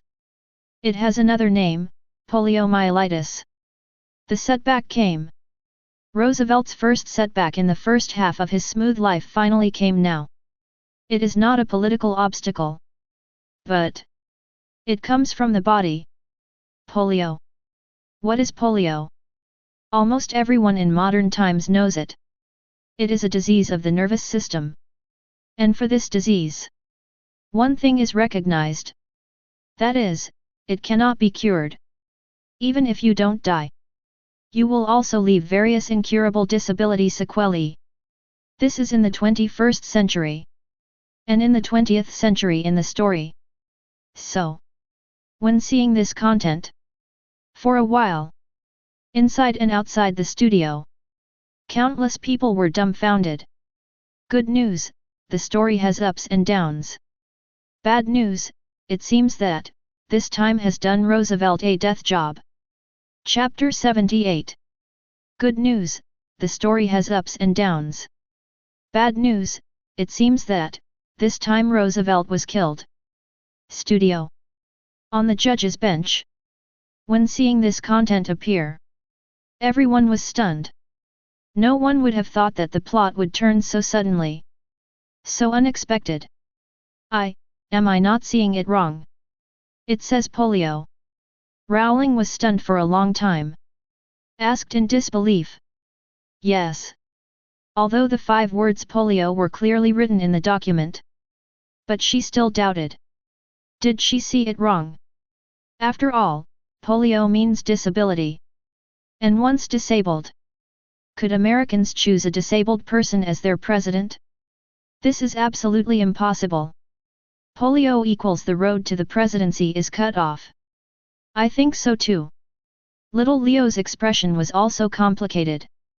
If he likes to see something now, it is undoubtedly seeing Fang Yuan modify this part of the content. The twists and turns that everyone expected appeared. But I didn't say that he should make the story so tortuous. This is no longer a hardship. It is to completely kill the game. However, the text has been written. There is absolutely no reason to modify it. Fang Yuan did not change this text as they expected. But he tapped the keyboard. Continue writing. Roosevelt has polio.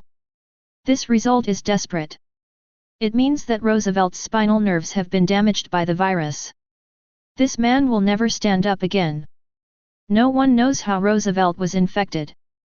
Considering that polio was an epidemic in Northeast Daxia at that time, Roosevelt may have used up all his good luck and unfortunately came into contact with the sick bandits in the environment.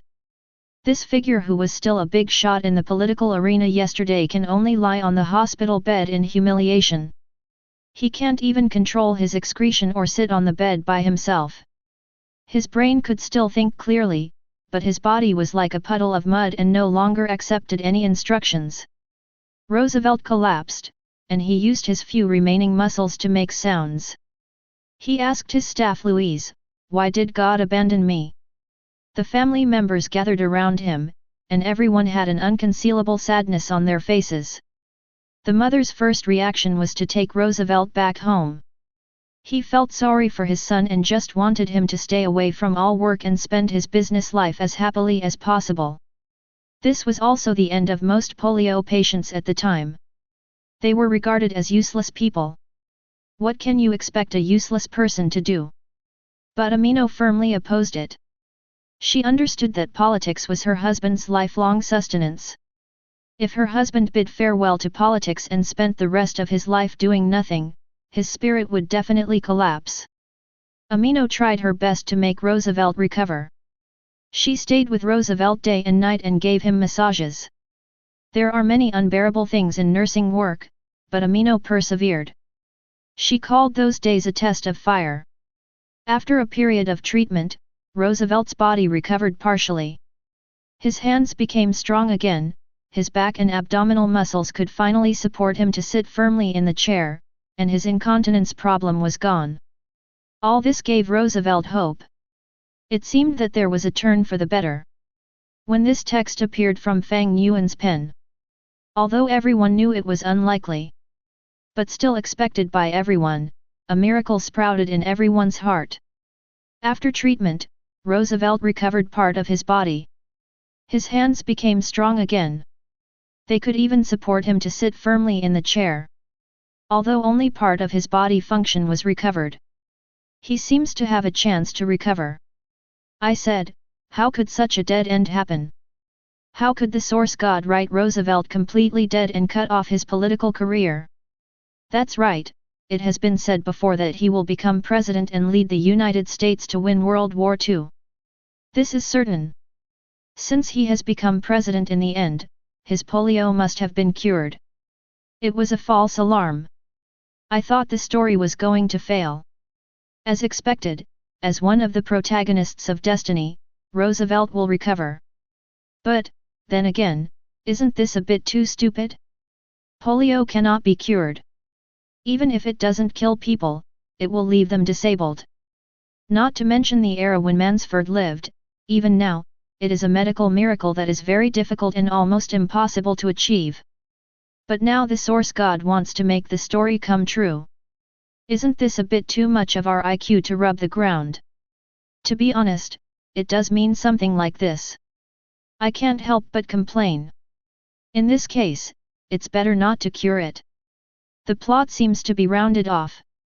But this brings another problem. That is, the plot is out of touch with reality. Even medical miracles have been created. Not only the audience is aware of this. In the studio, several judges also talked about this topic. There is nothing we can do about it. After all, he has already written that Roosevelt will become president. So in order to continue the original storyline, Roosevelt's polio can only be cured. Otherwise, a disabled person would not be able to win the election. Miyazaki explained. Although he is a Japanese. But the relationship between Japan and the United States, those who understand will understand. So Miyazaki is very familiar with the situation of the United States. Even the situation of the last century. Now, to be honest, it is possible to elect a disabled person as president after all. Nico can be elected, so it is not difficult for disabled people. But don't forget the era in which Roosevelt lived in the story. That was an American society that was far less open and tolerant than it is now, although it is not very tolerant now, but relatively speaking. There is still extremely serious discrimination against people with disabilities in society. From the perspective of the old American people, people with disabilities are all guilty. Otherwise, there are so many people in the world. Why did God make you disabled but not me? Therefore, in Miyazaki's view, Fang Yuan should know this. So even if he is more stupid, he has to make Roosevelt return to normal. But if you write it like this, it's too stupid. Rowling frowned. Although it is written in this way to make the plot round, but it undoubtedly leaves a huge loophole. Maybe he didn't know that polio is incurable. Miyazaki shrugged. In his opinion, there is only one reason that can explain the emergence of this plot. But they didn't think about it at all. The hope seen in the story. Just saw it. Roosevelt saw hope. He defeated polio and did not lose his life. But now he still has a problem that has not been solved. What about his legs? His legs are still as uncontrollable as before, with no sign of recovery. His legs are still as uncontrollable as before, with no sign of recovery. Roosevelt couldn't accept this fact. I tried to convince myself that my legs were a muscle problem, and I could get better with exercise. I seemed to have tried countless methods, such as sunbathing, deep massage, shallow massage, full range of joint movement. He even asked his family to hang him upside down, but of course these methods had no effect. Roosevelt was escaping, but this kind of escape was useful. As long as Roosevelt thought that there must be a way in the world to make him stand up again, he would have the courage to live. Until more than 20 years later, in the last few weeks of Roosevelt's life, he was still trying new methods. The illusory hope supported him to complete his real life. Hey, so there is no cure. When seeing this paragraph, Miyazaki was stunned for a moment. It turned out that they all guessed wrong. It seems that we all guessed wrong.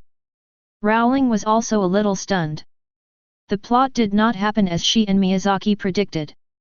Until the end of his life, Roosevelt still did not find a way to stand up again. It seems that what we thought of, Fang Yuan also thought of. Leo smiled. Just now when Miyazaki and Rowling were talking to each other, he did not join the topic.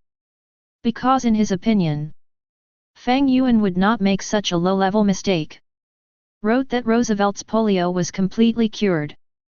Will not be disabled? This is absolutely impossible. Facts have proved.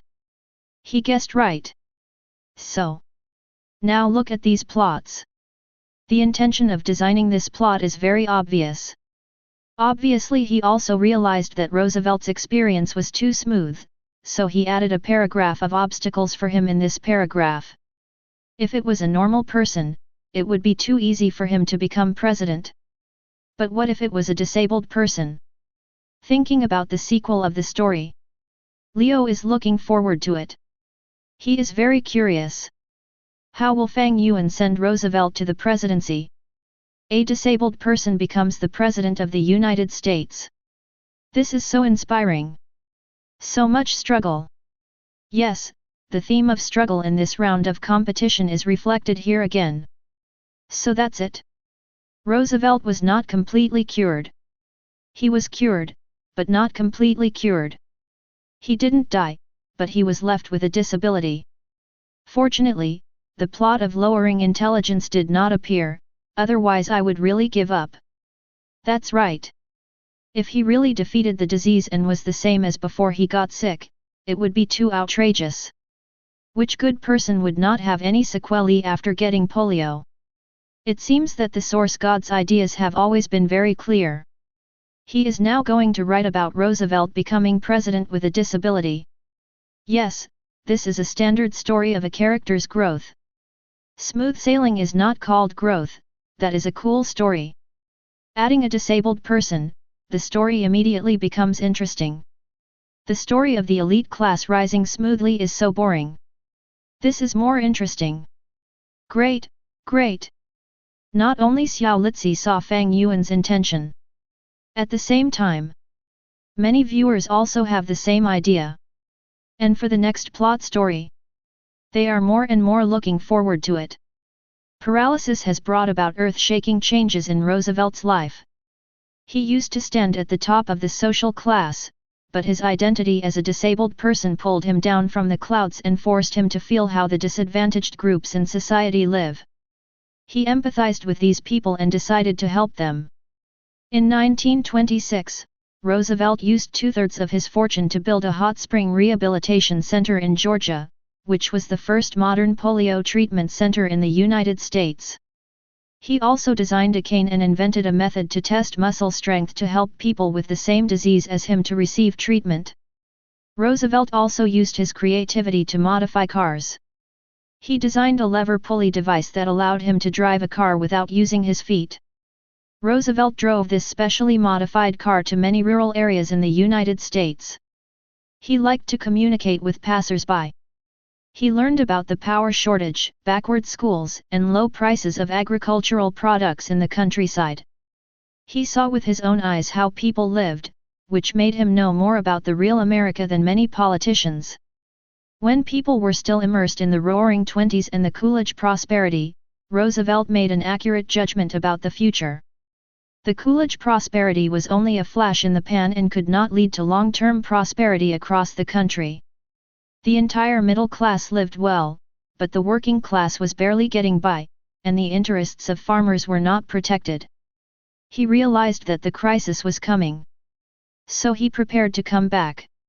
Today, people often admire Roosevelt more because of his disability, but the situation in America in 1921 was completely the opposite. Medicine was not yet developed at the time. If a person had polio, people would always suspect that he had done something bad and was therefore punished by God. 4.6 Otherwise, how could a healthy person suddenly become paralyzed? Why are you paralyzed when others are not paralyzed? Therefore, some families would place the patient in a remote bedroom and cover it with curtains. People were ashamed of this disease. How politically correct America is today, how politically incorrect America was back then. That was an era when women had just gained the right to vote and Martin Luther King was not yet born. Racial discrimination, sexism, and disability discrimination are prevalent. Roosevelt will not receive any preferential treatment because of his disability. He will only receive cold eyes and ridicule. No one will vote for a paralyzed person. As the saying goes, a blessing in disguise. Although disabled. But Roosevelt also took this opportunity to understand more empathetically. What kind of life do the lower class people in America live? This will undoubtedly be more helpful to his presidential career. And when he adjusted his mentality. At the same time, he was keenly aware of the impending crisis in America. He is finally ready to make a comeback. How will he make a comeback? How can a disabled person make a comeback in such a society full of discrimination against disabled people? At this time, no one can predict the next plot. But soon, Fang Yuan will tell them how Roosevelt did it. If Roosevelt wants to make a comeback in politics, he can only disguise himself as a normal person.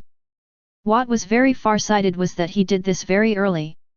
After he became ill, he blocked all news and claimed that he had just had a cold. Later, he instructed the New York Times to reveal to the outside world that Roosevelt had polio. Chapter 79. A disabled person. How to become president in a country full of discrimination against people with disabilities. Fang Yuan wrote, if Roosevelt wants to make a comeback in politics, he can only disguise himself as a normal person. And what is very far-sighted is that he did this a long time ago. After he became ill, he blocked all news and claimed to the outside world that he just caught a cold. Later, he instructed the New York Times to reveal to the outside world that Roosevelt had polio, but he was recovering, which would not leave him with disability or permanent sequelae. In this way, Roosevelt temporarily saved his political career. In the document, Roosevelt did not completely conceal the news of his illness. He was very strategic. First, he announced to the outside world that he just caught a cold. After carefully revealing that he was already ill. Only then did he reveal more news little by little. From catching a cold to polio. From polio to recovering. And there will be no disability or sequelae. He carefully probed and concealed. Not letting the public know the truth. It's the same as what I thought. The news of illness can't be hidden, after all, he can't appear in public. When seeing this content, Miyazaki nodded. Obviously. This way of dealing with it. In his opinion, it is the most correct choice that Fang Yuan can make for Roosevelt. But this raises another problem. But his disability can't be covered up. He can't stay behind the scenes all his life and not show up in public, right? Rowling raised a question. This is also the most conspicuous loophole in this method. That is, you can release any news you want the public to see to the outside world. But once you show up, they will eventually know the truth. In fact, this is exactly Roosevelt's most difficult problem to solve. But he was not stumped by this problem. Instead, he solved it. It's just that in the process of solving it, it takes some pain that ordinary people can hardly imagine. 09 Roosevelt hid the fact that he could no longer walk from the American people. For the rest of his life, he had to carefully guard this secret. He had to pretend that he could walk. But for the rest of his life, he had to carefully guard this secret, he had to pretend that he could walk. So, a Roosevelt in the public eye was born. He was a king who leaned on a cane in one hand and held his son's arm. He walked a little slowly, but always seemed calm. He nodded to others frequently with a smile on his face, and people hardly noticed his incoordination. All doubts disappeared, and people believed that he was just a little inconvenient. What people didn't know was that under the relaxed and calm surface, Roosevelt was suffering from severe pain. If you lift up his trouser legs, everyone present will gasp, that is a pair of legs with severely atrophied muscles. What supports them is not flesh and blood, but a steel frame. It made Roosevelt stand up, but also made his legs more painful. People don't know how difficult every step Roosevelt took was. He had to use all his strength, holding on to his cane and his son's arm tightly, to prop up one leg, and then use his waist and abdominal muscles to swing the immobile leg forward. Then he landed, shifted his center of gravity, and repeated it over and over again. This process must be very careful, but Roosevelt always pretended to be relaxed. He told his son that you can't let people see that this is difficult or strenuous. But even if Roosevelt tried his best to disguise himself, accidents could still happen. In 1922, he suddenly fell in a building on Broadway in New York. Everyone around him showed a look of astonishment, but Roosevelt laughed as if it was the funniest thing in the world. He tried to laugh at himself to ease the embarrassment in the air, and after being helped up, he walked into the elevator calmly. He pretended that he was fine, but he didn't come here again for several months. In order not to fall in public again, Roosevelt spent many years practicing walking. He walked alone along the driveway with crutches. Such practice was monotonous, long, and difficult, and took up a lot of Roosevelt's time. His son later recalled that those were lonely years. "We didn't have a real father, a father who could touch and talk." Roosevelt persisted day after day and finally mastered the secret of balance. He could stand for dozens of minutes. He could also walk thousands of steps with a cane in one hand and holding someone else's hand. And in these short tens of minutes and tens of meters, Roosevelt was going to give a speech, to impress the audience, and to win his victory. Shocked. When seeing this content, everyone was shocked by Roosevelt's perseverance. A person who couldn't walk. A person who was left with a lifelong disability. He could only rely on the strength of his waist and abdomen. To swing and swing. To disguise his legs like a normal person. This is a solution that no one could have thought of. Roosevelt used this method. In the friction of blood and flesh at every step. To the people. In the studio. When seeing this content, all the judges were deeply shocked. They didn't expect Fang Yuan actually designed such a plot for Roosevelt in the story. Let him use this method to protect the secret that he can no longer walk normally. Can this be done? And after being shocked, to come back to his senses. Miyazaki's first reaction was, is this possible? A person who can't walk normally can overcome all this with perseverance? Fang Yuan designed such a plot. Is it possible in the real world? On the side, Jiang Wen looked at the screen. Pondering. Said. In theory, this is possible. He tried to explain to Roosevelt. Or to say. This seemingly impossible plot designed for Fang Yuan explained. Although Roosevelt's legs can no longer walk. But from the story, his waist and abdomen are still conscious. And through long-term practice, with the help of crutches, it is possible for him to use his waist and abdomen to drive his legs and achieve walking. Although in the public's view, he walks a little strangely and slowly. But he can walk after all. Jiang Wen had indeed seen such a person before. So, he knew that this possibility existed. But, paused. He continued. But this method is very difficult, and the sweat and effort required are also huge. Because even if he can walk, for the person concerned, every seemingly normal step is torture and pain. If you don't have great perseverance, you can't do it at all. Obviously, Roosevelt is like this. Does Roosevelt have such perseverance? In the story? Yes. What they don't know is, not only in the story, even in real life, he can do it. Although in everyone's eyes, all this is Fang Yuan's virtual story created. But across the screen, they seemed to be able to feel what kind of person Roosevelt was. So, for a while, the sound of admiration was endless. It's hard to imagine that under such circumstances, he can still stand up. He can even walk. I'm convinced, I'm really convinced this time. Before, I still thought that Roosevelt was an average character, not as good as Hitler and Stalin. But now this plot. Roosevelt is too strong. Yes, Yuan Shen's ability to create characters is still strong. With a small disease, he immediately portrayed a resolute character appears. I finally understand why he was written as sick. Not only does it make the story more tortuous and interesting, but it also makes Roosevelt come alive. So far, Roosevelt has become a character. Even disability can be overcome. I no longer doubt that he can become president. No, it's not that I don't doubt it.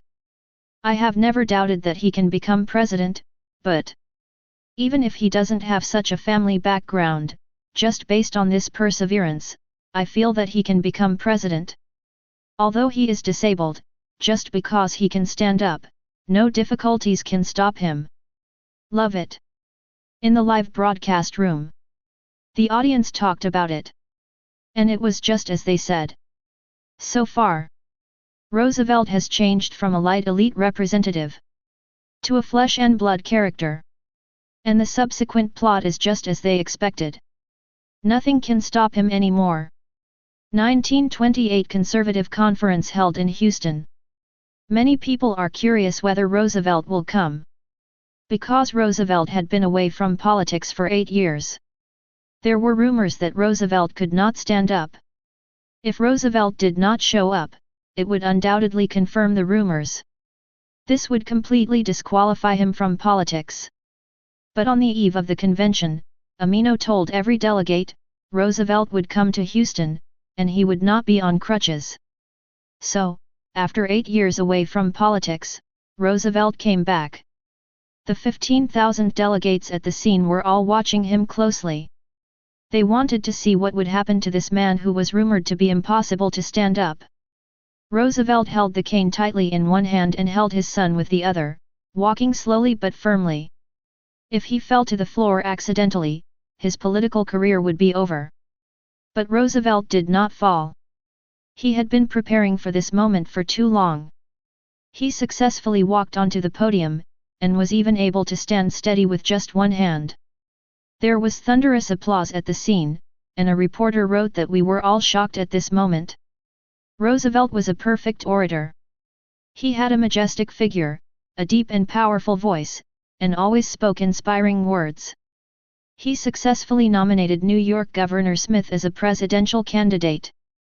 And Smith, in turn, nominated Roosevelt as the new candidate for the governor of New York. Everyone around Roosevelt advised him not to accept the nomination. Because that year the Republican doctrine was in full swing, Hoover took advantage of the economic boom and rose to power, determined to win the presidency, and Roosevelt was likely to lose the election with Smith. But Roosevelt accepted the nomination.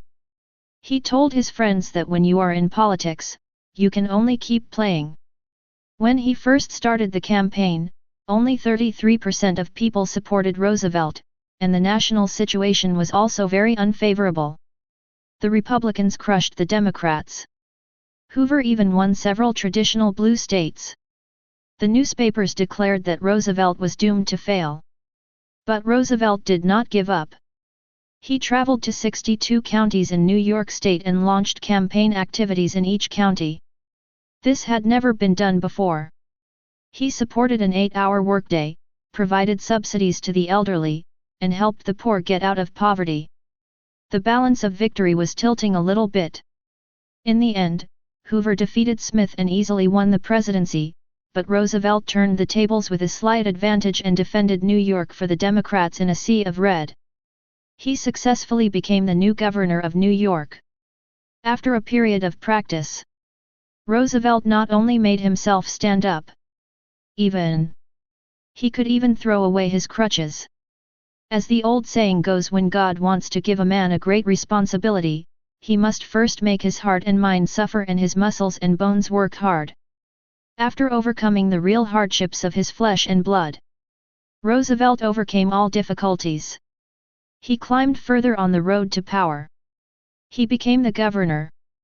And the governor. It was not his end. At that time, Hoover was full of ambition. When he entered the White House, he would not have thought that he would be defeated by this cripple who seemed to have the least competitiveness just 4 years later. Because a Great Depression was coming.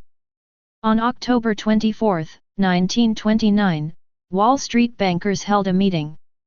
Participants included Morgan Bank chief Lamont, Chase Bank chief Viking, and Citibank chief Mitchell. These men standing at the top of the capital world held immeasurable wealth in their hands. They gathered together to save the stock market that was on the verge of collapse.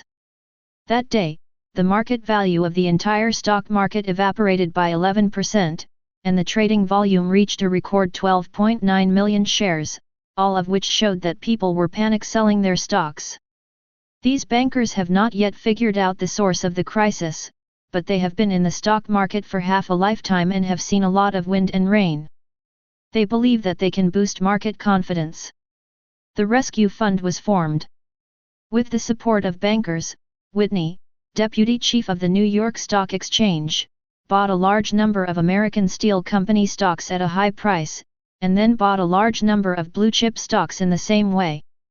The stock price fell for a short time, but then it fell sharply. After Black Thursday, there was Black Monday, Black Tuesday. The news of the stock market crash made headlines across the United States. On October 29, Durant, the founder of General Motors, and Rockefeller, the founder of Standard Oil, successively entered the market to rescue the market. They bought a large number of stocks at high prices in an attempt to stabilize market confidence. Rockefeller announced that the stock market crash was not caused by any business failure. But these actions were completely useless. The Dow Jones Index continued to fall to a new low, and the entire market lost $14 billion that day. The closing bell rang at 4 p.m., and with this buzz, the Roaring Twenties ended. In the story, Fang Yuan's perspective temporarily left Roosevelt.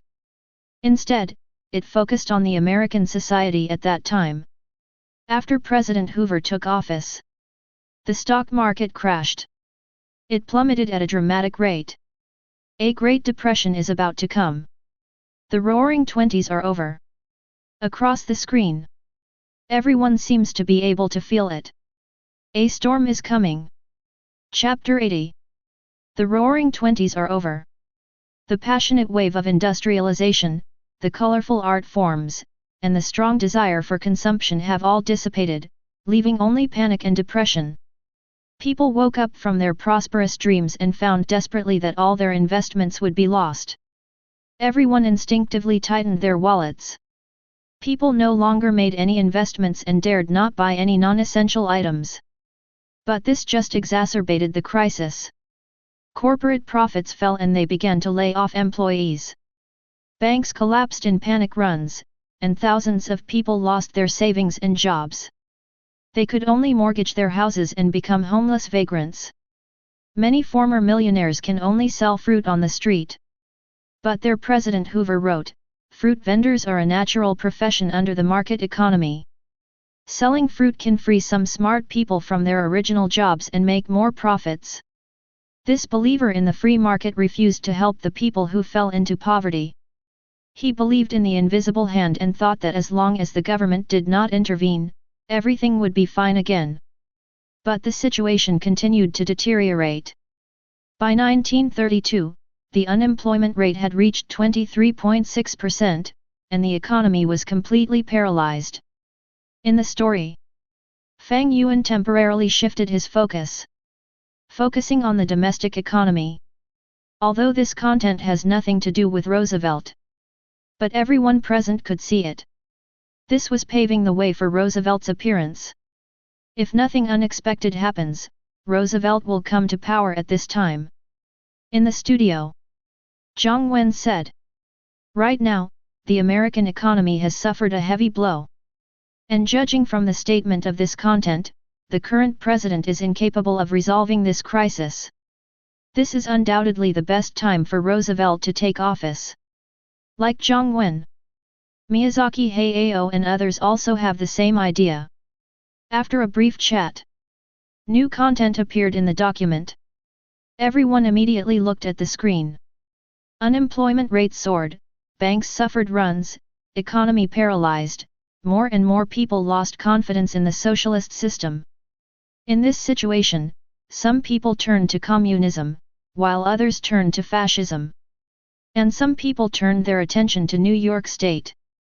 There, Roosevelt was boldly trying a new plan.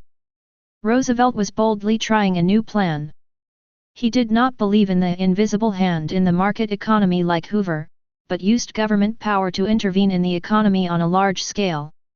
The New York State government led by him was the first government in the country to provide relief to the unemployed.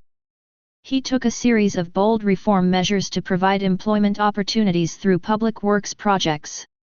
He improved the infrastructure in the state and created conditions for economic recovery. This government helped 5 million people in 6 years. Without the help of others, many people might died in the Great Depression. When Roosevelt's first term as governor ended, 3/4 of the people in New York State supported his re-election. And outside New York State, more and more people began to look forward to him becoming the new president. On July 1, 1932, at the Democratic National Convention, Roosevelt was formally nominated as a presidential candidate. This was not only a political election, but also a battle cry. In his speech, Roosevelt said that he declared war on the Great Depression and promised to bring new policies to the people. On the other side, Hoover was still fighting. In order to seek re-election, he constantly defended himself, but the people had lost patience with him. "Even if you put a rose in Hoover's hands, it will wither," an observer at the time commented. The final election result was completely one-sided. 42 of the 48 states in the United States supported Roosevelt, and the Democratic Party completely controlled both the Senate and the House of Representatives. Some people even suggested to Hoover that he should vote for Roosevelt now and let everyone know. On March 4, 1933, more than 400,000 people gathered in front of the Capitol in silence. America has fallen into the biggest crisis since the Civil War. In New York, 5,000 workers could not get relief due to lack of relief funds. In Oregon, farmers threatened to hang lawyers in order to keep their mortgaged land. In Pennsylvania, banks closed one after another, the national industrial output value dropped by half, and 1/4 of the labor force was out of work. President Hoover's last words before leaving office were, "We are at our wits' end." This is the America that Roosevelt took over. This is the America he saw on the day of his inauguration. Just as they expected. In this terrible environment, Roosevelt became president. This approval rating is so high that it's frightening. On the jury, little Leo saw this content. He was shocked. As an American, he knew very well what it meant that 42 out of 48 states supported Roosevelt. This approval rating. Obviously, the people put all their hopes on him. So, can he lead America out of the crisis? Amidst the overwhelming cheers, Roosevelt became the 32nd President of the United States. From this day on, a man who can't walk will lead a paralyzed country. This is undoubtedly the darkest moment for America. The Great Depression was raging across the country, more than 5,000 banks closed, 86,000 businesses shut down, the gross national product plummeted by half, and 100,000 people lost their jobs every week. And such days have lasted for 3 whole years. People felt in despair that the Great Depression might never end. A friend said to Roosevelt, "If you succeed, you will be the greatest president of the United States." And Roosevelt's reply was, "If I fail, I will be the last president of the United States." To solve this economic crisis, Roosevelt must first figure out the source of the crisis. The 20-year World War was the starting point of all this. The First World War caused a severe disaster to the world, but it also greatly promoted the development of science and technology. After the end of World War I, many emerging technologies entered the civilian field, promoting the development of industries such as automobiles, oil, electricity, and daily chemicals. And a large number of demobilized American soldiers provided sufficient labor for industrial development. In addition, the United States was not devastated by the First World War, and American companies enjoyed a unique trade advantage in the international market. Thus, a prosperous era of wild growth was born. Skyscrapers rose from the ground, and highways snaked forward. For the first time, the urban population of the United States exceeded the rural population. Cars and radios entered the homes of ordinary people, and electricity and tap water were also widely available. Between 1922 and 1927, the average annual economic growth rate reached 7%, the highest level in peacetime in the history of the United States. The unprecedented economic prosperity made consumer culture and optimism prevail.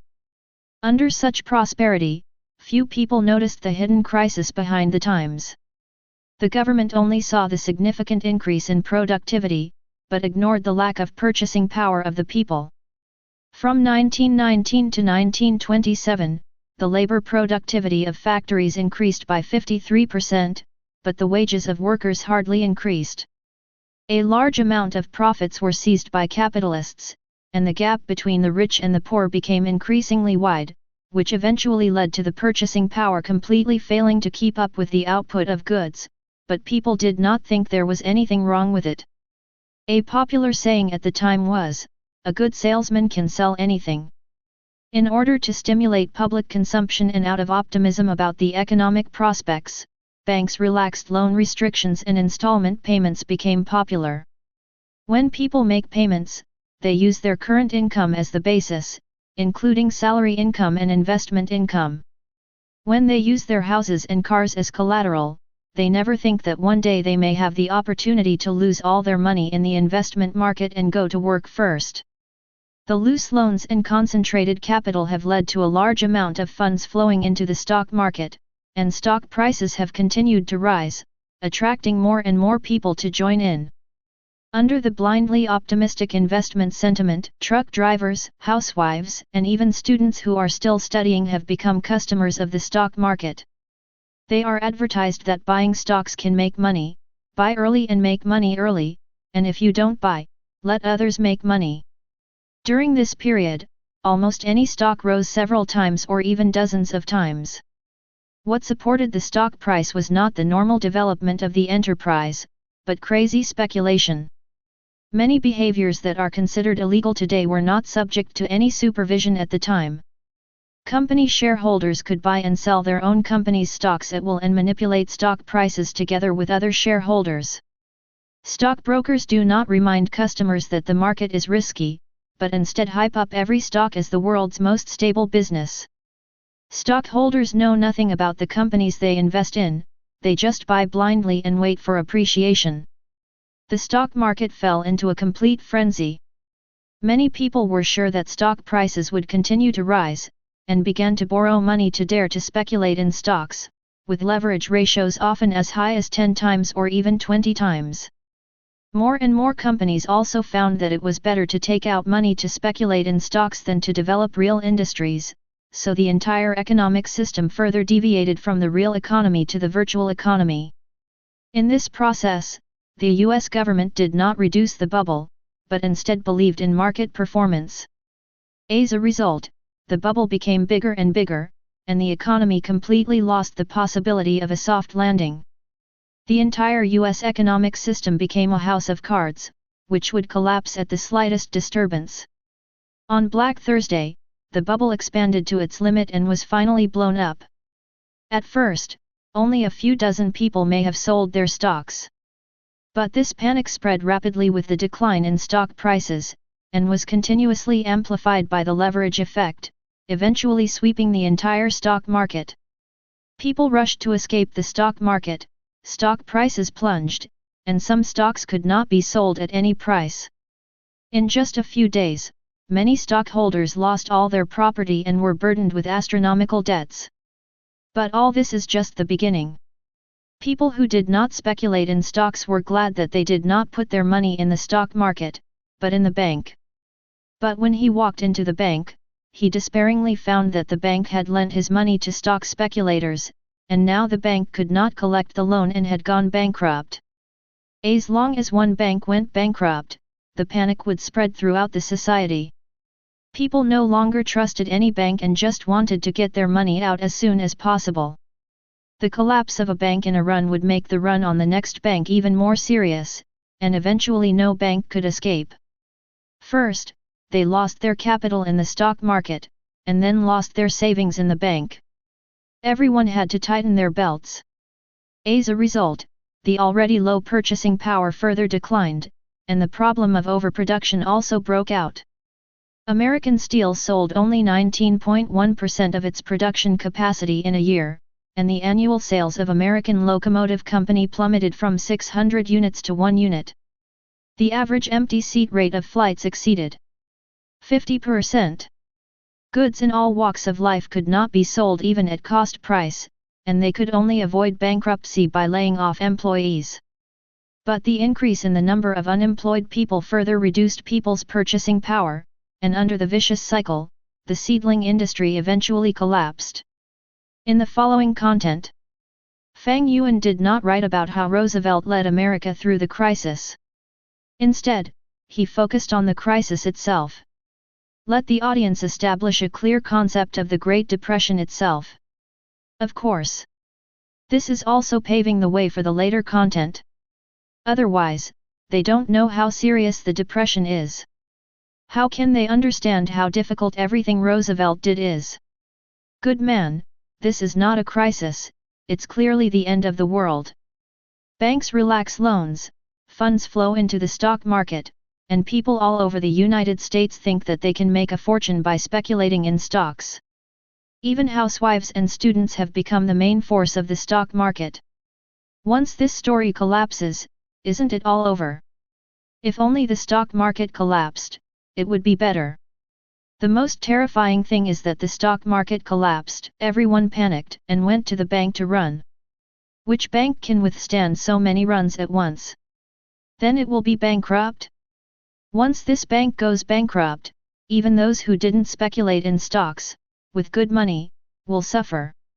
Then everyone has no money, tightening their belts to make ends meet, and then the products they produce cannot be sold, all industries are depressed, and everyone has no jobs and no income. Vicious cycle. It's scary to think about it, it's worse than the end of the world. If this happened in a small country, it would be okay, and a small country could easily solve some of the problems. But America is so stupid. Such a big country has such a serious depression involving all walks of life. It's terrible. Roosevelt is right. If he didn't solve this problem, he might really become the last president. Because America would be completely finished. Fang Yuan's detailed description is very effective.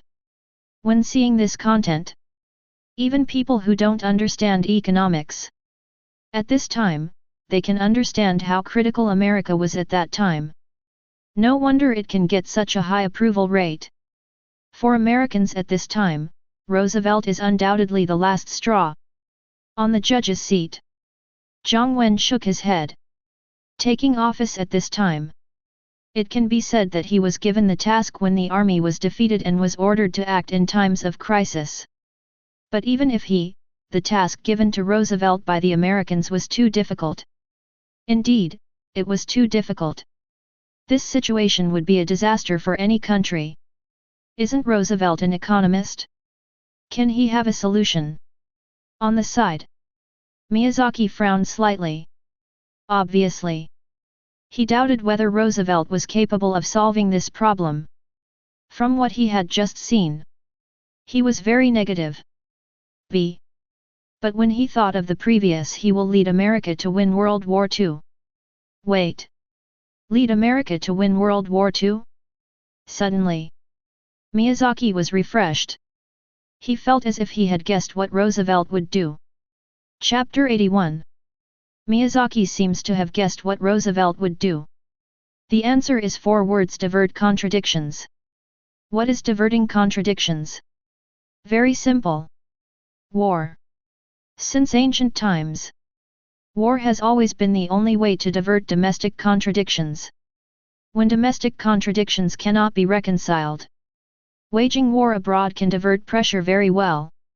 The Gulf War, the Iran-Iraq War, the Kosovo War, all of them. And even if we don't talk about these, let's just talk about the story happening in the document. The Second World War launched by Hitler. Is it also a way to divert contradictions? Before the war, Germany was in economic depression, sluggish market, and had to bear huge reparations for World War I. In this case, they only have 2 choices. One is to open the market to attract investment and develop the economy. The other is to expand abroad. Go to war with those victorious countries. Plunder. Crazy plunder. As long as they win the war, not only do they not have to bear the reparations for World War I, they can also plunder huge profits. This is also one of the reasons why Hitler has such a high support rate and the whole of Germany has embarked on Nazi militarism. Miyazaki thought of this. He couldn't help but want to speak again.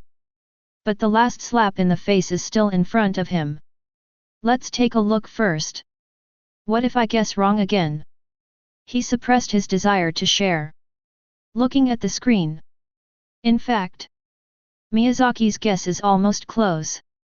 Although in the original time and space, some people think that Roosevelt's drastic reforms after taking office have helped America get out of the Great Depression.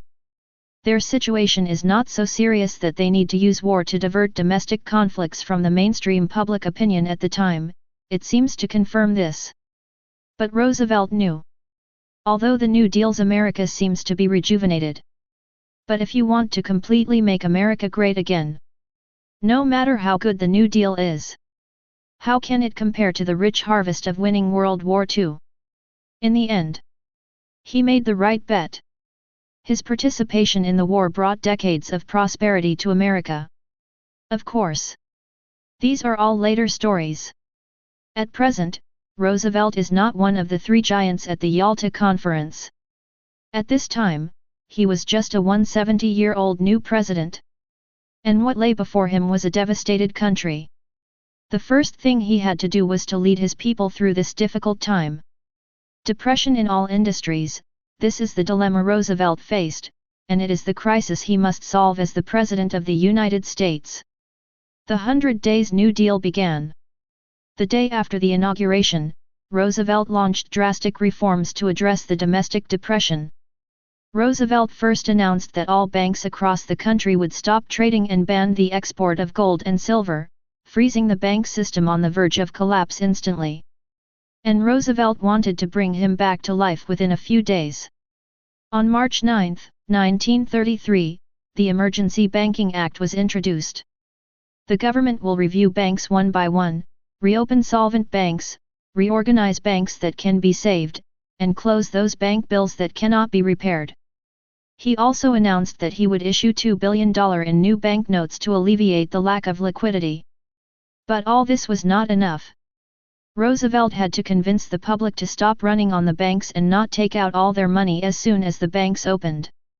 This was essentially to get a group of people who had been frightened by the economic crisis to trust the banks, the government, and other people in society. This was very difficult, and Roosevelt did it. On March 12, the night before the bank opened, every American heard this sentence on the radio: "The President hopes to come into your home and sit by your fireplace for a small fireside chat." Everyone was attracted by this sentence, and Roosevelt's kind and peaceful voice sounded in their ears: "Friends, I want to spend a few minutes talking to you about banking issues." Only a few people understand the operating mechanism of banks, and most people only see banks as places to deposit and withdraw money. In the next 15 minutes, Roosevelt explained to everyone in a simple and easy-to-understand way how banks work, why they fail, and what we can do about it.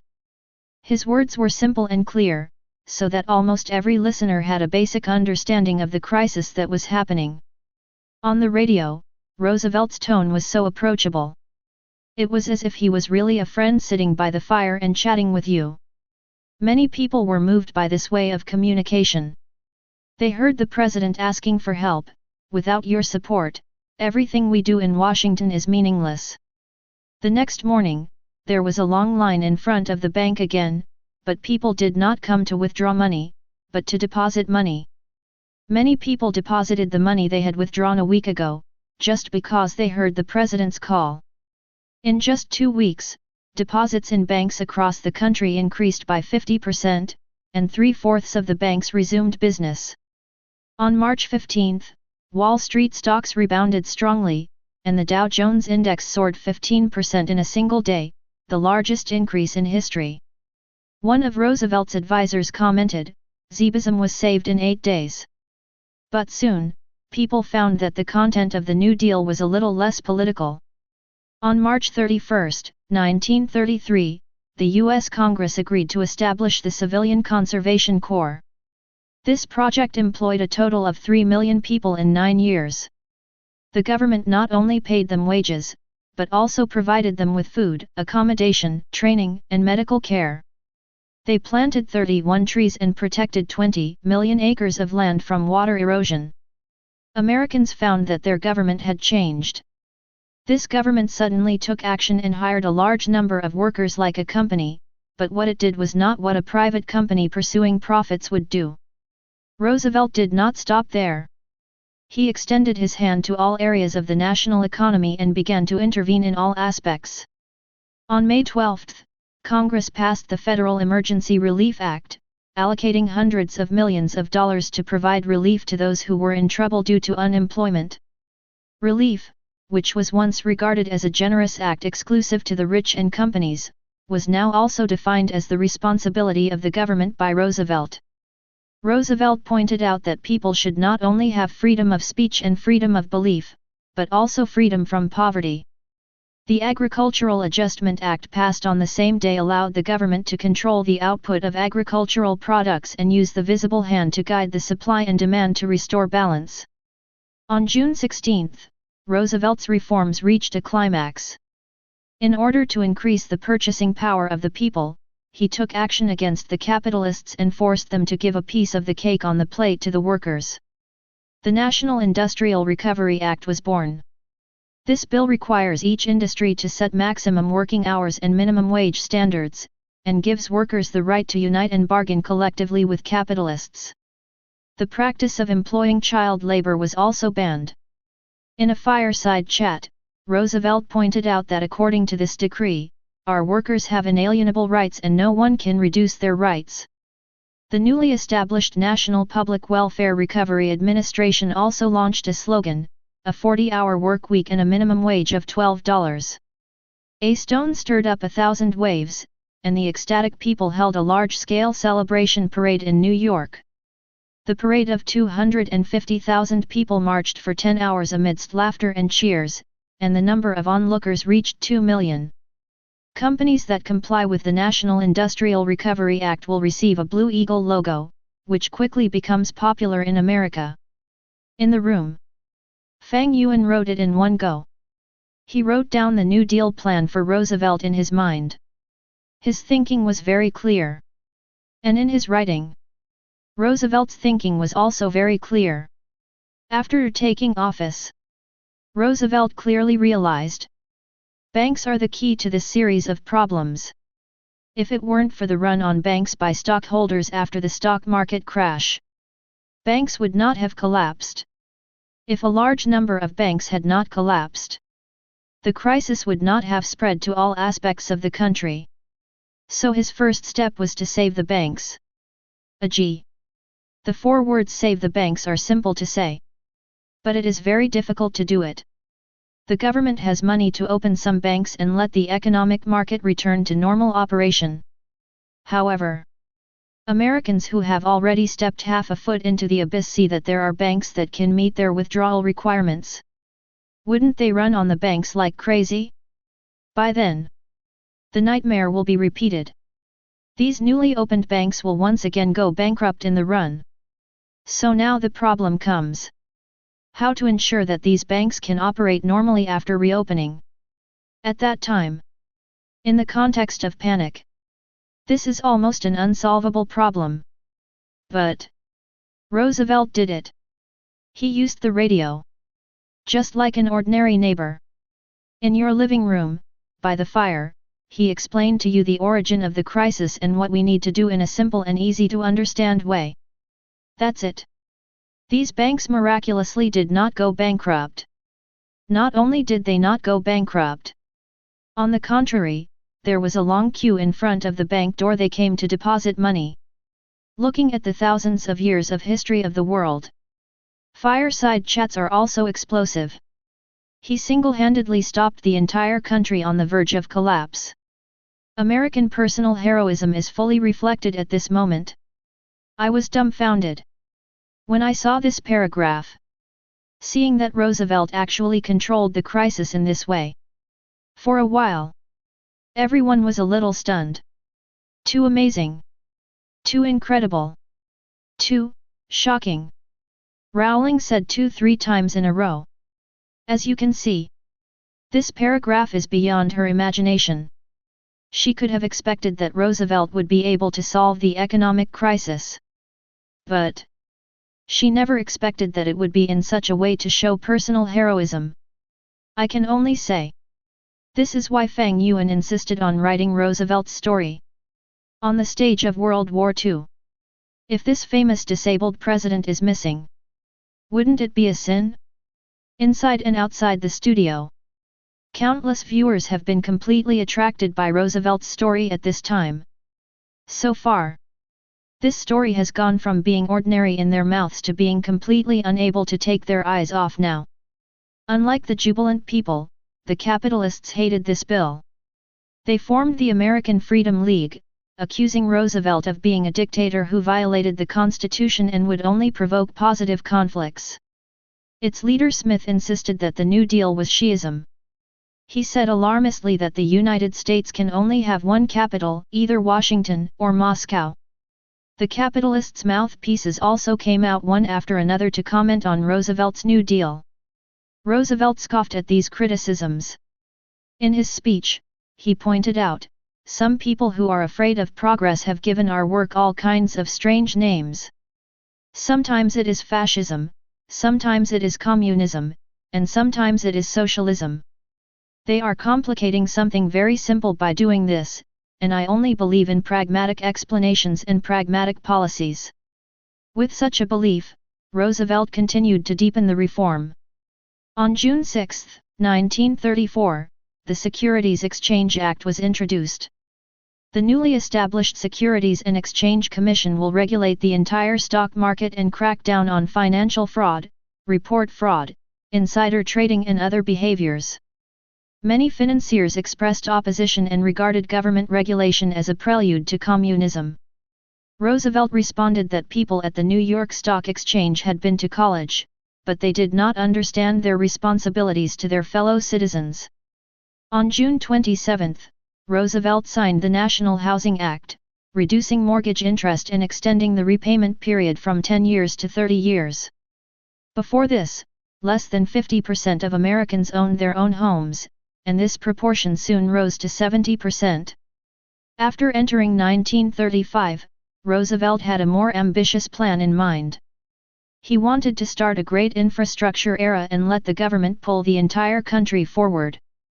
The Public Works Progress Administration was established. In 8 years, he employed 8.5 million people, laid 16,000 miles of water supply lines, produced 380 million pieces of clothing, built and repaired 125,000 buildings and a total of 650,000 miles of roads. From the zoo in Washington to the Lincoln Tunnel under the Hudson River, to the flood control project in the Kingham Valley, every corner of America has left the mark of the New Deal. On August 14, Roosevelt introduced the Social Security Act, which brought pension insurance and unemployment insurance to Americans for the first time.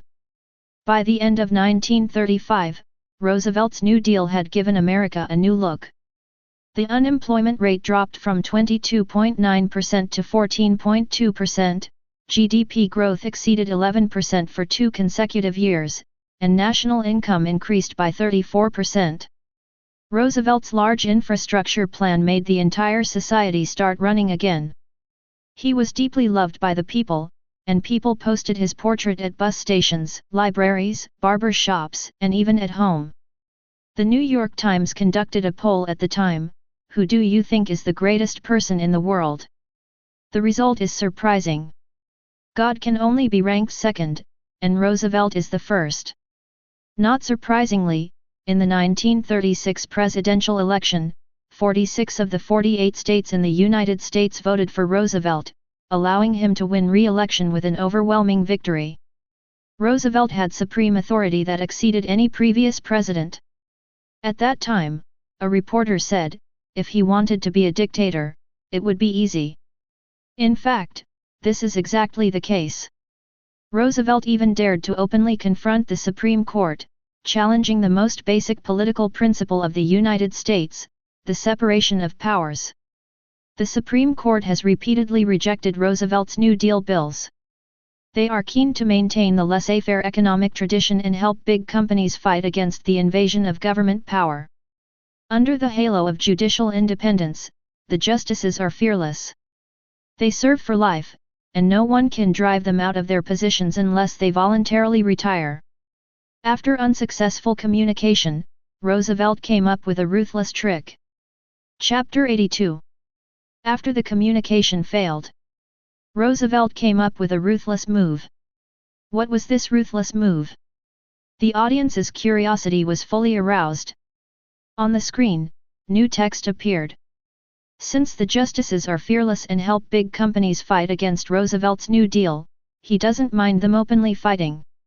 For this reason, Roosevelt came up with a ruthless move. He proposed to increase the number of Supreme Court justices so that he could arrange his own confidants to completely reverse the voting results. The justices fought against Roosevelt. Roosevelt increased the number of justices. In this way, their power was diluted. In the studio, when everyone saw Roosevelt's sexy operation, they were stunned. "This is amazing." Rowling was stunned. She admired. "This is too good. The justices are not appointed for life. Unless they retire voluntarily, even the president cannot remove them, right? Then add a few more justices to dilute their power.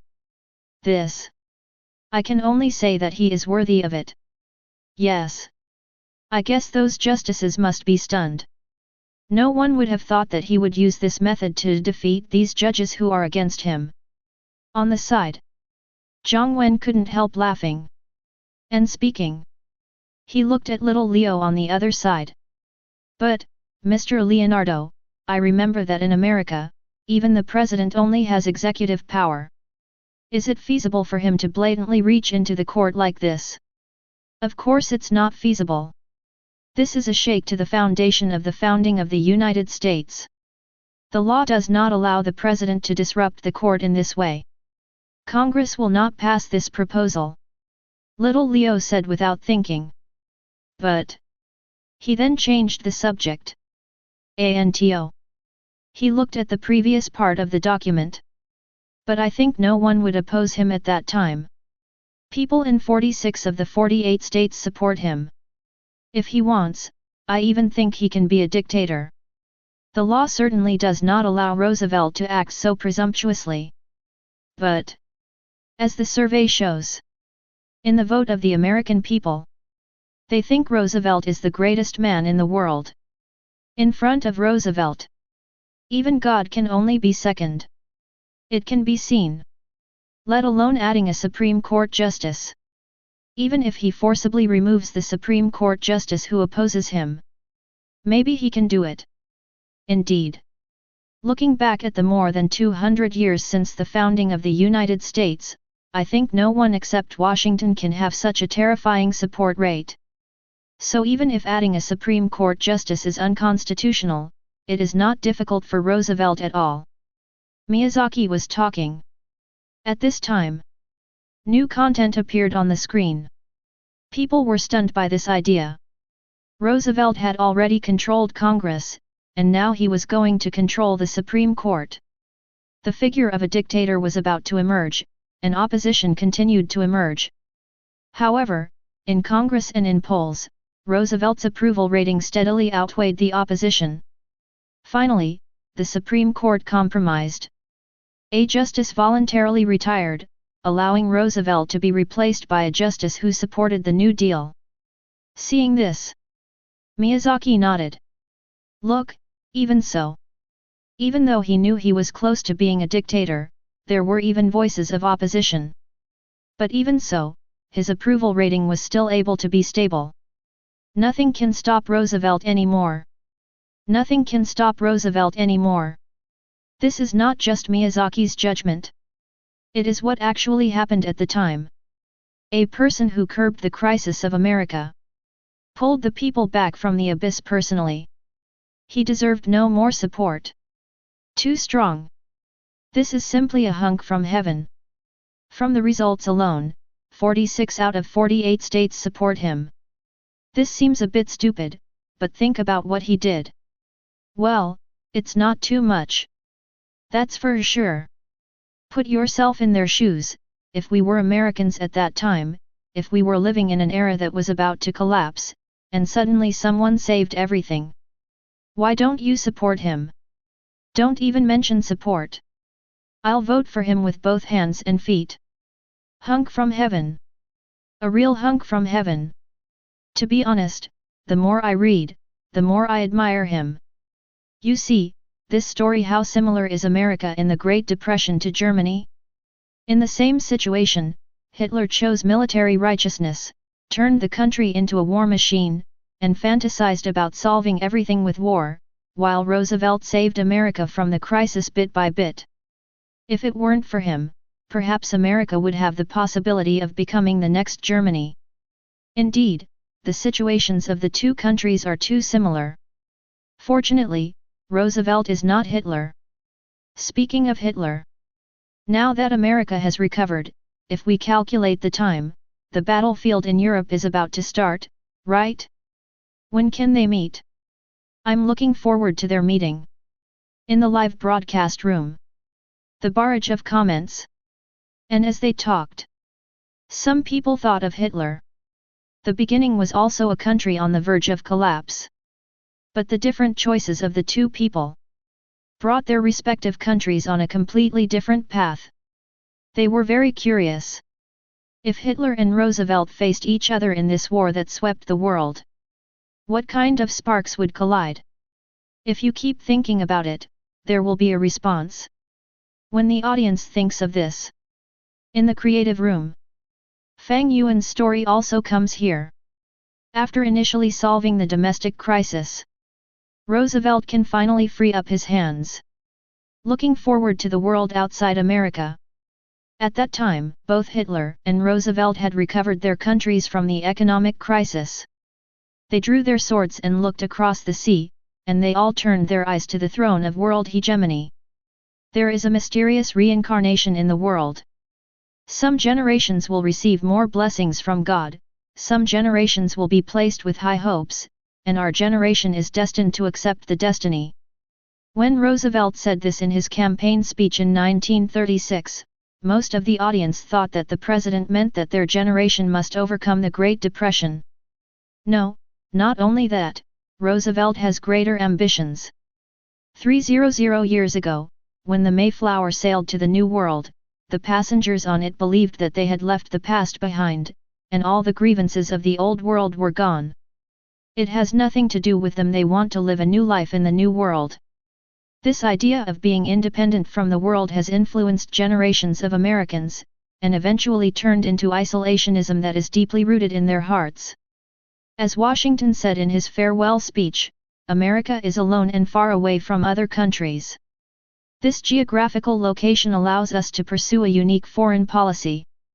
So when Americans heard that Hitler had sent troops into the Rhineland, or that Japan had invaded Longwo, they just thought that it was something that happened in another distant world. There was no need to get involved. But Roosevelt had other ideas. He understood what World War II meant better than many Americans. World War II was a comprehensive outbreak of international, ethnic, and class conflicts over decades. It brought death, but also opportunities. Many problems that could not be solved in decades could be solved overnight. From national borders to international status, from spheres of influence to trade systems, nothing could not be changed in World War II. Roosevelt saw this and would not miss this opportunity. He also never believed that America could stay out of it. America can choose to isolate. As early as 1936, he wrote to the ambassador in Berlin, "Everything seems to be out of control over your side. All experts say there will be no war, but as president, I must prepare." In 1937, Roosevelt gave a speech in Chicago, calling for a blockade of the aggressor country like isolating an infectious disease. Under the call, opposition was extremely fierce. The press called it a fundamental turning point in foreign policy, and members of Congress even threatened to impeach the president. Roosevelt had to retreat. "This is terrible," he said to his assistant. "You try to lead everyone to take action, and when you look back, you find that there is no one behind you. The isolationist sentiment that Roosevelt faced was largely because people saw World War II as a replica of World War I. In World War I, 110,000 American expeditionary troops died in a foreign country, and most Americans felt that it was not worth it. They prevented the United States from joining the League of Nations because participating in international organizations meant being involved in international disputes. They enacted 3 neutrality acts, prohibiting the United States from selling weapons or providing loans to any belligerent country. Roosevelt had to break these shackles to prevent the United States from missing opportunities, failing to support when it should, and failing to join the war when it should. A struggle between internationalism and isolationism began. Roosevelt wanted to change the public's attitude little by little. The Night of Mercury on November 9, 1938, marked the beginning of the Nazis' systematic massacre of J*WS. Many American newspapers reported this horrific incident, and Roosevelt also seized the opportunity to severely condemn the Nazis' atrocities.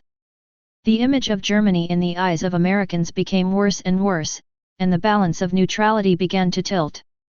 0-0. Later, when Roosevelt allowed 15,000 Germans and Austrians whose visas had expired to continue to stay in the United States, he did not encounter much opposition. Among these 15,000 people was Albert Einstein. In June 1939, Roosevelt invited the King and Queen of England to visit the United States. The King and Queen visited Washington's former residence and laid wreaths to the unknown soldier at Harrington Cemetery. When they said goodbye, everyone present sang Auld Lang Syne. The visit was very successful, and the British royal family left an excellent impression on the American public. When World War II broke out 3 months later, Americans inevitably sympathized with the British. And their president continued to strengthen this sympathy. In his speech in response to Germany's invasion of Poland, Roosevelt said, "Our country will remain neutral, but I cannot ask every American to remain neutral in thought, even if neutral countries also have the right to consider facts, and even neutral countries cannot lose their conscience." Roosevelt is also good at using magic to defeat magic. He pointed out that the best way for the United States to remain neutral and avoid war is to provide material support to Britain and France. If Britain and France alone defeat Germany, the war will naturally not affect the United States. Under Roosevelt's efforts, the resistance encountered finally became smaller. In November 1939, Congress finally agreed to sell weapons to the warring countries by limiting the purchase of resources. Here Roosevelt played a little trick. In theory, any country can buy weapons with cash as long as it drives a cargo ship to an American port.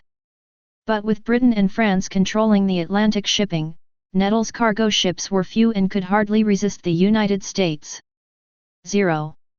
Roosevelt continued to remain neutral in name, but in fact he had already begun to join the Allied forces. Roosevelt's next goal was to reorganize the military and build an army capable of winning World War II. Today it may be difficult for us to imagine how weak the U.S. military was before Roosevelt became president. They can only rank 16th in the world. Don't even mention Poland, they can't even beat Romania. Only 130,000 people in the entire army were equipped with rifles designed in 1903, at that time, Long Wei was still in the Qing dynasty. And the so-called mechanized infantry regiment? It was led by cavalry. Fortune magazine called it the worst equipped army in the world. When World War II broke out, Hitler had already sent out 1.5 million troops to sweep across Poland, and the United States barely expanded its power to 17 countries. In the document, the story came to Roosevelt sharpening his sword. Looking at the throne of world hegemony. This is very difficult. Even with his approval rating. It is impossible to defeat the isolationism rooted in the hearts of the American people. As written in the document 300 years ago, when the Mayflower sailed to the New World, all the grievances of the Old World had nothing to do with them, and they wanted to start a new life in the New World.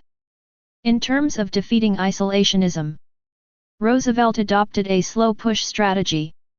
He did not tell Americans on the radio what we should do, just like the fireside chat when solving the economic crisis is actually happening around us, and the problem needs to be solved urgently, but participating in the war is different. It is difficult for the people to be convinced to travel across the ocean to participate in the war on another continent. Therefore, Roosevelt did not say what we should do and what would make us do. Instead, he actually showed them Hitler's atrocities. And raised the favorability of the Allies in their hearts. Tilt the scale in their hearts little by little. Let them lean towards the Allies. In addition to the isolationism that is deeply rooted in people's hearts, there is another most difficult problem. That is the worrying military capabilities of the United States. The United States only has 170,000 troops. And it is expanded. Their rifles are still old-fashioned. Mechanized corps. Cavalry. I am stupid. When I saw the military level of the United States written in the document. For a time, countless viewers were stunned. After seeing the casualties of hundreds of thousands and millions of people in the Soviet-German War. Looking at this mere 170,000. If this is thrown into the European battlefield, it will not be enough to fill Hitler's teeth, right? Even so, they still dream of participating in the war and winning, and getting a share of the pie? The word outrageous popped up in the minds of countless viewers. To put it bluntly, they are just short of writing the 3 words you don't deserve on their faces.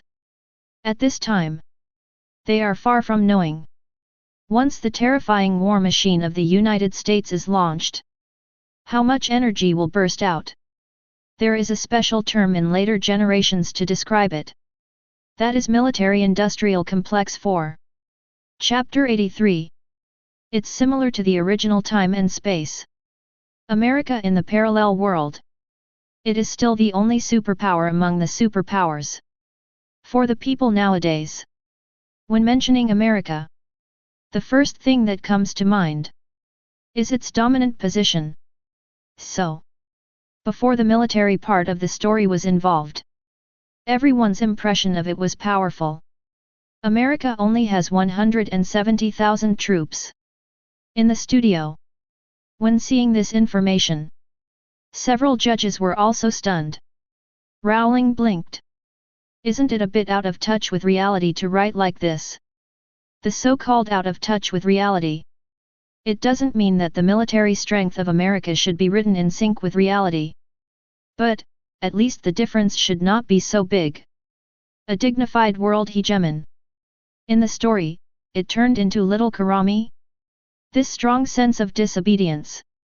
It's always a bit out of place. I think it's understandable. On the side, Leo agrees with the setting of the weak American military in the story. He explained. From the previous content, isolationism prevailed in the United States at that time. In their view, they were originally in the Old World, with the ocean as a barrier, so they naturally didn't need such a strong military force. That's understandable. Leo gave a positive opinion on the setting of the plot. After that, he continued. And this brings up another issue, Roosevelt's expansion of armaments. Since we are ready to join the war and get a share of the pie, the current military strength alone is far from enough. I think the next part is about this part 413. Just as little Leo expected. In the following content, Roosevelt freed up his hands from economic construction. Begin to expand the army. Time is running out for Roosevelt, he must choose a suitable person to make the U.S. military a new look. On September 1, 1939, the day when World War II broke out, Roosevelt skipped 34 generals and directly selected Marshall to promote him from a brigadier general to the Army Chief of Staff. Marshall wandered for half his life and was unsuccessful for a long time. At the age of 55, he was only a lieutenant colonel and became a brigadier general based on his seniority. And when Roosevelt entrusted him with an important task, he was almost 60 years old. But history will prove Roosevelt made an extremely correct choice. Marshall carried out drastic reforms on the U.S. military with extraordinary courage. He eliminated many old generals with outdated ideas and promoted many talented newcomers. He promoted Eisenhower to Major General, appointed Patton to command the armored forces, and transferred Ridge to the Army as Director of the War Planning Office. There were inevitably voices of opposition, but Roosevelt gave Marshall full support, allowing him to let go. Roosevelt also understood that a strong army cannot only have people, but also money. On May 16, 1940, Marshall delivered a speech to Congress.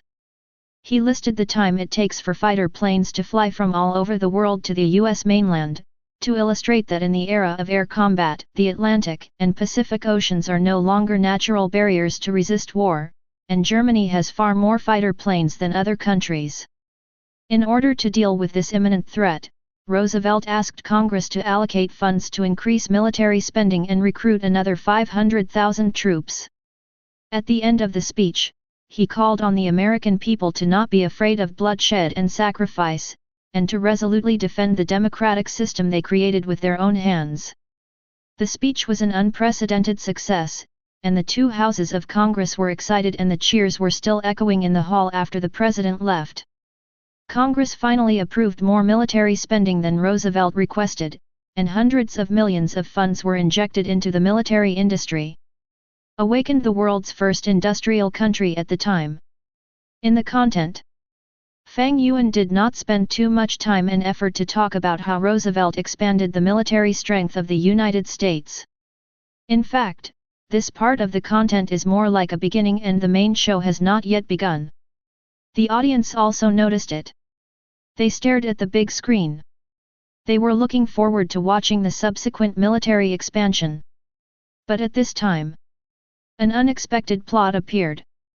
When the U.S. military grew at an unprecedented rate, Roosevelt's second term also came to an end. According to the U.S. Constitution, each president has a maximum of 2 terms and can only rule the country for a maximum of 8 years. According to common sense, he will usher in a glorious retirement and pass the baton to the next president. Just like every president before him. The term has expired. In the story, Fang Yuan's writing suddenly turned. Roosevelt's second presidential term has expired. When seeing this part of the content, everyone was a little stunned. The military expansion has just begun. The story is over? Is the story over here? Not only the audience thought so. On the jury, Miyazaki Hayao was also stunned. The American system stipulates, or rather, Washington's choice has shaped this unwritten rule that a person can serve as president for a maximum of 2 terms, for a total of 8 years. Since the founding of the United States, no one has ever broken this iron rule. So when seeing this part, everyone was a little unprepared. At a certain moment, perhaps Roosevelt himself accepted this outcome. He stared at the presidential throne and stretched out his hand again. No one has ever served as the President of the United States for 3 terms. This is an unwritten iron rule passed down from Washington. Theodore tried, but even he failed despite his great achievements. As for Roosevelt, he gave people the feeling that he never had this intention. He built a library in his hometown and planned to write his memoirs there after retirement. The reporter asked his mother if the president would run for a 3rd time.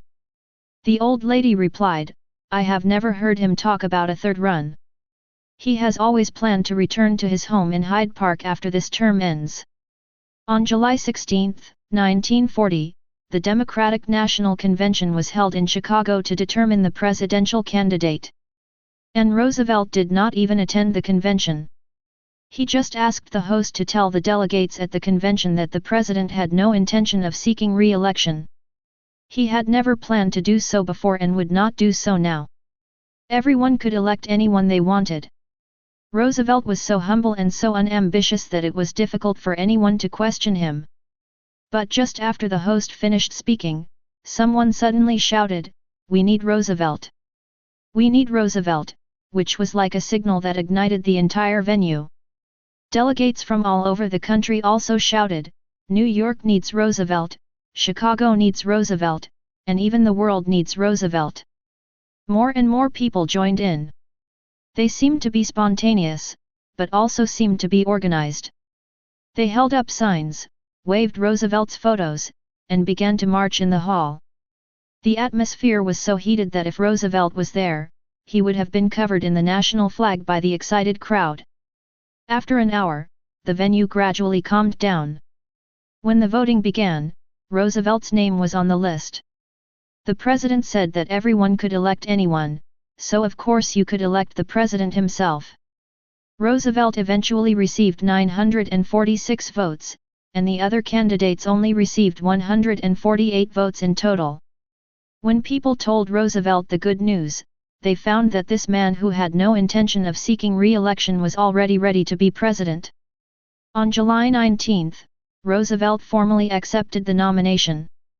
He said that he could hardly refuse, and if the people chose me, then I would do my best.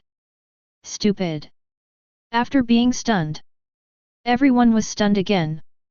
Roosevelt actually broke the iron rule. He was re-elected as president for the third time. When seeing this scene, suddenly, countless people were shocked. FKU. He's serving as president for the third time. Yuan Shen is awesome. He even wrote such a plot. Wow. I'm just saying wow. Is this possible? Why not? In Yuan Shen's story, he is God. If he says it's possible, then it must be possible. To be honest, isn't this a bit outrageous? What's outrageous? It's outrageous. In that case, just based on his approval rating, he was re-elected as president. Is it too much? And he doesn't seem to be unprepared. Those representatives who shouted that we need Roosevelt, I feel like he arranged it. It seems that it's not written into the law that no one has ever been re-elected for 3 terms. Since it's not written, isn't it okay? Rules are always meant to be broken. The audience was shocked. Some people were discussing. Is Fang Yuan's plot design reasonable? But it's just as some people said. Rules. They are always meant to be broken. And as far as Roosevelt's approval rating is concerned, he has a heart. The people are willing. It will come naturally. This is so unexpected. Contestant Fang Yuan actually wrote such a plot, letting Roosevelt serve as president for the third time. I didn't expect this at all. On the judge's seat. When seeing this, Miyazaki Hayao also had a very complicated mood for a while. Just now, when seeing that Roosevelt's second term expired, he really felt that the story might end here. Even if it didn't end, in his opinion, Roosevelt should lead the country in a behind-the-scenes capacity 0. But now, Fang Yuan told him with practical actions. In this story, Roosevelt is the protagonist. His rules are rules. In 1936, on the towering Mount President of the United States, the head of Thomas Jefferson was about to be unveiled, and Roosevelt was invited to give a speech as the current President of the United States. He stared at Mount Rushmore in the distance. The president on it had passed away 100 years ago. Roosevelt's thoughts could not help but drift to many years later. So he said, I think we may be able to go a little deeper and think about those Americans more than 10,000 years later. How will our descendants view us? By then, perhaps these heads on Mount Rushmore have been weathered beyond recognition, but I hope they will believe that we, the 10 generations today, have done our best to leave them a paradise of peace and prosperity. The speech at the foot of Mount Rushmore is Roosevelt's monologue on his historical responsibility. He felt deeply the historical responsibility on his shoulders. Therefore, he became the first person in American history to break the tradition of a maximum of 2 terms for the president, and the only one to this day.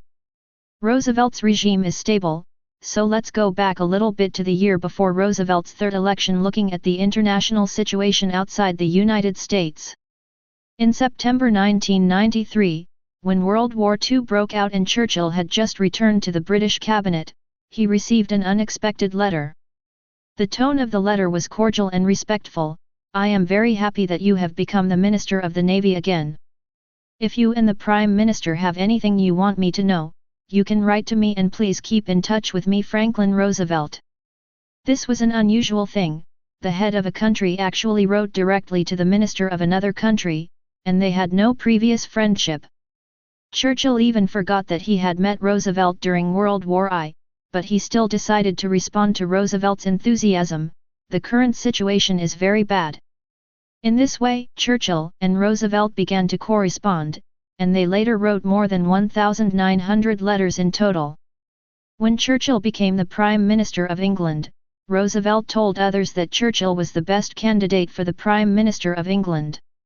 As the iron hoof of Germany stepped across Europe, Churchill gradually became desperate. Those small countries were easily crushed, one after another like firewood hit by an axe, and England's own situation was also precarious. They left 680 tanks, 1,200 cannons, and tens of thousands of cars at Dunkirk. More than half of the destroyers sank to the bottom of the Atlantic Ocean, and the entire country was left with only 238 aircraft and 500 cannons, many of which were found in museums. In such a desperate situation, Churchill still promised that we would neither surrender nor fail, and we would fight to the last moment. So he placed his hopes on America and called on the New World to do everything it could to save and liberate the Old World. Churchill asked Roosevelt for help. So a list of astonishing munitions was handed over to Roosevelt, and everyone around Roosevelt opposed this plan. 2.0. They were worried that the English would not be able to escape the fate of national destruction even if they received the aid, and would only give these munitions to the Germans in vain. What's more, America was also rebuilding its armaments, which was in urgent need. I feel very sorry. I think we are not able to provide any help to England. Marshall's words reflected the general view at that time. But he was surprised to find that Roosevelt not only refused to listen, but also insisted on selling the most advanced weapons to England, including 12 B-17 bombers. This was the top strategic bomber in the United States at that time. There were only 52 in total, and Thunberg was going to take nearly one-fourth of it. This will seriously weaken our defense capabilities, Marshall warned. There are many people who share the same view as him, including Roosevelt's military advisors, congressmen, and Minister of War. They all firmly opposed the sale of any medical one. General Walter was even more impolite. He said that everyone involved in this arms deal should be hung on a telephone pole for public display. After serving as president for the third time, Roosevelt expanded the army while actively participating in the World War. He began to pay attention to the situation in Europe. He began to write to Churchill. Although Churchill is not the Prime Minister of England yet. As the saying goes, the truth is always in the hands of a few people. In this part, Roosevelt is undoubtedly that minority. He insisted on supporting England, and the people around him were against it. However, Roosevelt still insisted. History will eventually prove that he was right. The following story. It also happens to confirm this point. In the room, Fang Yuan continued to write. Chapter 84. But Roosevelt turned a deaf ear to these objections because he understood that England was too important. As long as England was still there, the United States could use England as a springboard to launch an offensive on the European battlefield. This was exactly the case with the Normandy landing 4 years later. But if England also fell, the United States would no longer have a foothold in Europe. Faced with the shrinking encirclement of Germany and Japan, it could only be trapped and die in the isolated land of America. In his 6-month situation analysis, Roosevelt wrote that if the United States could provide arms to England, England would be able to hold out until early 1941. France would also resist in North Africa, and Japan would not act rashly. So in the matter of aiding England, Roosevelt overruled all opposition and made a dictatorial decision. He used all his authority to force military generals to remain silent. According to regulations, weapons could be sold as long as they were considered redundant. Roosevelt forced Marshall to admit that the 500,000 rifles, 76,000 machine guns, 895 cannons, 93 bombers, and 100 million rounds of ammunition that were about to be shipped to England were all redundant. Marshall said indignantly, "This is not the first time in my life that I have said something insincere and said one thing and thought another. 500,000 rifles, 76,000 machine guns, 895 cannons, 93 bombers, and 100 million rounds of ammunition are all redundant." Redundant? What a niche word! However, this also fully proves Roosevelt's determination. Even if millions of people block him and billions of people oppose him, he will also have a share of the pie in this World War II that will change the world pattern. Ordinary Americans cannot see the situation clearly, and the importance of this war. But as the President of the United States, as the head of this big family, he deeply knows his responsibilities. It seems that the isolationism of the United States is still serious. Even with such a high approval rating, Roosevelt still can't do whatever he wants. Even things like selling weapons have to be done secretly. Jiang Wen sighed. Although from this plot point of view, the content described in it is contrary to the previously emphasized that Roosevelt has almost dictatorial and almost unlimited power. But fortunately, the premise of isolationism has been laid. This part of the plot is not inconsistent. 09. Although Marshall was dealt with, when it came to the final delivery, Minister of the Army B. Woodring refused to sign and tried to make a last-ditch effort. After hearing this, Roosevelt gave him the most direct order as president, and Woodring had to do it. In this way, the unarmed British Army got weapons from the United States. Almost all of Churchill's needs were met, with only one exception: destroyers. In the English Channel, destroyers are very suitable for guarding against German troops.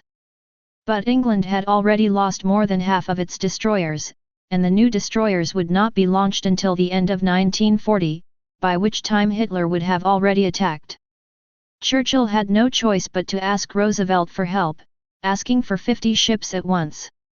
It didn't matter if the equipment was a little poor, as long as the number was sufficient. Roosevelt would not do a loss-making deal, so he asked Churchill to exchange for 8 overseas military bases, with a lease term of 99 years. Churchill had no choice at all. The threat from Germany was imminent, and who else but the United States could come up with 50 destroyers at once?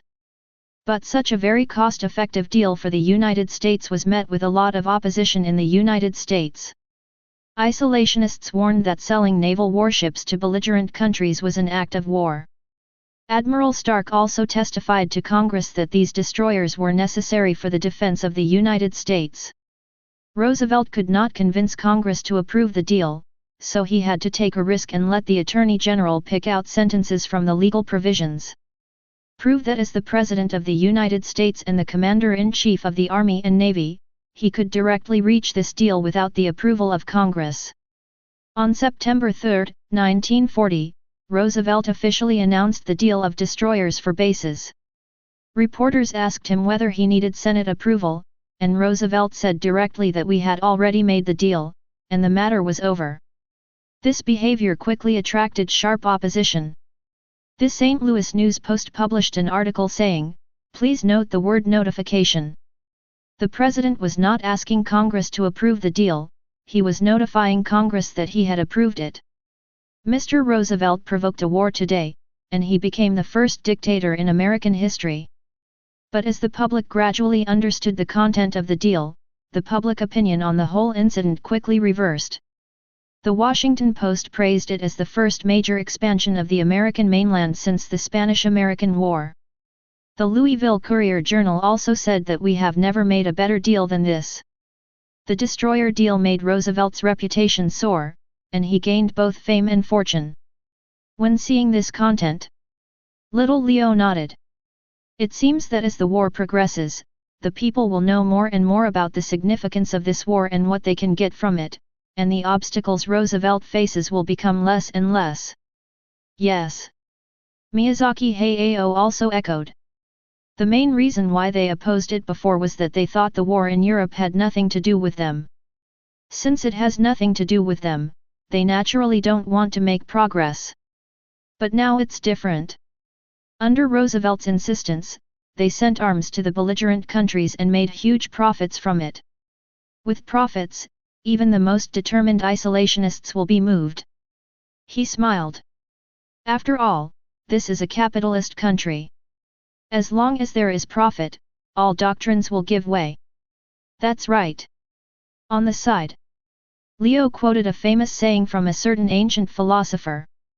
With 20% profit, capital can become active. With 50% profit, capital will take risks. With 100% profit, it dares to trample on all laws in the world. And now, I believe that in the face of the profits from arms trade, even the most stubborn isolationists will be crushed.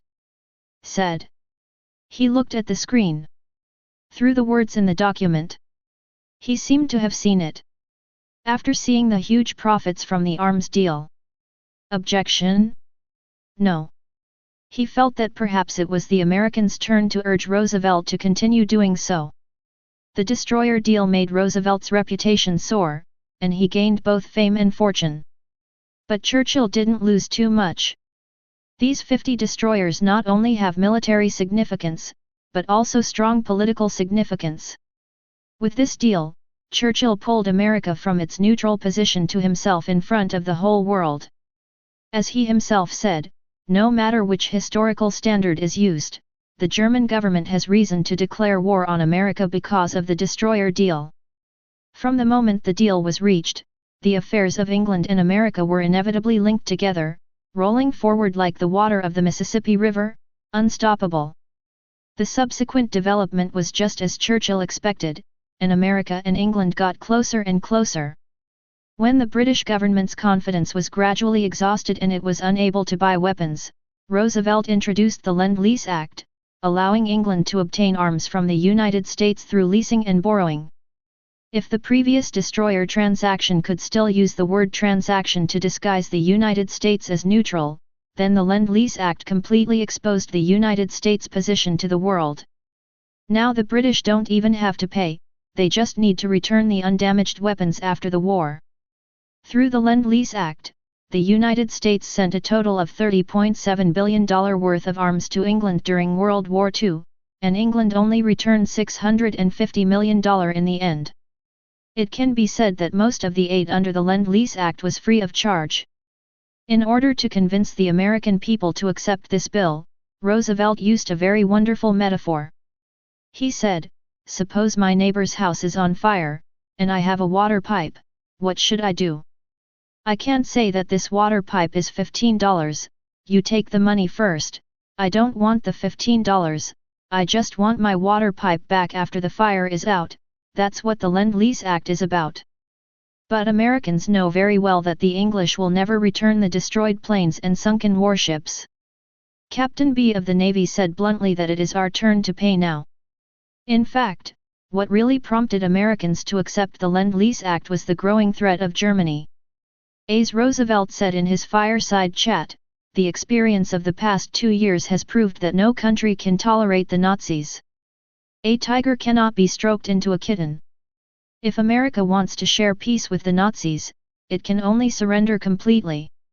At the end of the conversation, Roosevelt officially announced that America would become the arsenal of democratic countries. This speech and the implementation of the Lend-Lease Act aroused strong opposition from Germany. The Nazi newspaper People's Observer claimed that we now know who we are fighting against. The final battle has begun. The German High Command also believed that America was equivalent to declaring war on Germany. Raeder and Dönitz asked Hitler to send their wolf-like submarine forces to hunt American ships in the Atlantic. Under the trend of real money and silver interests, Roosevelt's arms sales plan finally cleared the obstacles. In the eyes of Americans, their president is doing this to make profits for the country. DJ. Is it true? Of course not. Taking advantage of the war to make war money. It is indeed what Roosevelt did in the early days. This is not false. But this is not, or it is not all his goals. So when isolationism was gradually broken and England could no longer afford to buy weapons, Roosevelt simply started giving them away for free. And such a move, naturally, it also aroused the hostility of Nazi Germany. It seems that America is going to join the war. When I saw the end of this paragraph, seeing that the German army thought that America was declaring war on them, countless people's eyes lit up. They felt maybe Hitler was about to attack America. But the plot was not like this. Hitler showed sufficient determination here. Hitler showed sufficient strategic determination. He repeatedly warned the Navy that under no circumstances should they clash with American ships outside the restricted area. Even if they were within the restricted area, they must have clear orders to act. The reason why the Navy was suppressed and not allowed to attack American ships was because Hitler did not want anything to interfere with his upcoming big plan. This plan is so important that he has spent several months on it. In the story, the situation that the audience expected did not happen. Although it was known that America was continuously supporting England. But there was no conflict between Germany and the United States. Hitler strictly controlled the Navy. Order them not to clash with the mold. According to the timeline in the story should be on the eve of the Soviet-German War. At this point in time, Hitler does have reason to be restrained. Leo made a slight calculation. Understand Hitler's idea. But unfortunately, he made all preparations, but he didn't expect that even if he didn't start a conflict with the United States, he would still lose in the war with the Soviet Union. Aside. Miyazaki Hayao also thought of this. He nodded. 853. Yes, if there was a conflict with the mold before the war with the Soviet Union, and the war with the United States, Hitler obviously couldn't bear such pressure. After all, they were fighting England on the Western Front. Once the war with the United States started, it would undoubtedly be a three-front war. Hitler's planned action was a war with the Soviet Union. Before he and the Soviet Union had a decisive victory, he did not want to conflict with the United States at all. But what he did not know was that Roosevelt had already predicted this. If Hitler had read the text of the Lend-Lease Act carefully, he would have found that the aid was not concentrated on England, but any country that the American president considered important to national defense. Why didn't Roosevelt specify which countries? Which country made Roosevelt feel that he might support in the future, but he couldn't say it now? Everyone had seen the plot of the Soviet-German War in advance. So they knew what Hitler's plan was. However, Roosevelt had not seen it. But he had already predicted it. Even in the text of the Lend-Lease Act, he had laid the groundwork for this.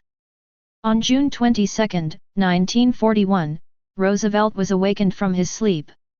His men told him that Germany had just launched an offensive against another country. If you want to say when the Americans embarked on the road to world hegemony, it was on this day. On June 22, 1941, Roosevelt was awakened from his sleep.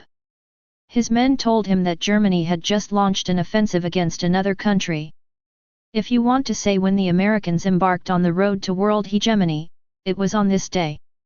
Germany and the Russians, the two most powerful countries in Eurasia and the two countries that pose the greatest threat to the United States, decided to kill each other on this day. This is a gift from God to Roosevelt. He now has the greatest initiative. Except for him, all the players have already left the field, and the last person to leave the field can often take away the fruits of victory. The outbreak of the Soviet-German War confirmed the intelligence Roosevelt had received in the past few months. And he had already thought about what to do next. Roosevelt had already thought about what to do next. If America embarked on the road to world hegemony on a certain day, it was yuking. Such a statement. For a time, it made all the audience inside and outside the studio curious. What was Roosevelt's next step? What was his next step? And why did he say that America embarked on the road to world hegemony on this day? All kinds of questions lingering in the minds of the audience. However, Fang Yuan did not let the audience wonder for too long. In the creation room, he did not stop. Then he began to create the next content. Chapter 85. On June 24, Roosevelt announced that he would do everything he could to aid the Soviet Union. This once again attracted opposition from others. The U.S. Army told Roosevelt that from their professional military perspective, Hitler only needed 1 to 3 months to conquer the Soviet Union. The British military department also held a similar view, and they gave a time of 6 to 8 weeks. The situation at the beginning of the war seemed to confirm their words. The German army crossed the Dnieper River in 2 weeks and entered the Soviet city of Smolensk in less than a month. Hundreds of thousands of Soviet troops were strangled in encirclements.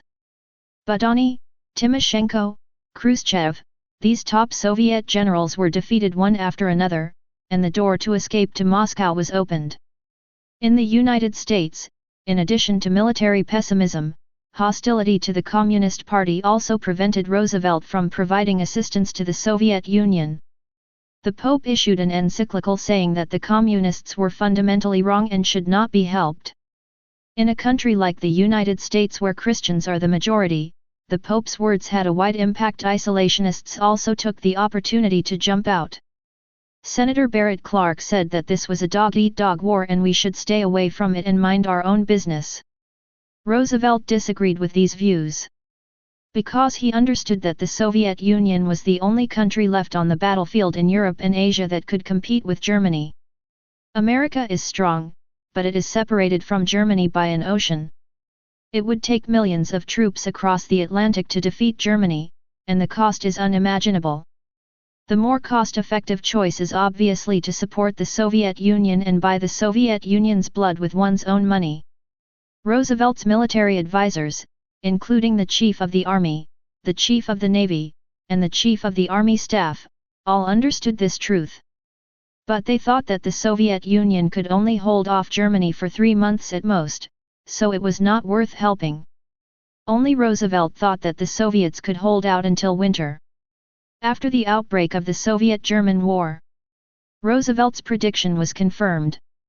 When the whole world was pessimistic about the Soviet Union, they thought they would lose the war with Germany. Only he insisted that the Soviets could hold out until winter. And once winter came, the situation would be reversed. The audience who have read the previous content. At this time, of course, they knew that Roosevelt's prediction was correct. The Soviets not only held out until winter and crushed Hitler's attack, launched a major counterattack. However, they in the story did not know. This also shows Roosevelt's vision was extraordinary. Roosevelt sent his most trusted deputy, Hopkins, who was known as the Shadow President. He asked Hopkins to visit Stalin in person, to ask what materials the Soviet Union needed, and to find out the other side's strength. When Hopkins finally met Stalin in the Kremlin, he found that the Soviet leader was stern, rough and firm. He didn't say a word. He understood his intentions, and also understood Roosevelt and the United States' intentions. Stalin told Hopkins a lot of details about Soviet military production, and his frank attitude shocked the American ambassador to Moscow. When talking about the materials that the Soviet Union needed most, Stalin said that if we were given anti-aircraft guns and aluminum, we could fight for 3 or 4 years, and the industry. This shocked Hopkins. If he was worried that he would be defeated soon, he would not have given aluminum such a high priority. At the end of the talks, Stalin once again said that they would definitely hold on. But the supply problem will become serious next spring, and we need help from the United States. The trip to the Soviet Union greatly encouraged Hopkins. He told Roosevelt that the people here were extremely morale-filled and determined to win. This made Roosevelt more determined to support the Soviet Union. When he heard that the 6 departments involved were not coordinating well and were arguing with each other, he personally intervened and flew into a rage. Interior Secretary Ickes felt that this rebuke was the most intense I had ever seen. Under Roosevelt's strong push, the Soviet Union was officially included in the Lend-Lease Act in November 1941. However, the initial aid was very limited. In 1941 and 1942, when the Soviet Union was in the most difficult situation, the United States only provided a total of $1.37 billion in supplies. This only accounted for 14.5% of the total US aid to the Soviet Union. It can be said that the Soviets won the Battle of Moscow entirely on their own, and won the Battle of Stalingrad with only a small amount of aid. When seeing this part of the content, countless people were deeply shocked. Before, in the previous content, they only saw that England, under the leadership of Churchill, blocked the German attack in the English Channel. They only saw that the Soviet army, under the leadership of Stalin, blocked and launched a major counterattack against the German army. Originally, they thought all this was a victory. It was all because of themselves. But now, it turns out that Roosevelt has always been behind this. Roosevelt was not stingy, he just had the will but not the ability. After the Soviet Union was included in the Lend-Lease Act, something happened in just 1 month that he had never expected.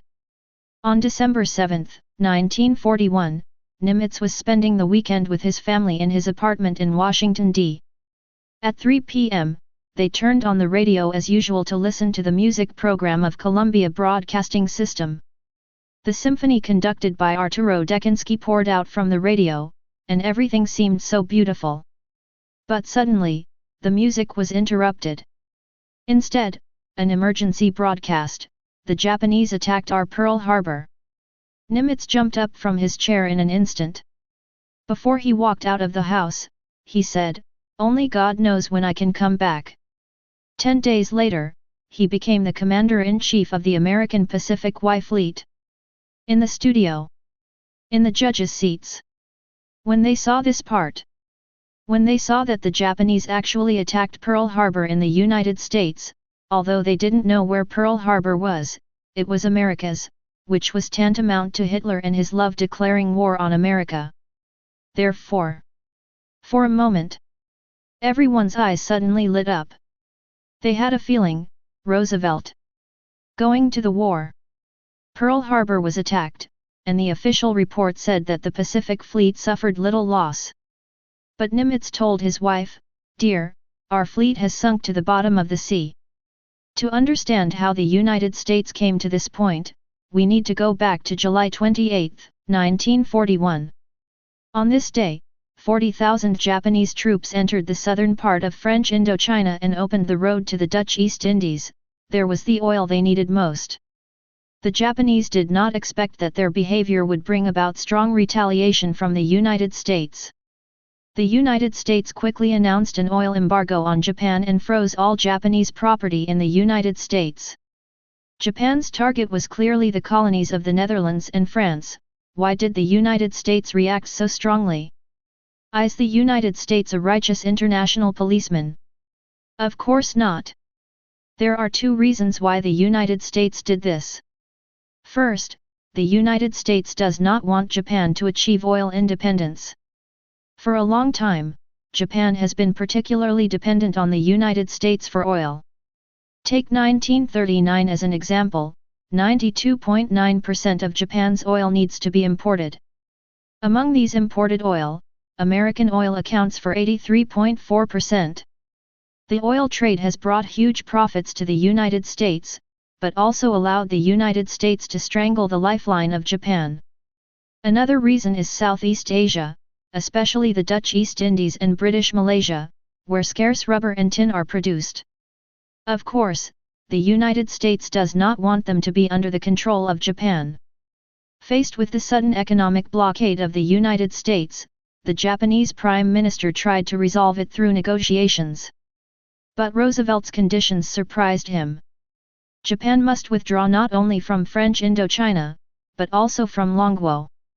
Because in the previous content, Fang Yuan has always focused his perspective on the European battlefield. Focus on Germany and Hitler. Because of some reasons. For the Asian battlefield, the war between Japan and Daxia. He dare not involve too much, Dog had to save his life. Because, when seeing this part, When seeing the friction between Japan and the United States, everyone was a little surprised. Why did Roosevelt speak for Longwo? Is he a great philanthropist? Of course not. Roosevelt still started from the interests of the United States itself. And a Longwo occupied by Japan is not in the interests of the United States. America's attitude towards Longwo was already stated in the Washington D9 Power Treaty, open door, equal benefits. America opposes any country, especially Japan, to monopolize Longwo. For a country like the United States with strong industrial strength and developed socialism, what he hopes most is that you open up the market and let him engage in free competition. Then no one can make more money than him. In Roosevelt's eyes, the most ideal East Asian pattern is that the warlike and relatively developed industrial Japan is confined to a small land. And the vast Longwo is ruled by the pro-American comprador GMD. So it is not difficult for us to understand why Roosevelt asked Japan to withdraw its troops from Longwo. Roosevelt also knew that he was asking Japan to spit out all the results of the previous 10 years of aggression. This is not realistic. And once the negotiations broke down, it is likely to trigger a war. Under great risks, Roosevelt once wanted to compromise and allow Japan to withdraw its troops only from French Indochina, and did not make clear requirements for Longwo, but only said that he was willing to play a role as a mediator between the two countries. This idea was strongly opposed by Churchill. Churchill was worried about losing Longwo, worried about losing England's most important ally in the Far East against Japan. His judgment was very accurate. In the later Burma battlefield, Longwo did help them a lot. Under Churchill's strong opposition, Roosevelt wavered. And when he learned that the Japanese had sent a 50,000-man transport fleet to Southeast Asia while negotiating with him, he completely changed his attitude. Roosevelt became very tough. Now he demanded that Japan withdraw its troops from Longwo, give up all the territories and concessions it had acquired overseas since the beginning of the 20th century, and withdraw from the Axis alliance. The news reached Japan, causing outrage among the Japanese high-ranking officials. In their view, this was simply an insult. At the Imperial Conference, the speaker of the book review said on behalf of the Emperor that if we surrender, we will lose all the gains since the Sino-Japanese War, and even the Manchurian incident at one time. Now that the security of the country is threatened, the military achievements of Emperor Meiji may come to nothing, and we have no choice. Roosevelt knew very well that the Japanese would never accept his conditions. The Japanese hate us, and they will deal with us sooner or later. 2 days before the Pearl Harbor incident, Roosevelt asked Minister Luj a question, how to lure them to become the first villain, but also not allow us to take too much risk ourselves? This sentence reveals Roosevelt's true thoughts. He knew the negotiations would break down, he knew the war was coming. And he was just waiting for the Japanese to make the first move. All the Americans in the Central, South, and Western Pacific had received the war alert. The Enterprise was heading for Wake Island, and the Lexington was heading for Midway Island. Roosevelt had planned everything, but he missed a loop. He didn't expect the Japanese to target Pearl G in the Northern Pacific. Not only him, but the entire American high-level officials didn't expect it. They detected that Japan was sending reinforcements to Saigon and sending a fleet to the Gulf of Siam, but there was no military movement directed at Pearl G. Pearl G was too far from Japan and the risk was too great. Only a small amount of intelligence believed that Pearl G was the target, and the vast majority of intelligence pointed to a more reasonable choice, Southeast Asia and the South Pacific. Even on December 7, when the United States intercepted the Japanese ultimatum in advance, everyone still insisted on this judgment. Marshall issued a warning to the Pacific forces. He first notified the Philippines, then the Obamas, and finally Pearl Harbor. Before the warning was delivered, Yamamoto Isoroku's ghost-like fleet appeared in Pearl Harbor, and everything was too late. A full 6 aircraft carriers stood on the sea level like pagodas, and 354 fighters took off from the carriers and launched an unprecedented bombing of Pearl Harbor. The news reached the White House and caused a panic. Hopkins' first reaction was that the news was wrong. It couldn't be Pearl Harbor, it must be Naoto. But Roosevelt had already woken up. He hugged his head with both hands and said in despair, oh my God, how could this happen? Now I am nailed to the pillar of shame in history. In the story, Fang Yuan first explained the fact that Japan attacked Pearl Harbor in the United States. Then he went back to detail the reasons and process of this incident. When seeing this part of the content, everyone's expression was a little strange. Could it be that Roosevelt? Did he really not know that Japan would attack Pearl Harbor? For this question, everyone was skeptical. Because in their opinion, although American isolationism was broken, but the attitude of ordinary American people towards the war, it was still just selling arms and participating in it to gain benefits. This was far from what Roosevelt hoped to see. To participate in the war in person. So, how can we break the barriers in these people's hearts? To create opportunities for participating in the war? Nothing is more suitable than being attacked. Whether it can be expected or not, it is undeniable that Roosevelt has finally got what he wanted. He finally has a reason to join the war. Miyazaki looked at the screen, looking forward to it. Through the screen, he seemed to have seen a war monster that has been hiding on the edge of the battlefield and constantly developing itself awakened. And his entry will bring a huge shock to the whole world. In fact, Miyazaki's seemingly seeing is not empty. Because the following content, it will also shock him completely as he expected. Because, after this, the first industrial country has been completely started. Chapter 86. Now, Roosevelt really has a reason to join the war. The American fleet was attacked. This time, even those who oppose it can't find a reason not to join the war. In the studio, Zhang Wen also said so. And on the big screen, the content that appeared immediately, it was exactly as he thought. Roosevelt understood what Pearl G meant. That was the headquarters of the Pacific Fleet. 4 of the 8 battleships anchored there were directly sunk and 3 were severely damaged. The American Navy was still adhering to the idea of big guns and big ships at the time. Compared with aircraft carriers, battleships were the ships they valued most, but now they have no battleships available in the Pacific. Congress reacted very violently. Senator Tom Connally slammed his fist on the table and asked Roosevelt loudly, why were our warships attacked at Pearl G like tame ducks? How did they defeat us before we even put on our pants? I don't know, Roosevelt said in a low voice with his head down, I really don't know. Roosevelt said in Congress. Yesterday, December 7, 1941 will become a day of national infamy in our country. The United States of America was attacked by the Japanese Navy and Air Force on this day.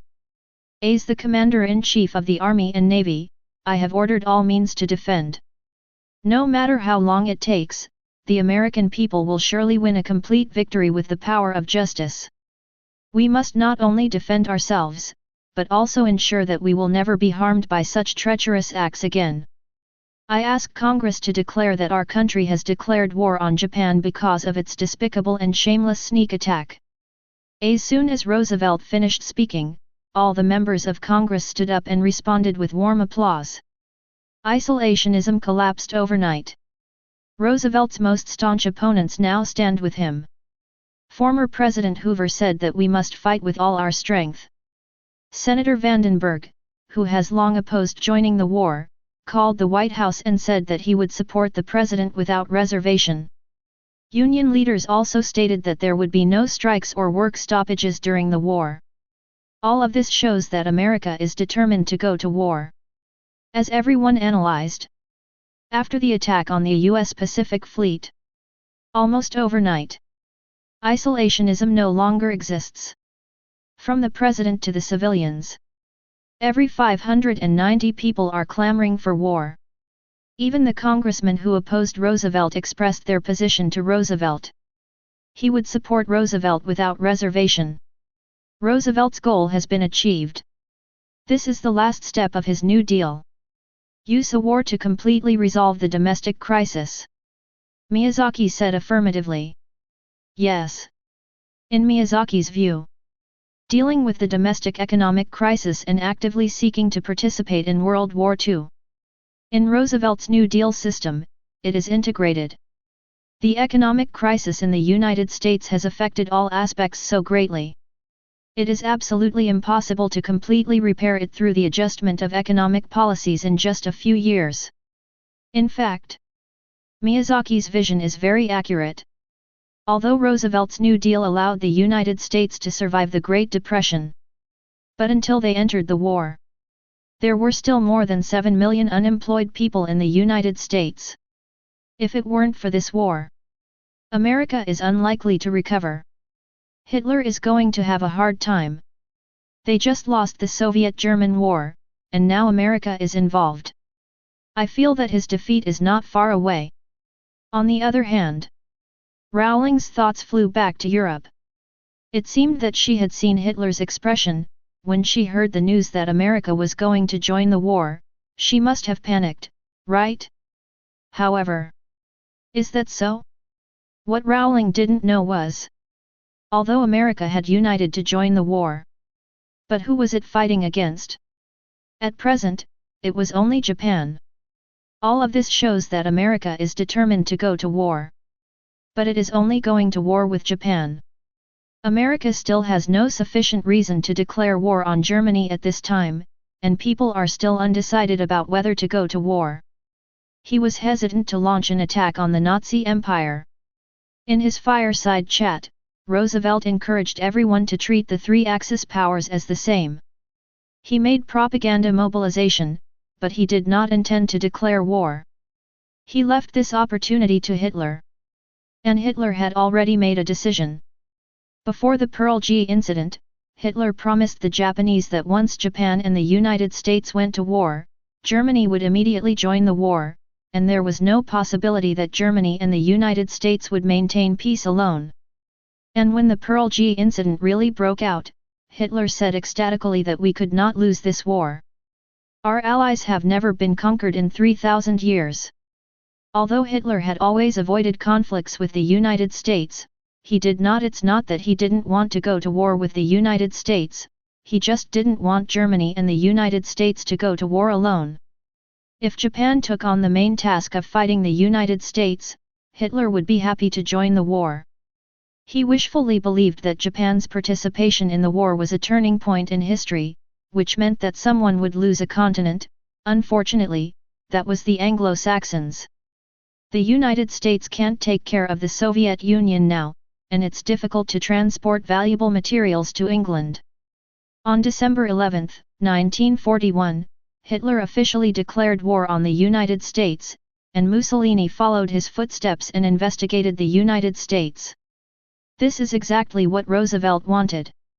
Now no one will doubt which battlefields the United States should send troops to and which countries it should attack.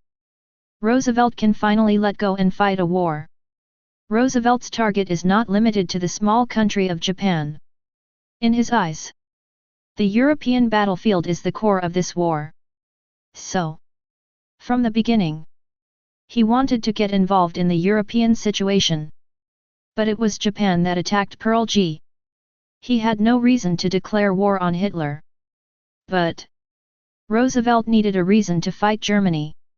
But Hitler didn't need it at all, or the best reason for America to declare war on Japan, because they belonged to the same camp. So, a very interesting scene happened. Roosevelt wanted to declare war on Germany. Hitler also wanted to declare war on America. And when the war started, Roosevelt and Hitler were happy about it. In the studio, when Rowling saw this part of the content, she was a little stunned. What she didn't expect was, Hitler was actually delighted by the United States' personal participation. He was even fanatically delighted to see this situation. What's going on? After Britain and the Soviet Union, another big country entered the scene. Not only was he not afraid, but he was not very happy to see it. Rowling didn't understand. But it's not difficult to find the answer to this question. Leo quickly thought of it. He explained with a smile. In fact, Hitler's reaction is easy to explain. Although before the official declaration of war, America seemed to have no end. But they continued to provide aid to Britain and the Soviet Union, and this behavior was no different from participating in the war. But after all, the two countries have not declared war yet. Although Hitler was annoyed with Roosevelt, America was isolated overseas, so he had no way to do anything. So now that America has come to the front, he is happy to see it. Leo briefly explained. Rowling gradually understood. And on the side, Hayao Miyazaki also nodded. Yes, this is undoubtedly the best situation for Hitler. After all, once they join the war, I believe that with the current strength of the United States, they may no longer be able to provide assistance to England and the Soviet Union. This will greatly reduce his pressure. The reason why Hitler was happy about the United States' entry into the war. Just as Miyazaki said. In fact, the so-called declaration of war was just a verbal statement of Hitler. The distance between Germany and the United States was too far, and the vast ocean was the best barrier between the two countries. Therefore, the significance of the United States' participation in the war was more beneficial than harmful to Hitler. The United States was dealt with by Japan. And he could finally free up his hands to deal with England and the Soviet Union without assistance. DJ. After the United States joined the war, is it really unable to provide assistance to other countries? After the Pearl Harbor incident, Roosevelt's biggest headache was that they had lost too many warships, and their naval power had fallen behind. The United States could certainly rely on its strong industrial strength to produce new warships, but this would take time. The Essex-class aircraft carriers and Independence-class aircraft carriers that the United States later mass-produced would not be officially put into service until the end of 1942. During this window period, Roosevelt could only choose a suitable person to lead the incomplete Pacific Fleet and hope that he could turn the tide. Roosevelt chose Nimitz, and he promoted Nimitz from a major general to a four-star admiral and appointed him as the commander-in-chief of the Pacific Fleet. Nimitz himself was very surprising. He was only the director of the Bureau of Navigation at the time, and all 28 generals were older than him. But Roosevelt was very determined and told Nimitz to go to Pearl Harbor as soon as possible and stay there until the Japanese were defeated. This decision was later proved to be very correct. In the Battle of Midway, facing the 4 Japanese aircraft carriers, Nimitz dared to use all 3 aircraft carriers available in the Pacific Fleet at that time to fight a decisive battle with the Japanese. In the case of inferior forces to the enemy, he won an amazing victory of 1-for-4 with fewer troops, and achieved a turning point in World War II just half a year after the war began. In addition to fighting Japan personally, Roosevelt we also strengthened our assistance to Longwo, hoping that we could help relieve the pressure on the United States at that time. At that time, Longwo's last external transportation line, the ground road, had been cut off. But Roosevelt promised that no matter what progress the Japanese made, we would always find a way to send planes and military supplies to Longwo. And the method he mentioned was the hump route. This route would cross the Himalayas, which was considered a restricted air zone, and transport supplies from Assam, India. The hump route was at a high altitude and had a bad climate. There were often so many wreckages of planes that crashed that later flights could even fly along the reflective debris of comrades' crashed planes. The hump route was the longest-lasting large-scale air transport in World War II, transporting a total of 650,000 tons of supplies to us at the time.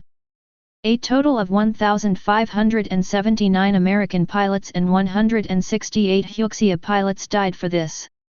In addition to assisting Longwo, another important decision Roosevelt made was to adopt Marshall's strategy of promoting Europe and protecting Asia.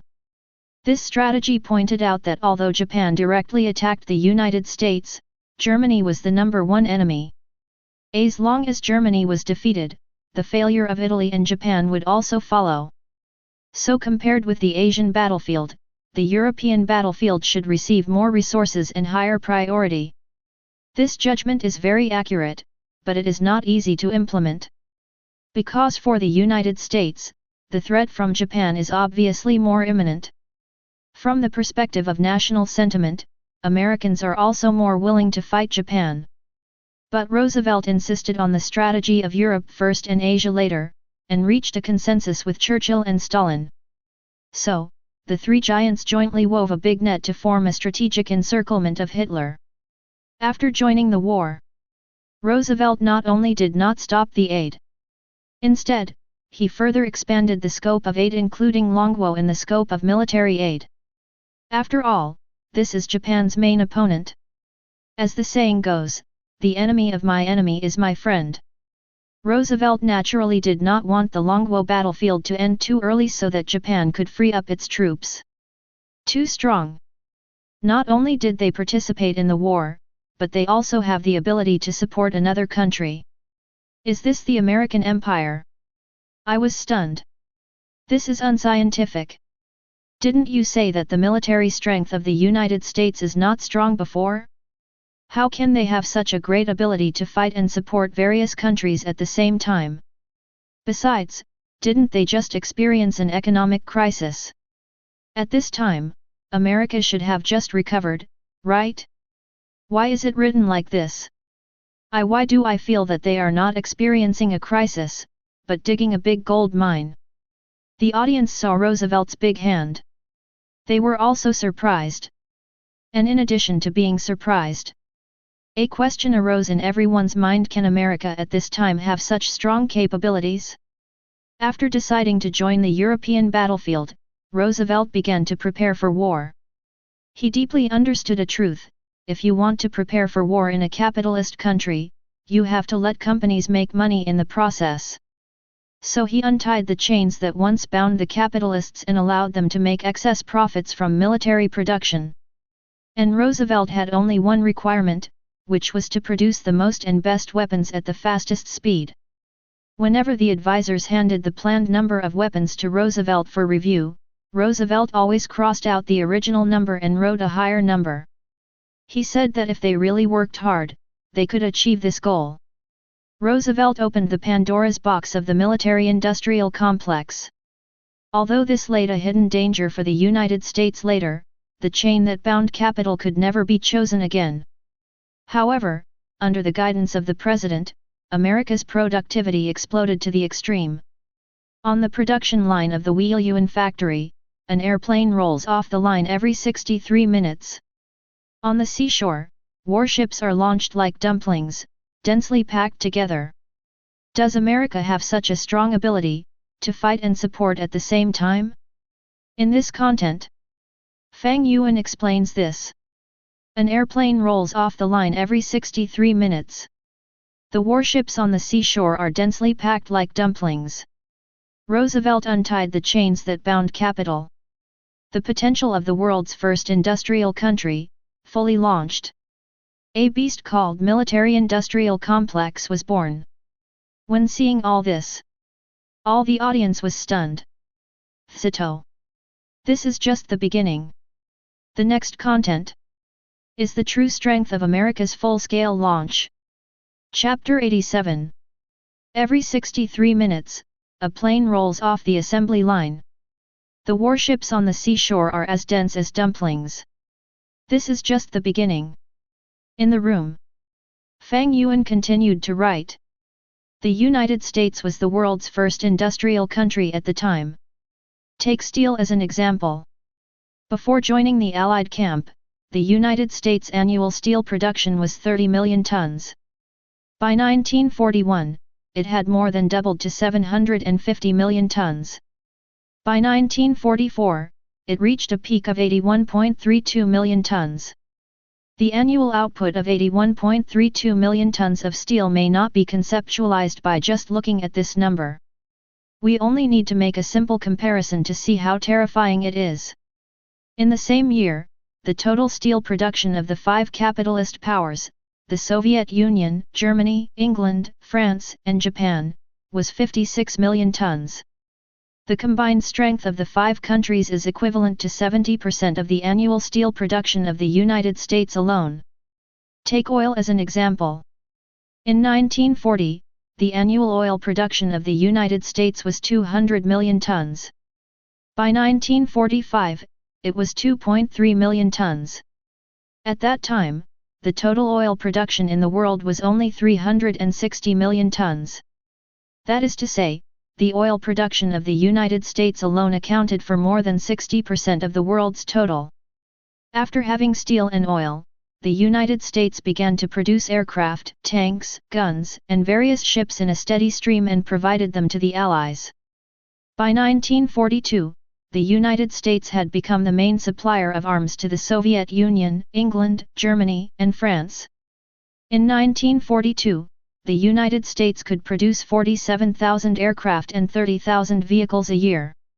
An average of 128 aircraft and 82 tanks can be produced every day. This means that the new aircraft and new tanks that come out of the production line every day can equip 3 flying squadrons and an armored regiment. This is just one day's productivity. In 1942, England lost more than 500 tanks in the Battle of El Alamein. Following that, America supplemented it with 600 brand new tanks. In the famous Normandy landing, the Allies dispatched more than 10,000 aircraft, and the Allied aircraft in the sky were overwhelming, as dense as raging locusts. On the other hand, what about Germany? There were only more than 400 aircraft. This was entirely brought about by the joining of America. The world's leading industrial production capacity coincided with the global war like World War II, allowing America to fully release its energy. After the war, America dismantled and gave away the aircraft, tanks, battleships, and other equipment they produced for free. The service time of these warships was less than 5 years. As for equipment that was inconvenient to bring back to the mainland, such as tanks, they destroyed many of them on the spot. This shows how wealthy America was at that time. In addition to the Air Force and Army, America's strength and productivity in the Navy should not be underestimated. In World War II, aircraft carriers have replaced battleships and become the new generation of maritime hegemons. Japan attaches great importance to the development of aircraft carriers. Before World War II, they had the foresight to independently develop and build the most advanced aircraft carriers and carrier-based aircraft in the world at that time. After the outbreak of World War II, Japan spared no expense to build 29 aircraft carriers. However, in front of the U.S. Navy, these are not enough. Since the outbreak of the Pacific War, in just over 3 years, a total of 147 aircraft carriers have been built in the United States, 113 of which are light escort aircraft carriers. The United States produced 36 aircraft carriers every year. In 1943, when the war was at its most intense, the United States went all out and mass-produced 50 Casablanca-class escort aircraft carriers, with one aircraft carrier launched almost every week. Not only was the speed of building aircraft carriers very fast, but the ability of repairing aircraft carriers was also quite strong. In 1942, an American aircraft carrier was attacked by a Japanese attack fleet in the Battle of the Coral Sea and was severely damaged. The Japanese determined that it would take at least 2 months to repair the aircraft carrier. In fact, the Americans only took 36 hours to complete the repair work. In addition, there were about 60 battleships and cruisers, more than 1,000 destroyers and frigates, and more than 200 submarines. The United States not only focuses on the number of ships, but also has a huge fleet of landing ships, totaling 64,500 ships, not including various auxiliary ships. In addition to the production capacity of military weapons and equipment, the United States has also demonstrated amazing strength in military supplies. The United States is the world's largest food producer and exporter. In addition to meeting the needs of itself and its allies, its grain storage is also very sufficient. They have so much grain that they have to use it to produce alcohol and other materials to alleviate the problem of excess inventory. What is an industrial power? This is called an industrial power. After seeing this content, everyone was stunned. The steel production exceeded the total of several countries including Britain, France, and Germany, and there was still some left. The oil production accounted for most of the world's share. In addition, tanks, aircraft, ships, and other military equipment and materials. At that time, the industrial production of the European continent was almost stagnant, and it was even more unable to compete with the United States in these aspects. For a while, everyone was stunned.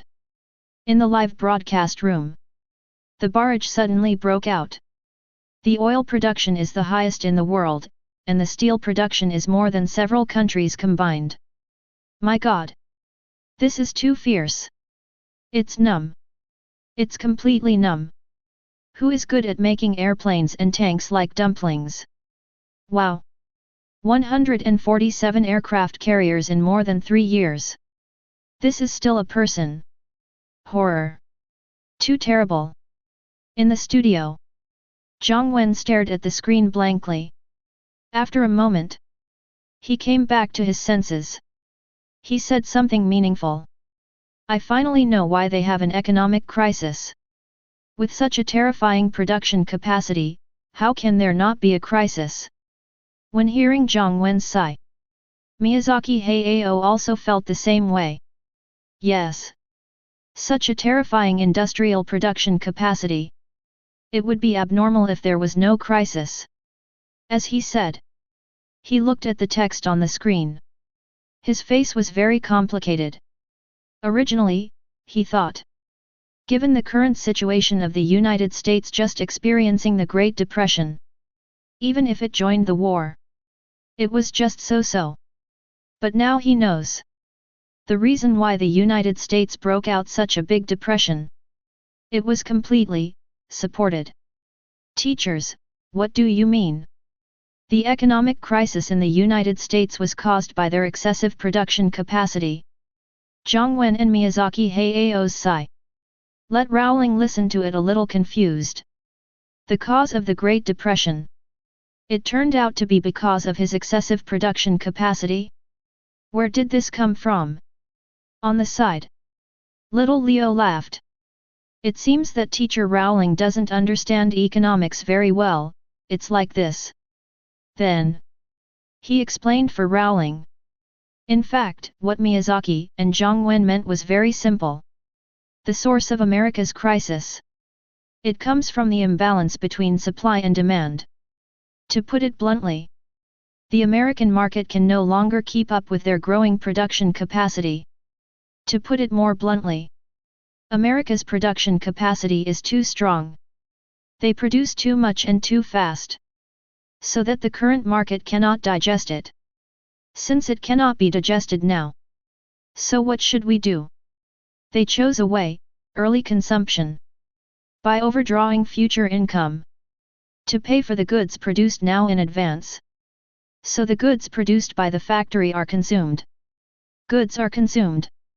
Production capacity is further improved. Production capacity is further improved. More goods are produced. Overdraw the future again to consume it. Production capacity is further improved. Overdraw the future again. Such layers are stacked. Eventually, the prosperity of the entire market is shaped. So the stock market keeps rising. In the end, everyone puts money into the stock market. Finally, the potential of the market is completely drained. People no longer have a future to overdraw. And it will take at least 20 years for the next generation to grow up. Boom. The bubble bursts. The entire market collapses. So that's what happened. It turns out that America's economic crisis is not because they are too weak, but because they are too strong. They almost ate themselves to death. Good. I'm really saying good. They almost ate themselves to death because they are too strong. 6. Plus. Before, I was wondering, how could a person who just recovered from the economic crisis have such strong strength to produce so many things? It turns out that this is the reason. The production capacity is too strong, but the domestic consumption is not possible. Now there is a war sweeping the world. Isn't this just right for America? This is called dung beetles meet dry stools, and they come at the right time. Awesome! No wonder Roosevelt wanted to join the war. It turns out that he had already seen this point. This war is a godsend for America. Leo's explanation is easy to understand. The audience also understood it. And the more they understood, the more shocked they were. America has such a strong production capacity. And it just so happens that the meat grinder of World War II needs to be produced continuously and then destroyed. Is there any stage in the world more suitable for America than this? People in later generations talk about the establishment of America's hegemony from World War II. Why did they become the world hegemon through a war? Some people attribute it to it watched the fire from the other side of the river in the early stage of the war. It made a lot of money by selling arms. And in the later stage of the war, it became a victorious country by entering the war. It seized the rich fruits of the war. In fact, this view is very one-sided. The reason why America became the world hegemon after World War II. Its greatest significance is that it owns the entire world market. It can finally release its industrial capacity to its heart's content. Sell the products it produces to the whole world. It was the start of World War II that reshuffled the whole world.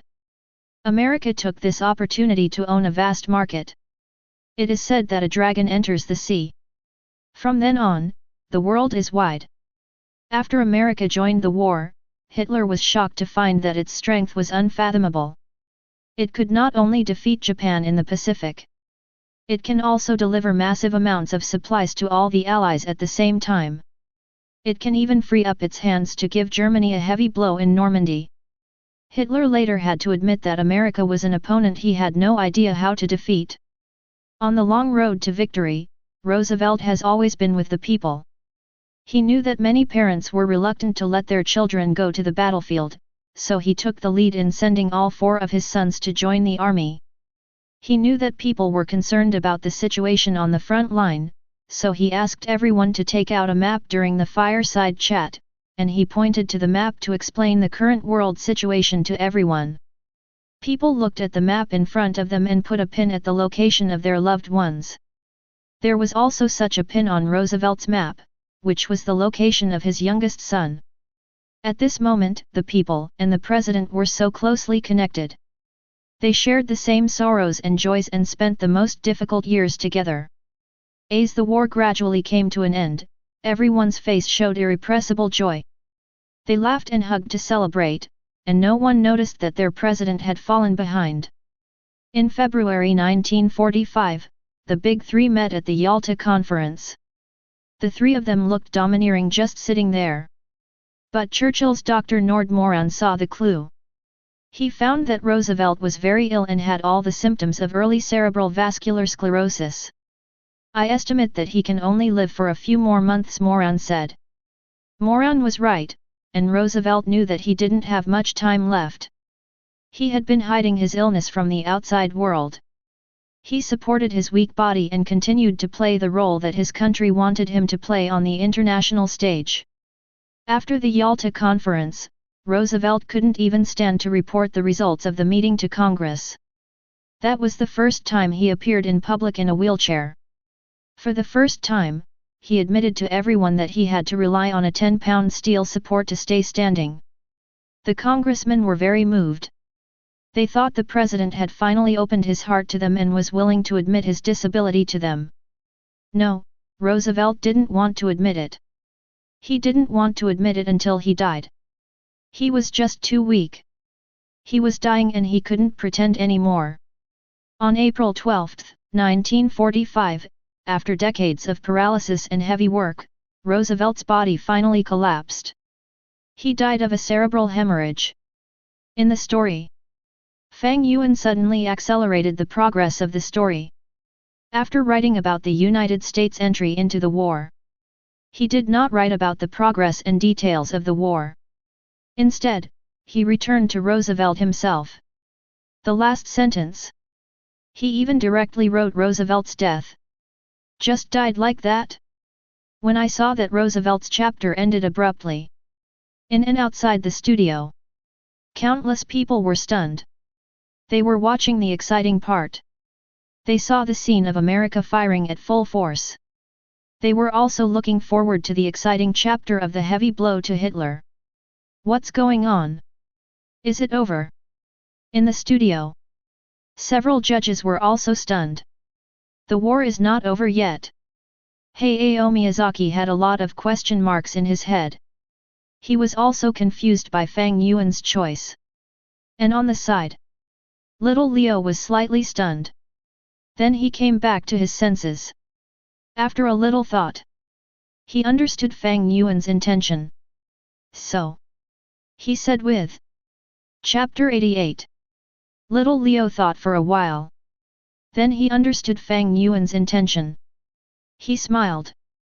Said, "It seems that contestant Fang Yuan does not want Hitler's story to end in Roosevelt's chapter. If I'm not mistaken, he should continue Hitler's story." A very correct choice. After being reminded, Jiang Wen also understood Fang Yuan's intention. So he nodded. Said, "Indeed, it is best for Roosevelt's story to stop here. If you continue to write, the story of World War II will end from Roosevelt's perspective. This is a bit of putting the cart before the horse. After all, the protagonist of this story is Hitler. The story starts from Hitler's perspective, so it should naturally end from Hitler's perspective." Jiang Wen does not feel that it is abrupt that Roosevelt's story ends with such an ending. And just as he said, this is the best choice. In fact, Fang Yuan did think so. Roosevelt's story. It was just a small fork in the picture of World War II unfolding from Hitler's perspective. The ending could never appear here. So, he paused. Then he began to write the ending of Roosevelt's story. For all Americans, it was a sudden bad news. Roosevelt was president for a full 12 years. For that generation, he was the only president in their memory. But suddenly, before the war was over, he passed away. A train carried his body back to his hometown. Along the way, thousands of people came to see off their president. They stood on every inch of land beside the railway tracks, and everyone had an unconcealable sadness on their faces. 027. It was the quietest afternoon in America during the war. The radio stopped playing, the car stopped on the side of the road, and the department store the company hung a black cloth and the circus cancelled its performance. The whole country was mourning the departure of a person. When the news reached London, Churchill felt as if he had been hit by a heavy punch. The Red Square in Moscow also lowered its flag to mourn. Among all the mourning, Samuel Grafton's eulogy was the most appropriate. He compared Roosevelt to a smiling bus driver who always knew how to drive safely to the next corner. Now he was gone, the bus stopped, and it was still far from the gate of heaven. The passengers held each other tightly, not knowing how to successfully turn the next corner. Roosevelt died. The Americans were even more confused. The war was not over yet, and Japan was still clamoring for a decisive battle. Military experts estimated that in order to completely conquer Japan, the Allies would suffer another 1 million casualties. The soldiers moved towards Japan nervously, not knowing what fate lay ahead. The end of the story. Fang Yuan writes very slowly. In the story, Roosevelt's body was sent back to his hometown by train. Outside the story, Fang Yuan seemed to be seeing him off in this way. In the live broadcast room. When I saw this part of the content, when I saw thousands of people standing on every inch of land beside the railway tracks, seeing off their president in this way. In the barrage, there was a sigh. It should be said that Roosevelt is really a tough guy sent from heaven. When he took office 12 years ago, he took over a country with a depressed industry and on the verge of collapse. When he died 12 years later, he left behind a country with the ability to dominate the world. I can only say that it is lucky for Americans to have such a president. Yes, let alone the Americans in the story, even we who are watching the story admire such a president. It's a pity that Roosevelt didn't live to see the end of the war and the end of the story. I was expecting him to go to Europe to accept Hitler's surrender. Speaking of Hitler. Now that America has joined the war, he should have lied, right? Talking. Everyone's attention slowly returned to Europe. Back to Hitler's story. At this time, Hitler had just suffered his first defeat on land. He died outside Moscow. The American participation in the war that he sought did happen. However, America did not do as he expected. Because of its participation in the war, it interrupted its support for Britain, the Soviet Union and other countries. Essay. It has become increasingly unfavorable. The live broadcast room is discussing Hitler. In the studio, the topic of several guests also returned to the European continent. And in the discussion of the war in Europe, Fang Yuan also picked up Hitler's story again. In the room, Fang Yuan switched documents. Back to my struggle. The book continues from the previous article. In the winter of 1941, Japan attacked Pearl Harbor. The United States, which had wanted to sit on the mountain and watch the tigers fight, could no longer sit still and immediately announced its joining of the World Anti-Fascist Alliance. At this time, Hitler realized that if he did not launch an attack on the Soviet Union, once the opponent dragged the US military to join the battlefield, the strength of the anti-fascist coalition would have a qualitative leap. At that time, the situation of the war would also change accordingly. Hitler, who had already controlled most of Europe, was naturally unwilling to give up his advantage. However, since the Soviet Union had just won the victory in the Battle of Moscow not long ago, it dealt a heavy blow to the German army, which was at its peak, and made the German army unable to launch a large-scale attack again. In order to regain the initiative on the Eastern Front, in the summer of 1942, Hitler drew out Army Group A, concentrated his forces, and aimed directly at the Baku oil fields in the Caucasus. The Caucasus region is the lifeline of the entire Soviet Union's energy supply. Once this line is cut off, the entire Soviet army, whether tanks or air force, will face paralysis and the Soviet Union will be in dire straits. Hitler believed that once the above goals were achieved, the Soviet Union would lose its oil and food supplies, and its connection with the southern region would be cut off. In this way, Germany could easily win the war. So, how did Hitler plan to take this area? If you want to avoid the elite Soviet army, the most effective way is to lure the tiger away from the mountain. The cunning German army formed Army Group B at the same time and launched an attack on Stalingrad to distract the Soviet army. On May 8, 1942, Germany launched the 1942 summer offensive. At the beginning of the war, the Soviet Union, which could not figure out the German army's routine, was indeed a tricky one. Stalin's misjudgment of the situation caused the Soviet army to suffer heavy losses in the Caucasus region. The situation plummeted instantly. At this time, the Caucasus oil fields were already in the pocket of the German army, and it was only a matter of time to capture it. The story returns to the European battlefield. After the failure of the Battle of Moscow, coupled with the entry of the United States, Hitler clearly realized, if the war was dragged until the US military entered Europe, then what awaited him would be a catastrophe. So under such circumstances, Hitler decided to take the initiative. The target was directly aimed at the Caucasus region of the Soviet Union. Take down their important energy lifeline. When seeing this content, everyone was a little surprised for a while. They didn't expect. After just experiencing the failure of the Battle of Moscow, Hitler actually launched another offensive so quickly. And after they moved the battlefield, it was as if the invincible German army had returned. Stalin fell into the trap. The situation of the battle plummeted. It seemed that it was only a matter of time before the oil fields changed hands. It was so smooth. In the studio, Miyazaki Hayao was a little surprised. After the Battle of Moscow, originally in his impression, the Soviet army's strength at this time had completely crushed the German army. The great counterattack should have begun from then on. Ella. Being forced into a corner by Hitler again? Although the Battle of Moscow failed. But it is obvious that the German army's combat effectiveness still exists. And the German army's plan is very deceptive. They concealed their goals and made Stalin misjudge the situation. On the side, Zhang Han analyzed the changes in the battle situation. After the analysis, he shook his head. It seems that Hitler is going to get back at the place this time. Hitler is going to get back at the place. Wash away the shame outside the city of Moscow. At this time, it's not just Zhang Wen who has such an idea.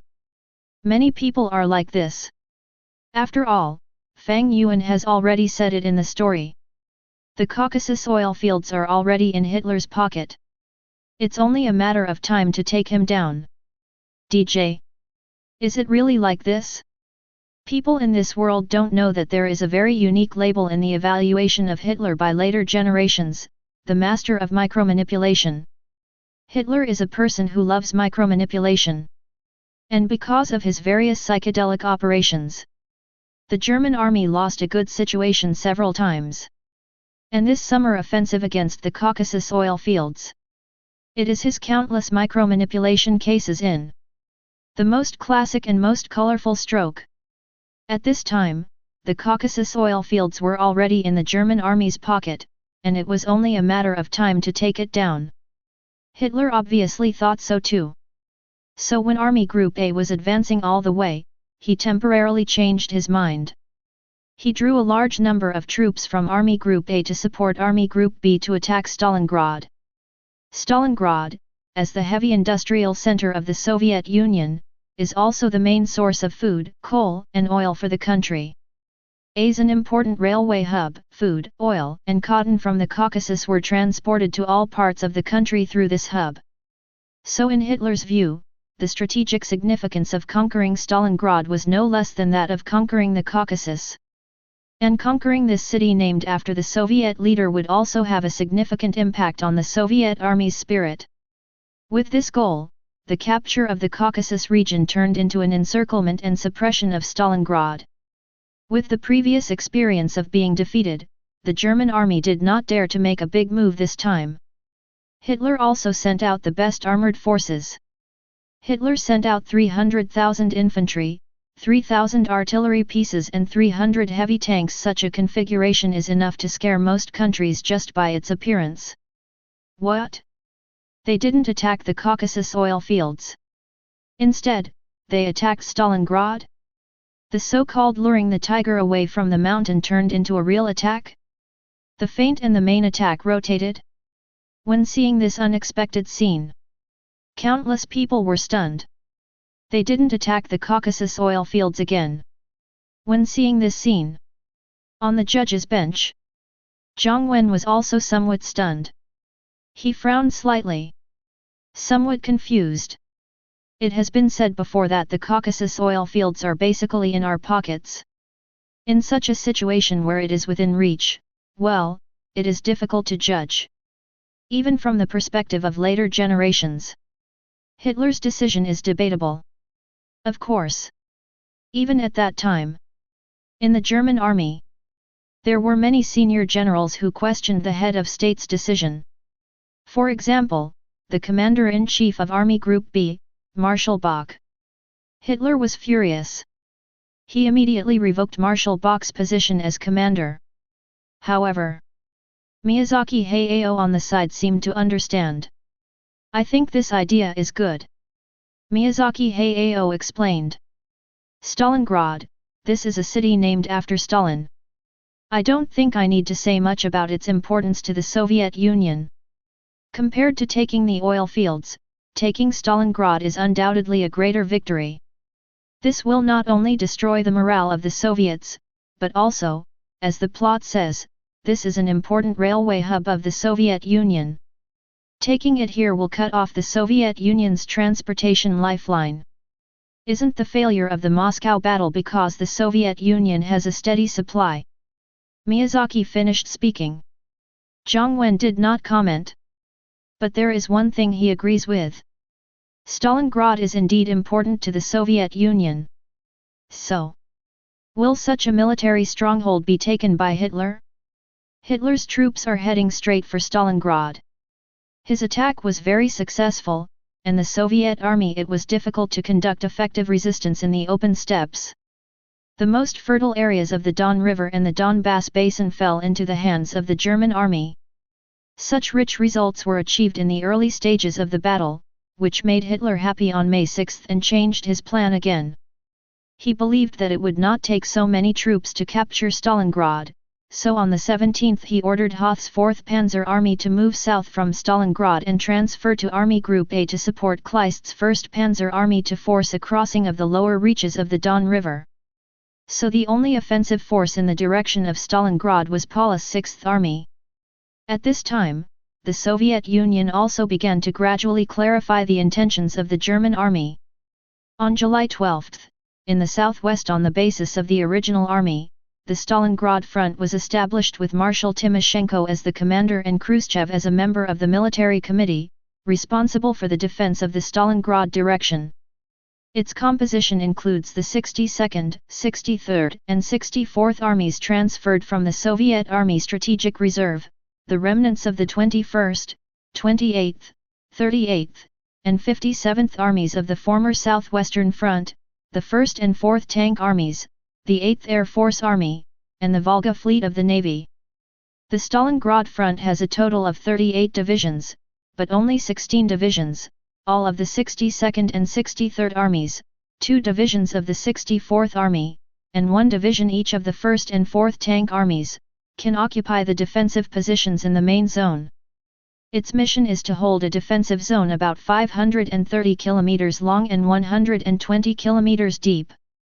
At that time, the power ratio between the two sides was 1:1.2 personnel, 1:2 tanks, 1:3.6 aircraft, and artillery and mortars were roughly equal, with the German army having the upper hand.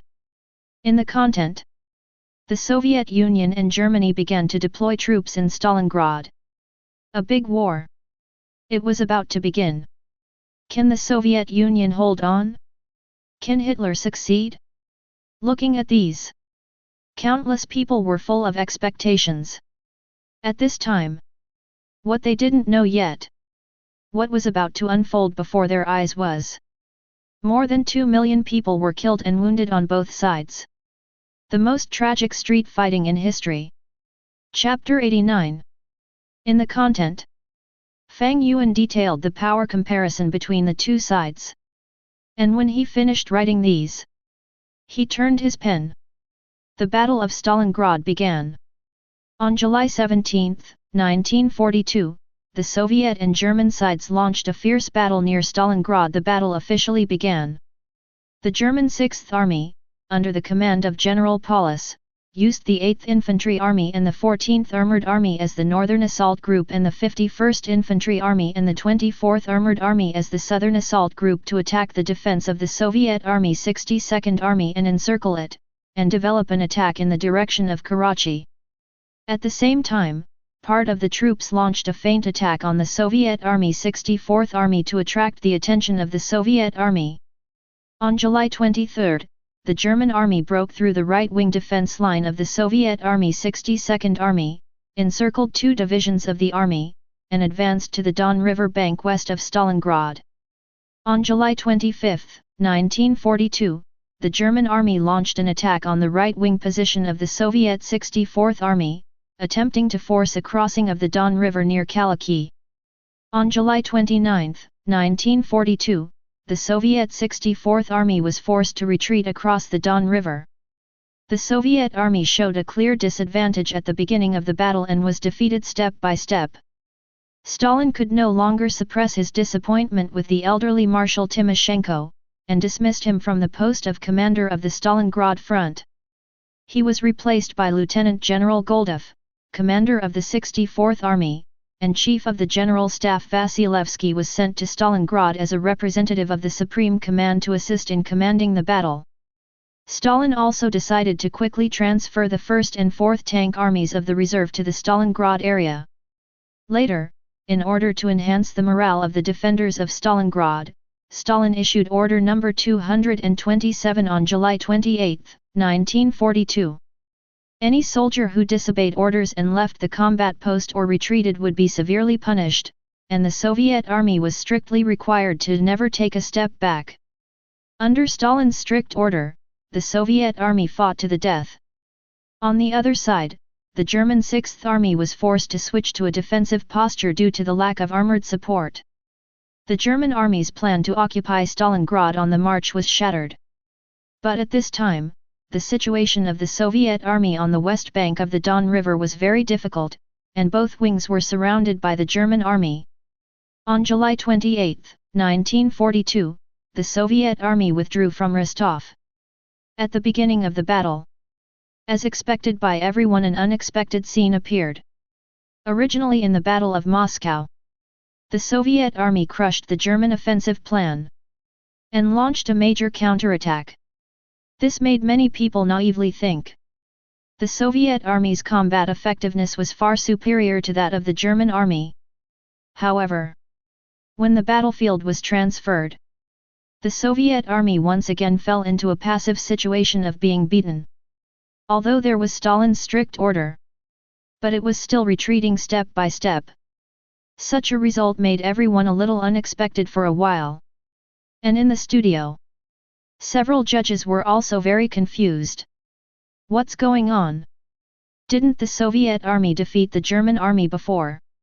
Why can't it beat it now? Rowling was full of questions. And on the side, little Leo thought about it. Give an explanation. I think this may be due to the weather, he analyzed.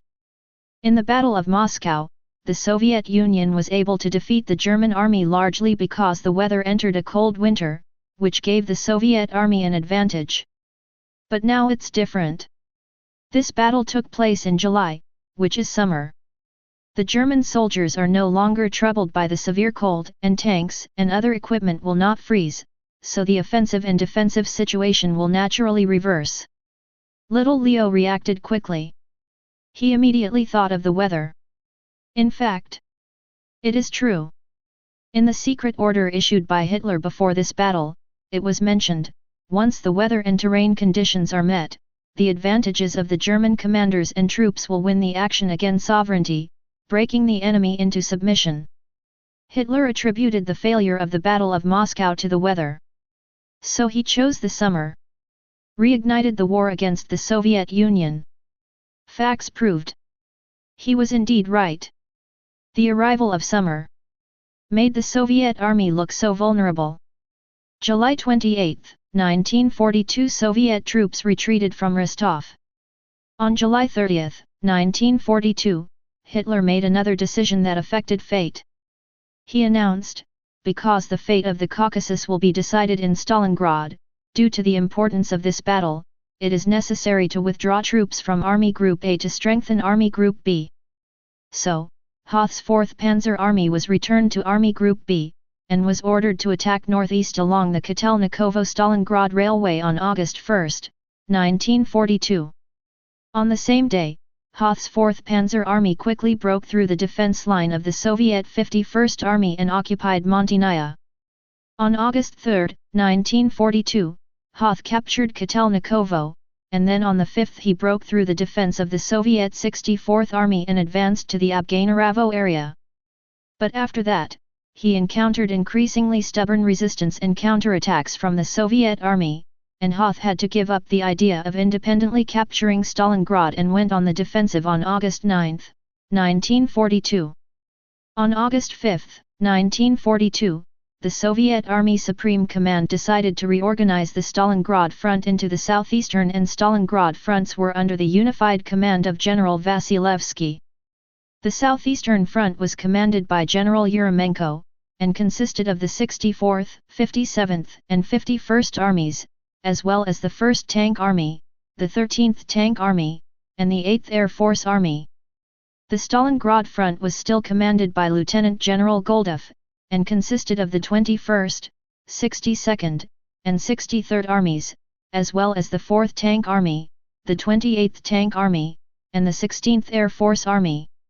On August 19, 1942, Paulus and Hoth resumed their offensive. Paulus's 6th Army attacked southeast from Trekostrovskaya, northwest of Stalingrad, and on the 22nd broke through the Soviet 62nd Army's defences in the Vergik and Piskovatka areas, and forced a crossing of Donetsk River, occupied Karachi. On August 23, the 14th Armoured Army advanced to the Yeldhovka area in the northern suburbs of Stalingrad, and advanced to the Volga River, separating the Soviet 62nd Army from the main force of the Stalingrad front. Hoth's 4th Panzer Army attacked northward from the Abganaravo area in the south, broke through the defense of the Soviet 64th Army, and advanced to the Gavrilovka area in the south of the city on the 29th. Its vanguard had advanced to Janguda station. On September 2, 1942, the right wing of Paulus's 6th Army and the left wing of Hoth's 4th Panzer Army made contact in the Starorogachik area. At the same time, the German 4th Air Force dispatched hundreds of aircraft and 2,000 aircraft to bomb Stalingrad.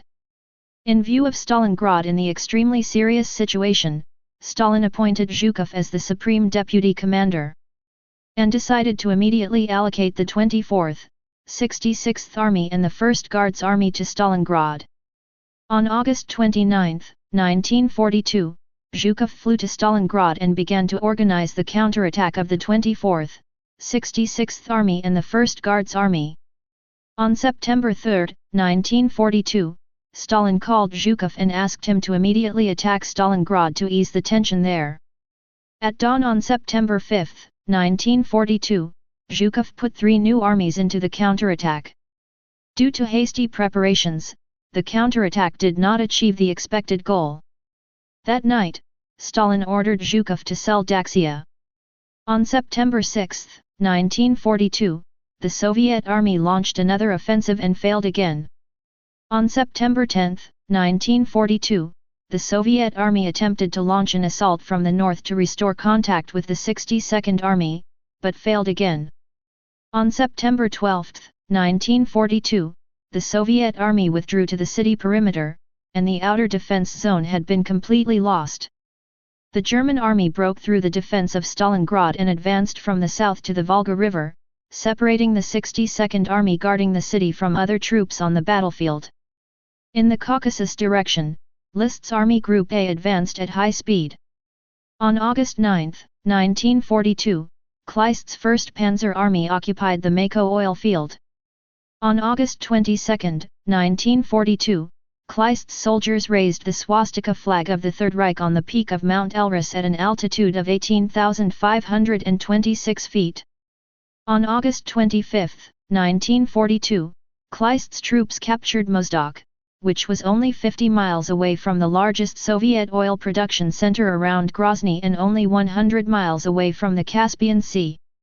On August 31, 1942, Hitler asked Marshal List, commander of Army Group A, to make a final attack on Grozny with all his strength and seize the oil field as soon as possible. But the German army's impact force declined rapidly and progress was slow. On September 9, 1942, Hitler dismissed Field Marshal List from his post as commander of Army Group A, and General Kleist, commander of the 1st Panzer Army, took over as commander of the 1st Panzer Army, and General Mackensen took over as commander of the 1st Panzer Army. After Kleist took office, he could not move forward despite his best efforts. Because the main reason for the loss of impact force was the lack of fuel.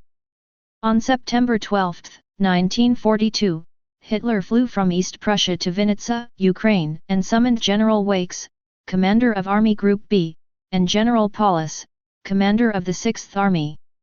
Ordered them to launch a new offensive against Stalingrad on September 13, 1942, and decided to withdraw 9 divisions from the Caucasus to reinforce the 6th Army.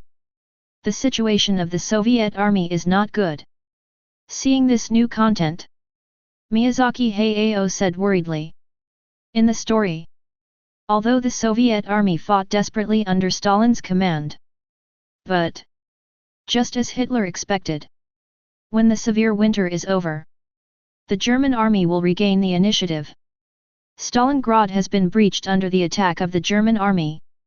And the most fatal thing is, the 62nd Army guarding Stalingrad has become an isolated army on the battlefield. Yes. Jiang Wen also looked worried.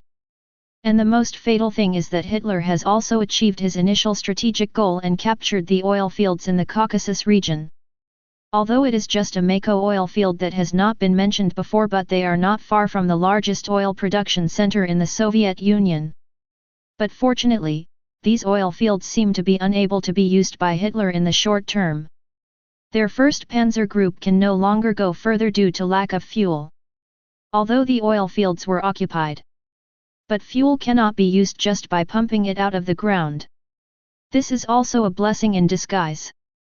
But even so, when seeing the progress of the war on the screen, everyone couldn't help but feel cold for the Soviet Union. The defenses of Stalingrad have been breached. It seems. It is only a matter of time before it is completely occupied. Is Hitler really going to succeed? Is he really going to swallow up the Soviet Union? At this moment, countless people have such thoughts. They have no idea. The street fighting that is about to take place in Stalingrad. What a bloody and cruel battle it will be. At this time, the Axis forces in the direction of Stalingrad had more than 50 divisions. Of them, 13 divisions and 170,000 people directly attacked Stalingrad. Although the Soviet Army's Stalingrad front and southeast front had 120 divisions. But there was a serious shortage of personnel. The 62nd and 64th Armies actually defended Stalingrad, with a total of more than 90,000 people, more than 1,000 artillery pieces, and 120 tanks. On September 13, 1942, the German army began to attack the city. Paulus's 6th Army took the lead and launched a fierce assault from the north of the city. Hoth's 4th Panzer Army advanced from the south of the city to support Paulus' main attack in the north of the city. The 62nd Army under the command of Lieutenant General Chewikov and the 64th Army under the command of Major General Shumilov were tasked with defending the city of Stalingrad. On September 14, 1942, the German army broke into the city from the north and launched a fierce street battle with the 62nd Army of the Soviet Army. The two sides fought repeatedly for every street, building, and house. Stalingrad became a rebel field, and 80% of the residential areas in the country were destroyed. In the city full of rubble and ruins, the 62nd Army of the Soviet Union resisted tenaciously, and fierce gun battles broke out in every street, every building, and every factory in the city. The number of casualties of the German troops who entered the city continued to increase. Although the German army frequently bombed the east bank of the Volga River, the Soviet army still received continuous supplies and support from there. The average survival time of the soldiers who had just arrived in the city did not exceed 24 hours, and the average survival time of officers was only about 3 days. Many new recruits who had just entered the battlefield died inexplicably under the German artillery fire without even seeing the shadow of the enemy. Faced with the German army's step-by-step pressure, the Soviet army retreated step by step and could only hide in alleys and corners. Dealing with the German army with only thousands of artillery pieces and more than 100 tanks. At this time, Stalingrad no longer had a distinction between the front line and logistics, and the entire city had become a battlefield. There was no distinction between civilians and soldiers, and everyone was a warrior who could go to the battlefield to kill the enemy. Except for women and children, almost everyone had participated in the resistance against the German army. In the streets and alleys of the city, as long as there were living people, they had to fight. Sometimes, in order to grab a car or a gun, it would cost dozens or even hundreds of people. The scramble for armaments alone was so tragic, so the casualties in controlling strategic points would be even more severe. Under the war situation at that time, it was normal for the national flag on a building to be changed 3 or 4 times in a day. Sometimes, the Soviet army controlled the living room, and the German army hid in the toilet. The two groups were only separated by a wall, and they could even hear each other's breathing. Stalingrad fell. Except for women and children, everyone participated in the resistance against the German army. There was no difference between the front and the rear. Under the German cavalry, the whole Stalingrad, the city named after Stalin, it has become a complete meat grinder. When seeing this scene, everyone was stunned. This is undoubtedly the bloodiest and cruelest battle since the birth of this story. Until now. So, can the Soviet army turn the tables? Can they defend Stalingrad? At this moment, countless people are looking at the screen. A heart is completely tightened. Chapter 90. Too tragic. In the studio, Rowling couldn't bear to watch. Although there was no picture, but just based on the text description, it was not difficult for her to imagine what a tragic situation it was. The Soviet army controlled the living room, and the German army hid in the toilet. The two groups were separated by a wall and could even hear each other's breathing. What a tense battle! On September 25, 1942, the German army occupied the city center. On September 27, 1942, they rushed into the northern factory area and reoccupied Mamayev-Kurgan. But on September 29, 1942, Mamayev-Kurgan was recaptured by the Soviet army. The subsequent battles were more intense, and the two armies continued to occupy the Wendpian Heights alternately. The Stalingrad industrial zone was built in the hills, and the buildings were poured with reinforced concrete or built with stone. The German army's advance was not measured in kilometers, but in meters. An officer named Hans Dell of the German 6th Army later recalled, "The enemy in our side fought fiercely for every house, workshop, water tower, railway embankment, even for a wall, a basement, and every pile of rubble. The intensity was unprecedented. The train station was repeatedly fought for as many as 13 times. In a large grain warehouse, the soldiers of the two armies were so close that they could even hear each other's breathing. After several weeks of hard fighting, the German army had to withdraw from the warehouse. In another part of the city, a small team, a total of 6 people, commanded by Yankov Pavlov, occupied an apartment building in the center of the city and resisted tenaciously. The soldiers buried a large number of mines near the building, installed machine guns in the windows, and broke through the partition wall of the basement for communication. This tenacious fortress was proudly called Pavlov Building by the Soviets. Here, 6 people held on for a full 58 days. Continuous high-intensity combat is taking place at any time regardless of time and place. Both armies have suffered tremendous losses. The Soviet army, which is already at a disadvantage in terms of numbers, has very few left. The soldiers are almost killed or wounded, and the peasants and workers continue to fight. The peasants and workers are dead, and the prisoners in the prison are transferred to the front line. The huge number of casualties did not even have enough time to make enough coffins, and these employees were hastily buried on the spot.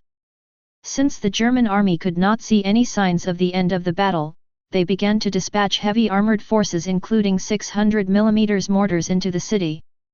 However, the Soviet artillery units on the east bank of the Volga River put the German army under its artillery fire. The Soviet defense forces in the city still used the ruins to fight. Since the city was full of rubble piles and abandoned buildings several meters high, the German tank forces were useless. In addition, Soviet snipers successfully used the ruins as cover, causing great casualties to the German army. The most successful sniper, Zekin, had killed 224 enemies by November 20, 1942. Another sniper also set a record of killing 149 enemies.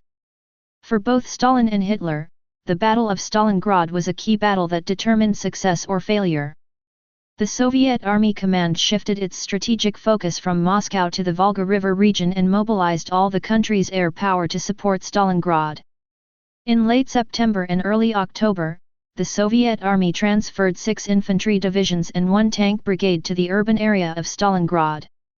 The German army transferred 200,000 additional troops, including 90 artillery battalions and 40 engineer battalions trained in siege. In October 1942, Stalingrad was in fierce street fighting. The Germans fought house by house, finding their way through the ruins above and below the ground, so it was also called the Rat War. German soldiers even joked that even if we occupy the kitchen, we still need to fight in the living room. In addition to the soldiers, the commanders of both sides were under tremendous pressure. Paulus, the commander of the German army, suffered from eye muscle spasms. And Chewikov also suffered from eczema in the basement headquarters without sunlight, so he had to bandage his hands completely. In this part, Fang Yuan used more detailed strokes to depict the cruelty of this battle. From soldiers to commanders, everyone was under tremendous pressure. The German army had clearly entered Stalingrad, but they could not occupy it completely. The Soviet army in the city had been cut off and isolated, but they were still resisting stubbornly. Meat grinder. Stalingrad has completely become a meat grinder. In the studio, little Leo's eyes twitched wildly. The Soviet and German troops in the city were fighting together. And outside the city, Stalin and Hitler were still sending troops here. Meat grinder. It couldn't be more suitable. At this time, the live broadcast room was also boiling. A huge amount of barrages came overwhelmingly. Even flooded the screen. Oh my God! This is too tragic. They fought for a living room and a kitchen. This is so fierce, unimaginable. Too tragic. This is probably the most intense battle in this story so far, right? No need to be afraid, it is. In fact, it is rare to see such a tragic battle in history. It really doesn't work, or retreat. Isn't it just a city? If it falls to Hitler, it will die. If we keep defending it like this, how many people will die? Retreat? Why retreat? This is a city named after Stalin. How can we retreat? That's right. If Stalingrad falls, it will not be long before the Soviet Union falls. Even if we shed our last drop of blood, we must defend it. The comments were endless. Countless people changed color because of the tragic battle process. Some people even thought of retreating. But, just as another part of the audience said, Stalingrad is of great significance to the Soviet Union. For Stalin, it was absolutely impossible to let the city named after him fall into the hands of the German army.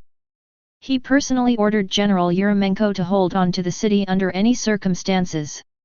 Every house, as long as there was a Soviet soldier, even if there was only one person, would become an impenetrable fortress for the enemy. For Hitler, the spiritual value of Stalingrad had exceeded its strategic value, and it must be captured. At this time, the German front in the southern part of the Soviet Union was from Kursk and Voronezh, through Stalingrad to Mozdok, a length of more than 1,250 miles. Adding the 800 miles between Kursk and Leningrad, the total length of the German front in the Soviet Union was more than 2,000 miles. And with the German army's manpower and resources, it was simply not enough to maintain such a long front. What was particularly dangerous was that the 350-mile route from Stalingrad up the Don River to Voronezh was completely unprotected. Germany could not spare any troops to fill this gap, so it had to deploy 3 armies of its vassal states along this line, the Hungarian Second Army to the south of Voronezh, the Italian Eighth Army to the southeast, and the Romanian Third Army to the west of Stalingrad and on the right side of the Don River bend.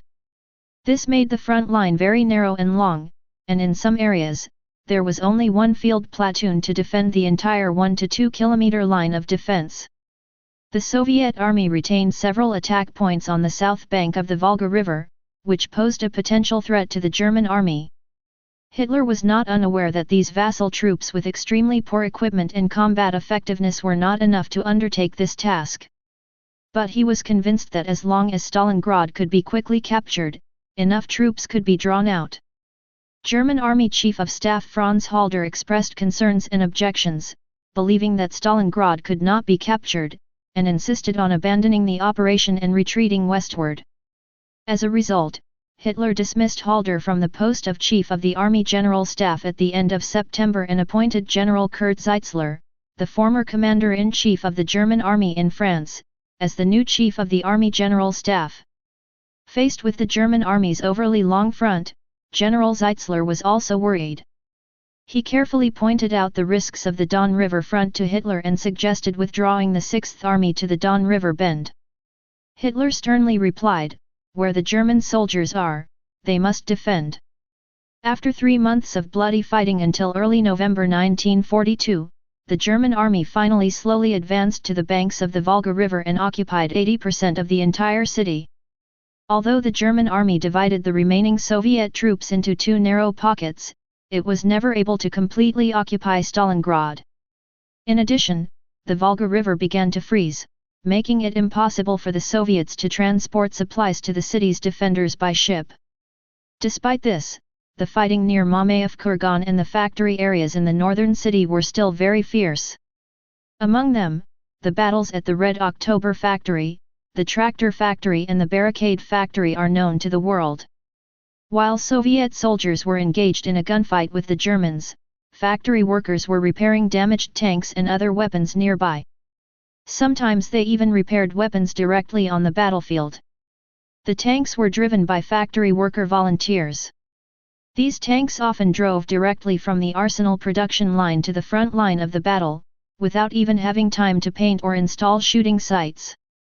On November 11, 1942, the German army launched a strong attack on a 5-kilometer-wide front with 5 infantry divisions, 2 armored divisions and 2 engineering battalions. The battle formation was highly intensive.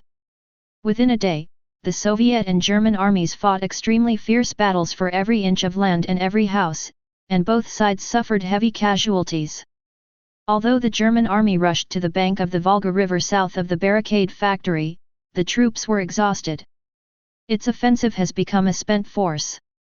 Paulus was forced to stop the offensive the next day and reorganize his troops. The Soviet army suffered equally serious losses, with 2 divisions of the 62nd Army losing 75% of its troops. According to Soviet statistics, from July 1942 to November 1942, the German army lost nearly 700,000 people, more than 1,000 tanks, more than 2,000 artillery and mortars, and 1,400 aircraft in the battles of the Don River, the Volga River and Stalingrad. The Soviet Union suffered heavy losses in this battle. However, more than 80% of Stalingrad was still occupied by the German army. In a sense, Hitler had already won. He successfully took Stalingrad. So, is this a win? On the jury. When seeing Fang Yuan began to give the data of casualties in the battle, Rowling thought that this might be the end of the plot. After all, it looked like a summary. And the summary always appears at the end. What a pity! Stalingrad was eventually lost. The Soviet Union lost this battle. Hayao Miyazaki on the side also shook his head. Such an important city was occupied by Hitler. The advantages brought by the victory in the Battle of Moscow. It has disappeared. However, is it really over? At this time, if there is a map from a god's perspective to restore the situation in Stalingrad, it would be like this: the German army almost occupied Stalingrad in fact, and only a small part of the city was still in the hands of the Soviet Union. And outside the city, the German front stretched for more than 2,000 miles. The Soviet army is rushing here in a steady stream. Does it look very familiar? This has restored the situation at the beginning of the war to some extent. It's just that the German army in the city replaced the original Soviet army. The German army outside the city that was attacking Stalingrad has become the current Suku. The offensive and defensive situation has reversed. Now, it's the turn of the Soviet army to attack Stalingrad. And in this round of counterattack, The Soviet army has achieved a certain degree of Germanization. With the pincer attack, the attack on Stalingrad was launched. The Soviet Supreme Command of the Soviet Army began preparing for a major counterattack at the end of September. Zhukov, who was responsible for the overall strategy in the Stalingrad area, began to secretly gather troops on a large scale to Stalingrad. By mid-November 1942, the Soviet Army on the north and south sides outside the city of Stalingrad included 3 fronts, 10 combined arms armies, 1 tank army, 4 Air Force armies and several independent armies, tank armies, and brigades, a total of 143 divisions, 1.106 million people, 15,500 artillery and mortars, 1,463 tanks and assault artillery, and 1,350 aircraft. The German Army Group B in front of them had a total of 80 divisions and 3 brigades, about 1 million people, 10,290 artillery, 675 tanks, and 1,216 aircraft. Zhukov's strategy was to keep the Germans in the city. Then he surrounded the Germans in Stalingrad by attacking the weak outer areas. On November 13, 1942, Stalin approved the counterattack plan drawn up by Zhukov and Vasilevsky, and personally named the plan Operation Uranus. The plan stipulates that the Southwestern Front is commanded by Lieutenant General Vachidin, and its mission is to launch the main attack from the bridgehead positions in the Shalemo-Fevish and Klitskia regions on the west bank of the Don River, break through the defense of the Romanian Third Army, and go straight to Karalan on the east bank of the Don River. The Stalingrad front is commanded by General Eremenko, and its mission is to attack from the south of Stalingrad to the northwest, break through the defense of the Romanian Fourth Army, and join forces with the Southwestern Front in Karachi to complete the encirclement of the German Sixth Army. The Don Front was commanded by Lieutenant General Rokossovsky, whose mission was to carry out auxiliary assaults from the northwest of Stalingrad to the southeast to cover the main attack of the Southwestern Front. Three-sided advance, Soviet troops are heading for Stalingrad. Are the Soviets turning around to attack Stalingrad? Attacking their own city? The familiar multifaceted attack. The familiar pincer attack. The familiar Stalingrad. And this time, the attackers changed from the Germans to the Soviets. When seeing this dramatic scene of reversing the Tien Gang appear, for a moment, on and off the stage, online and offline, countless people were dumbfounded.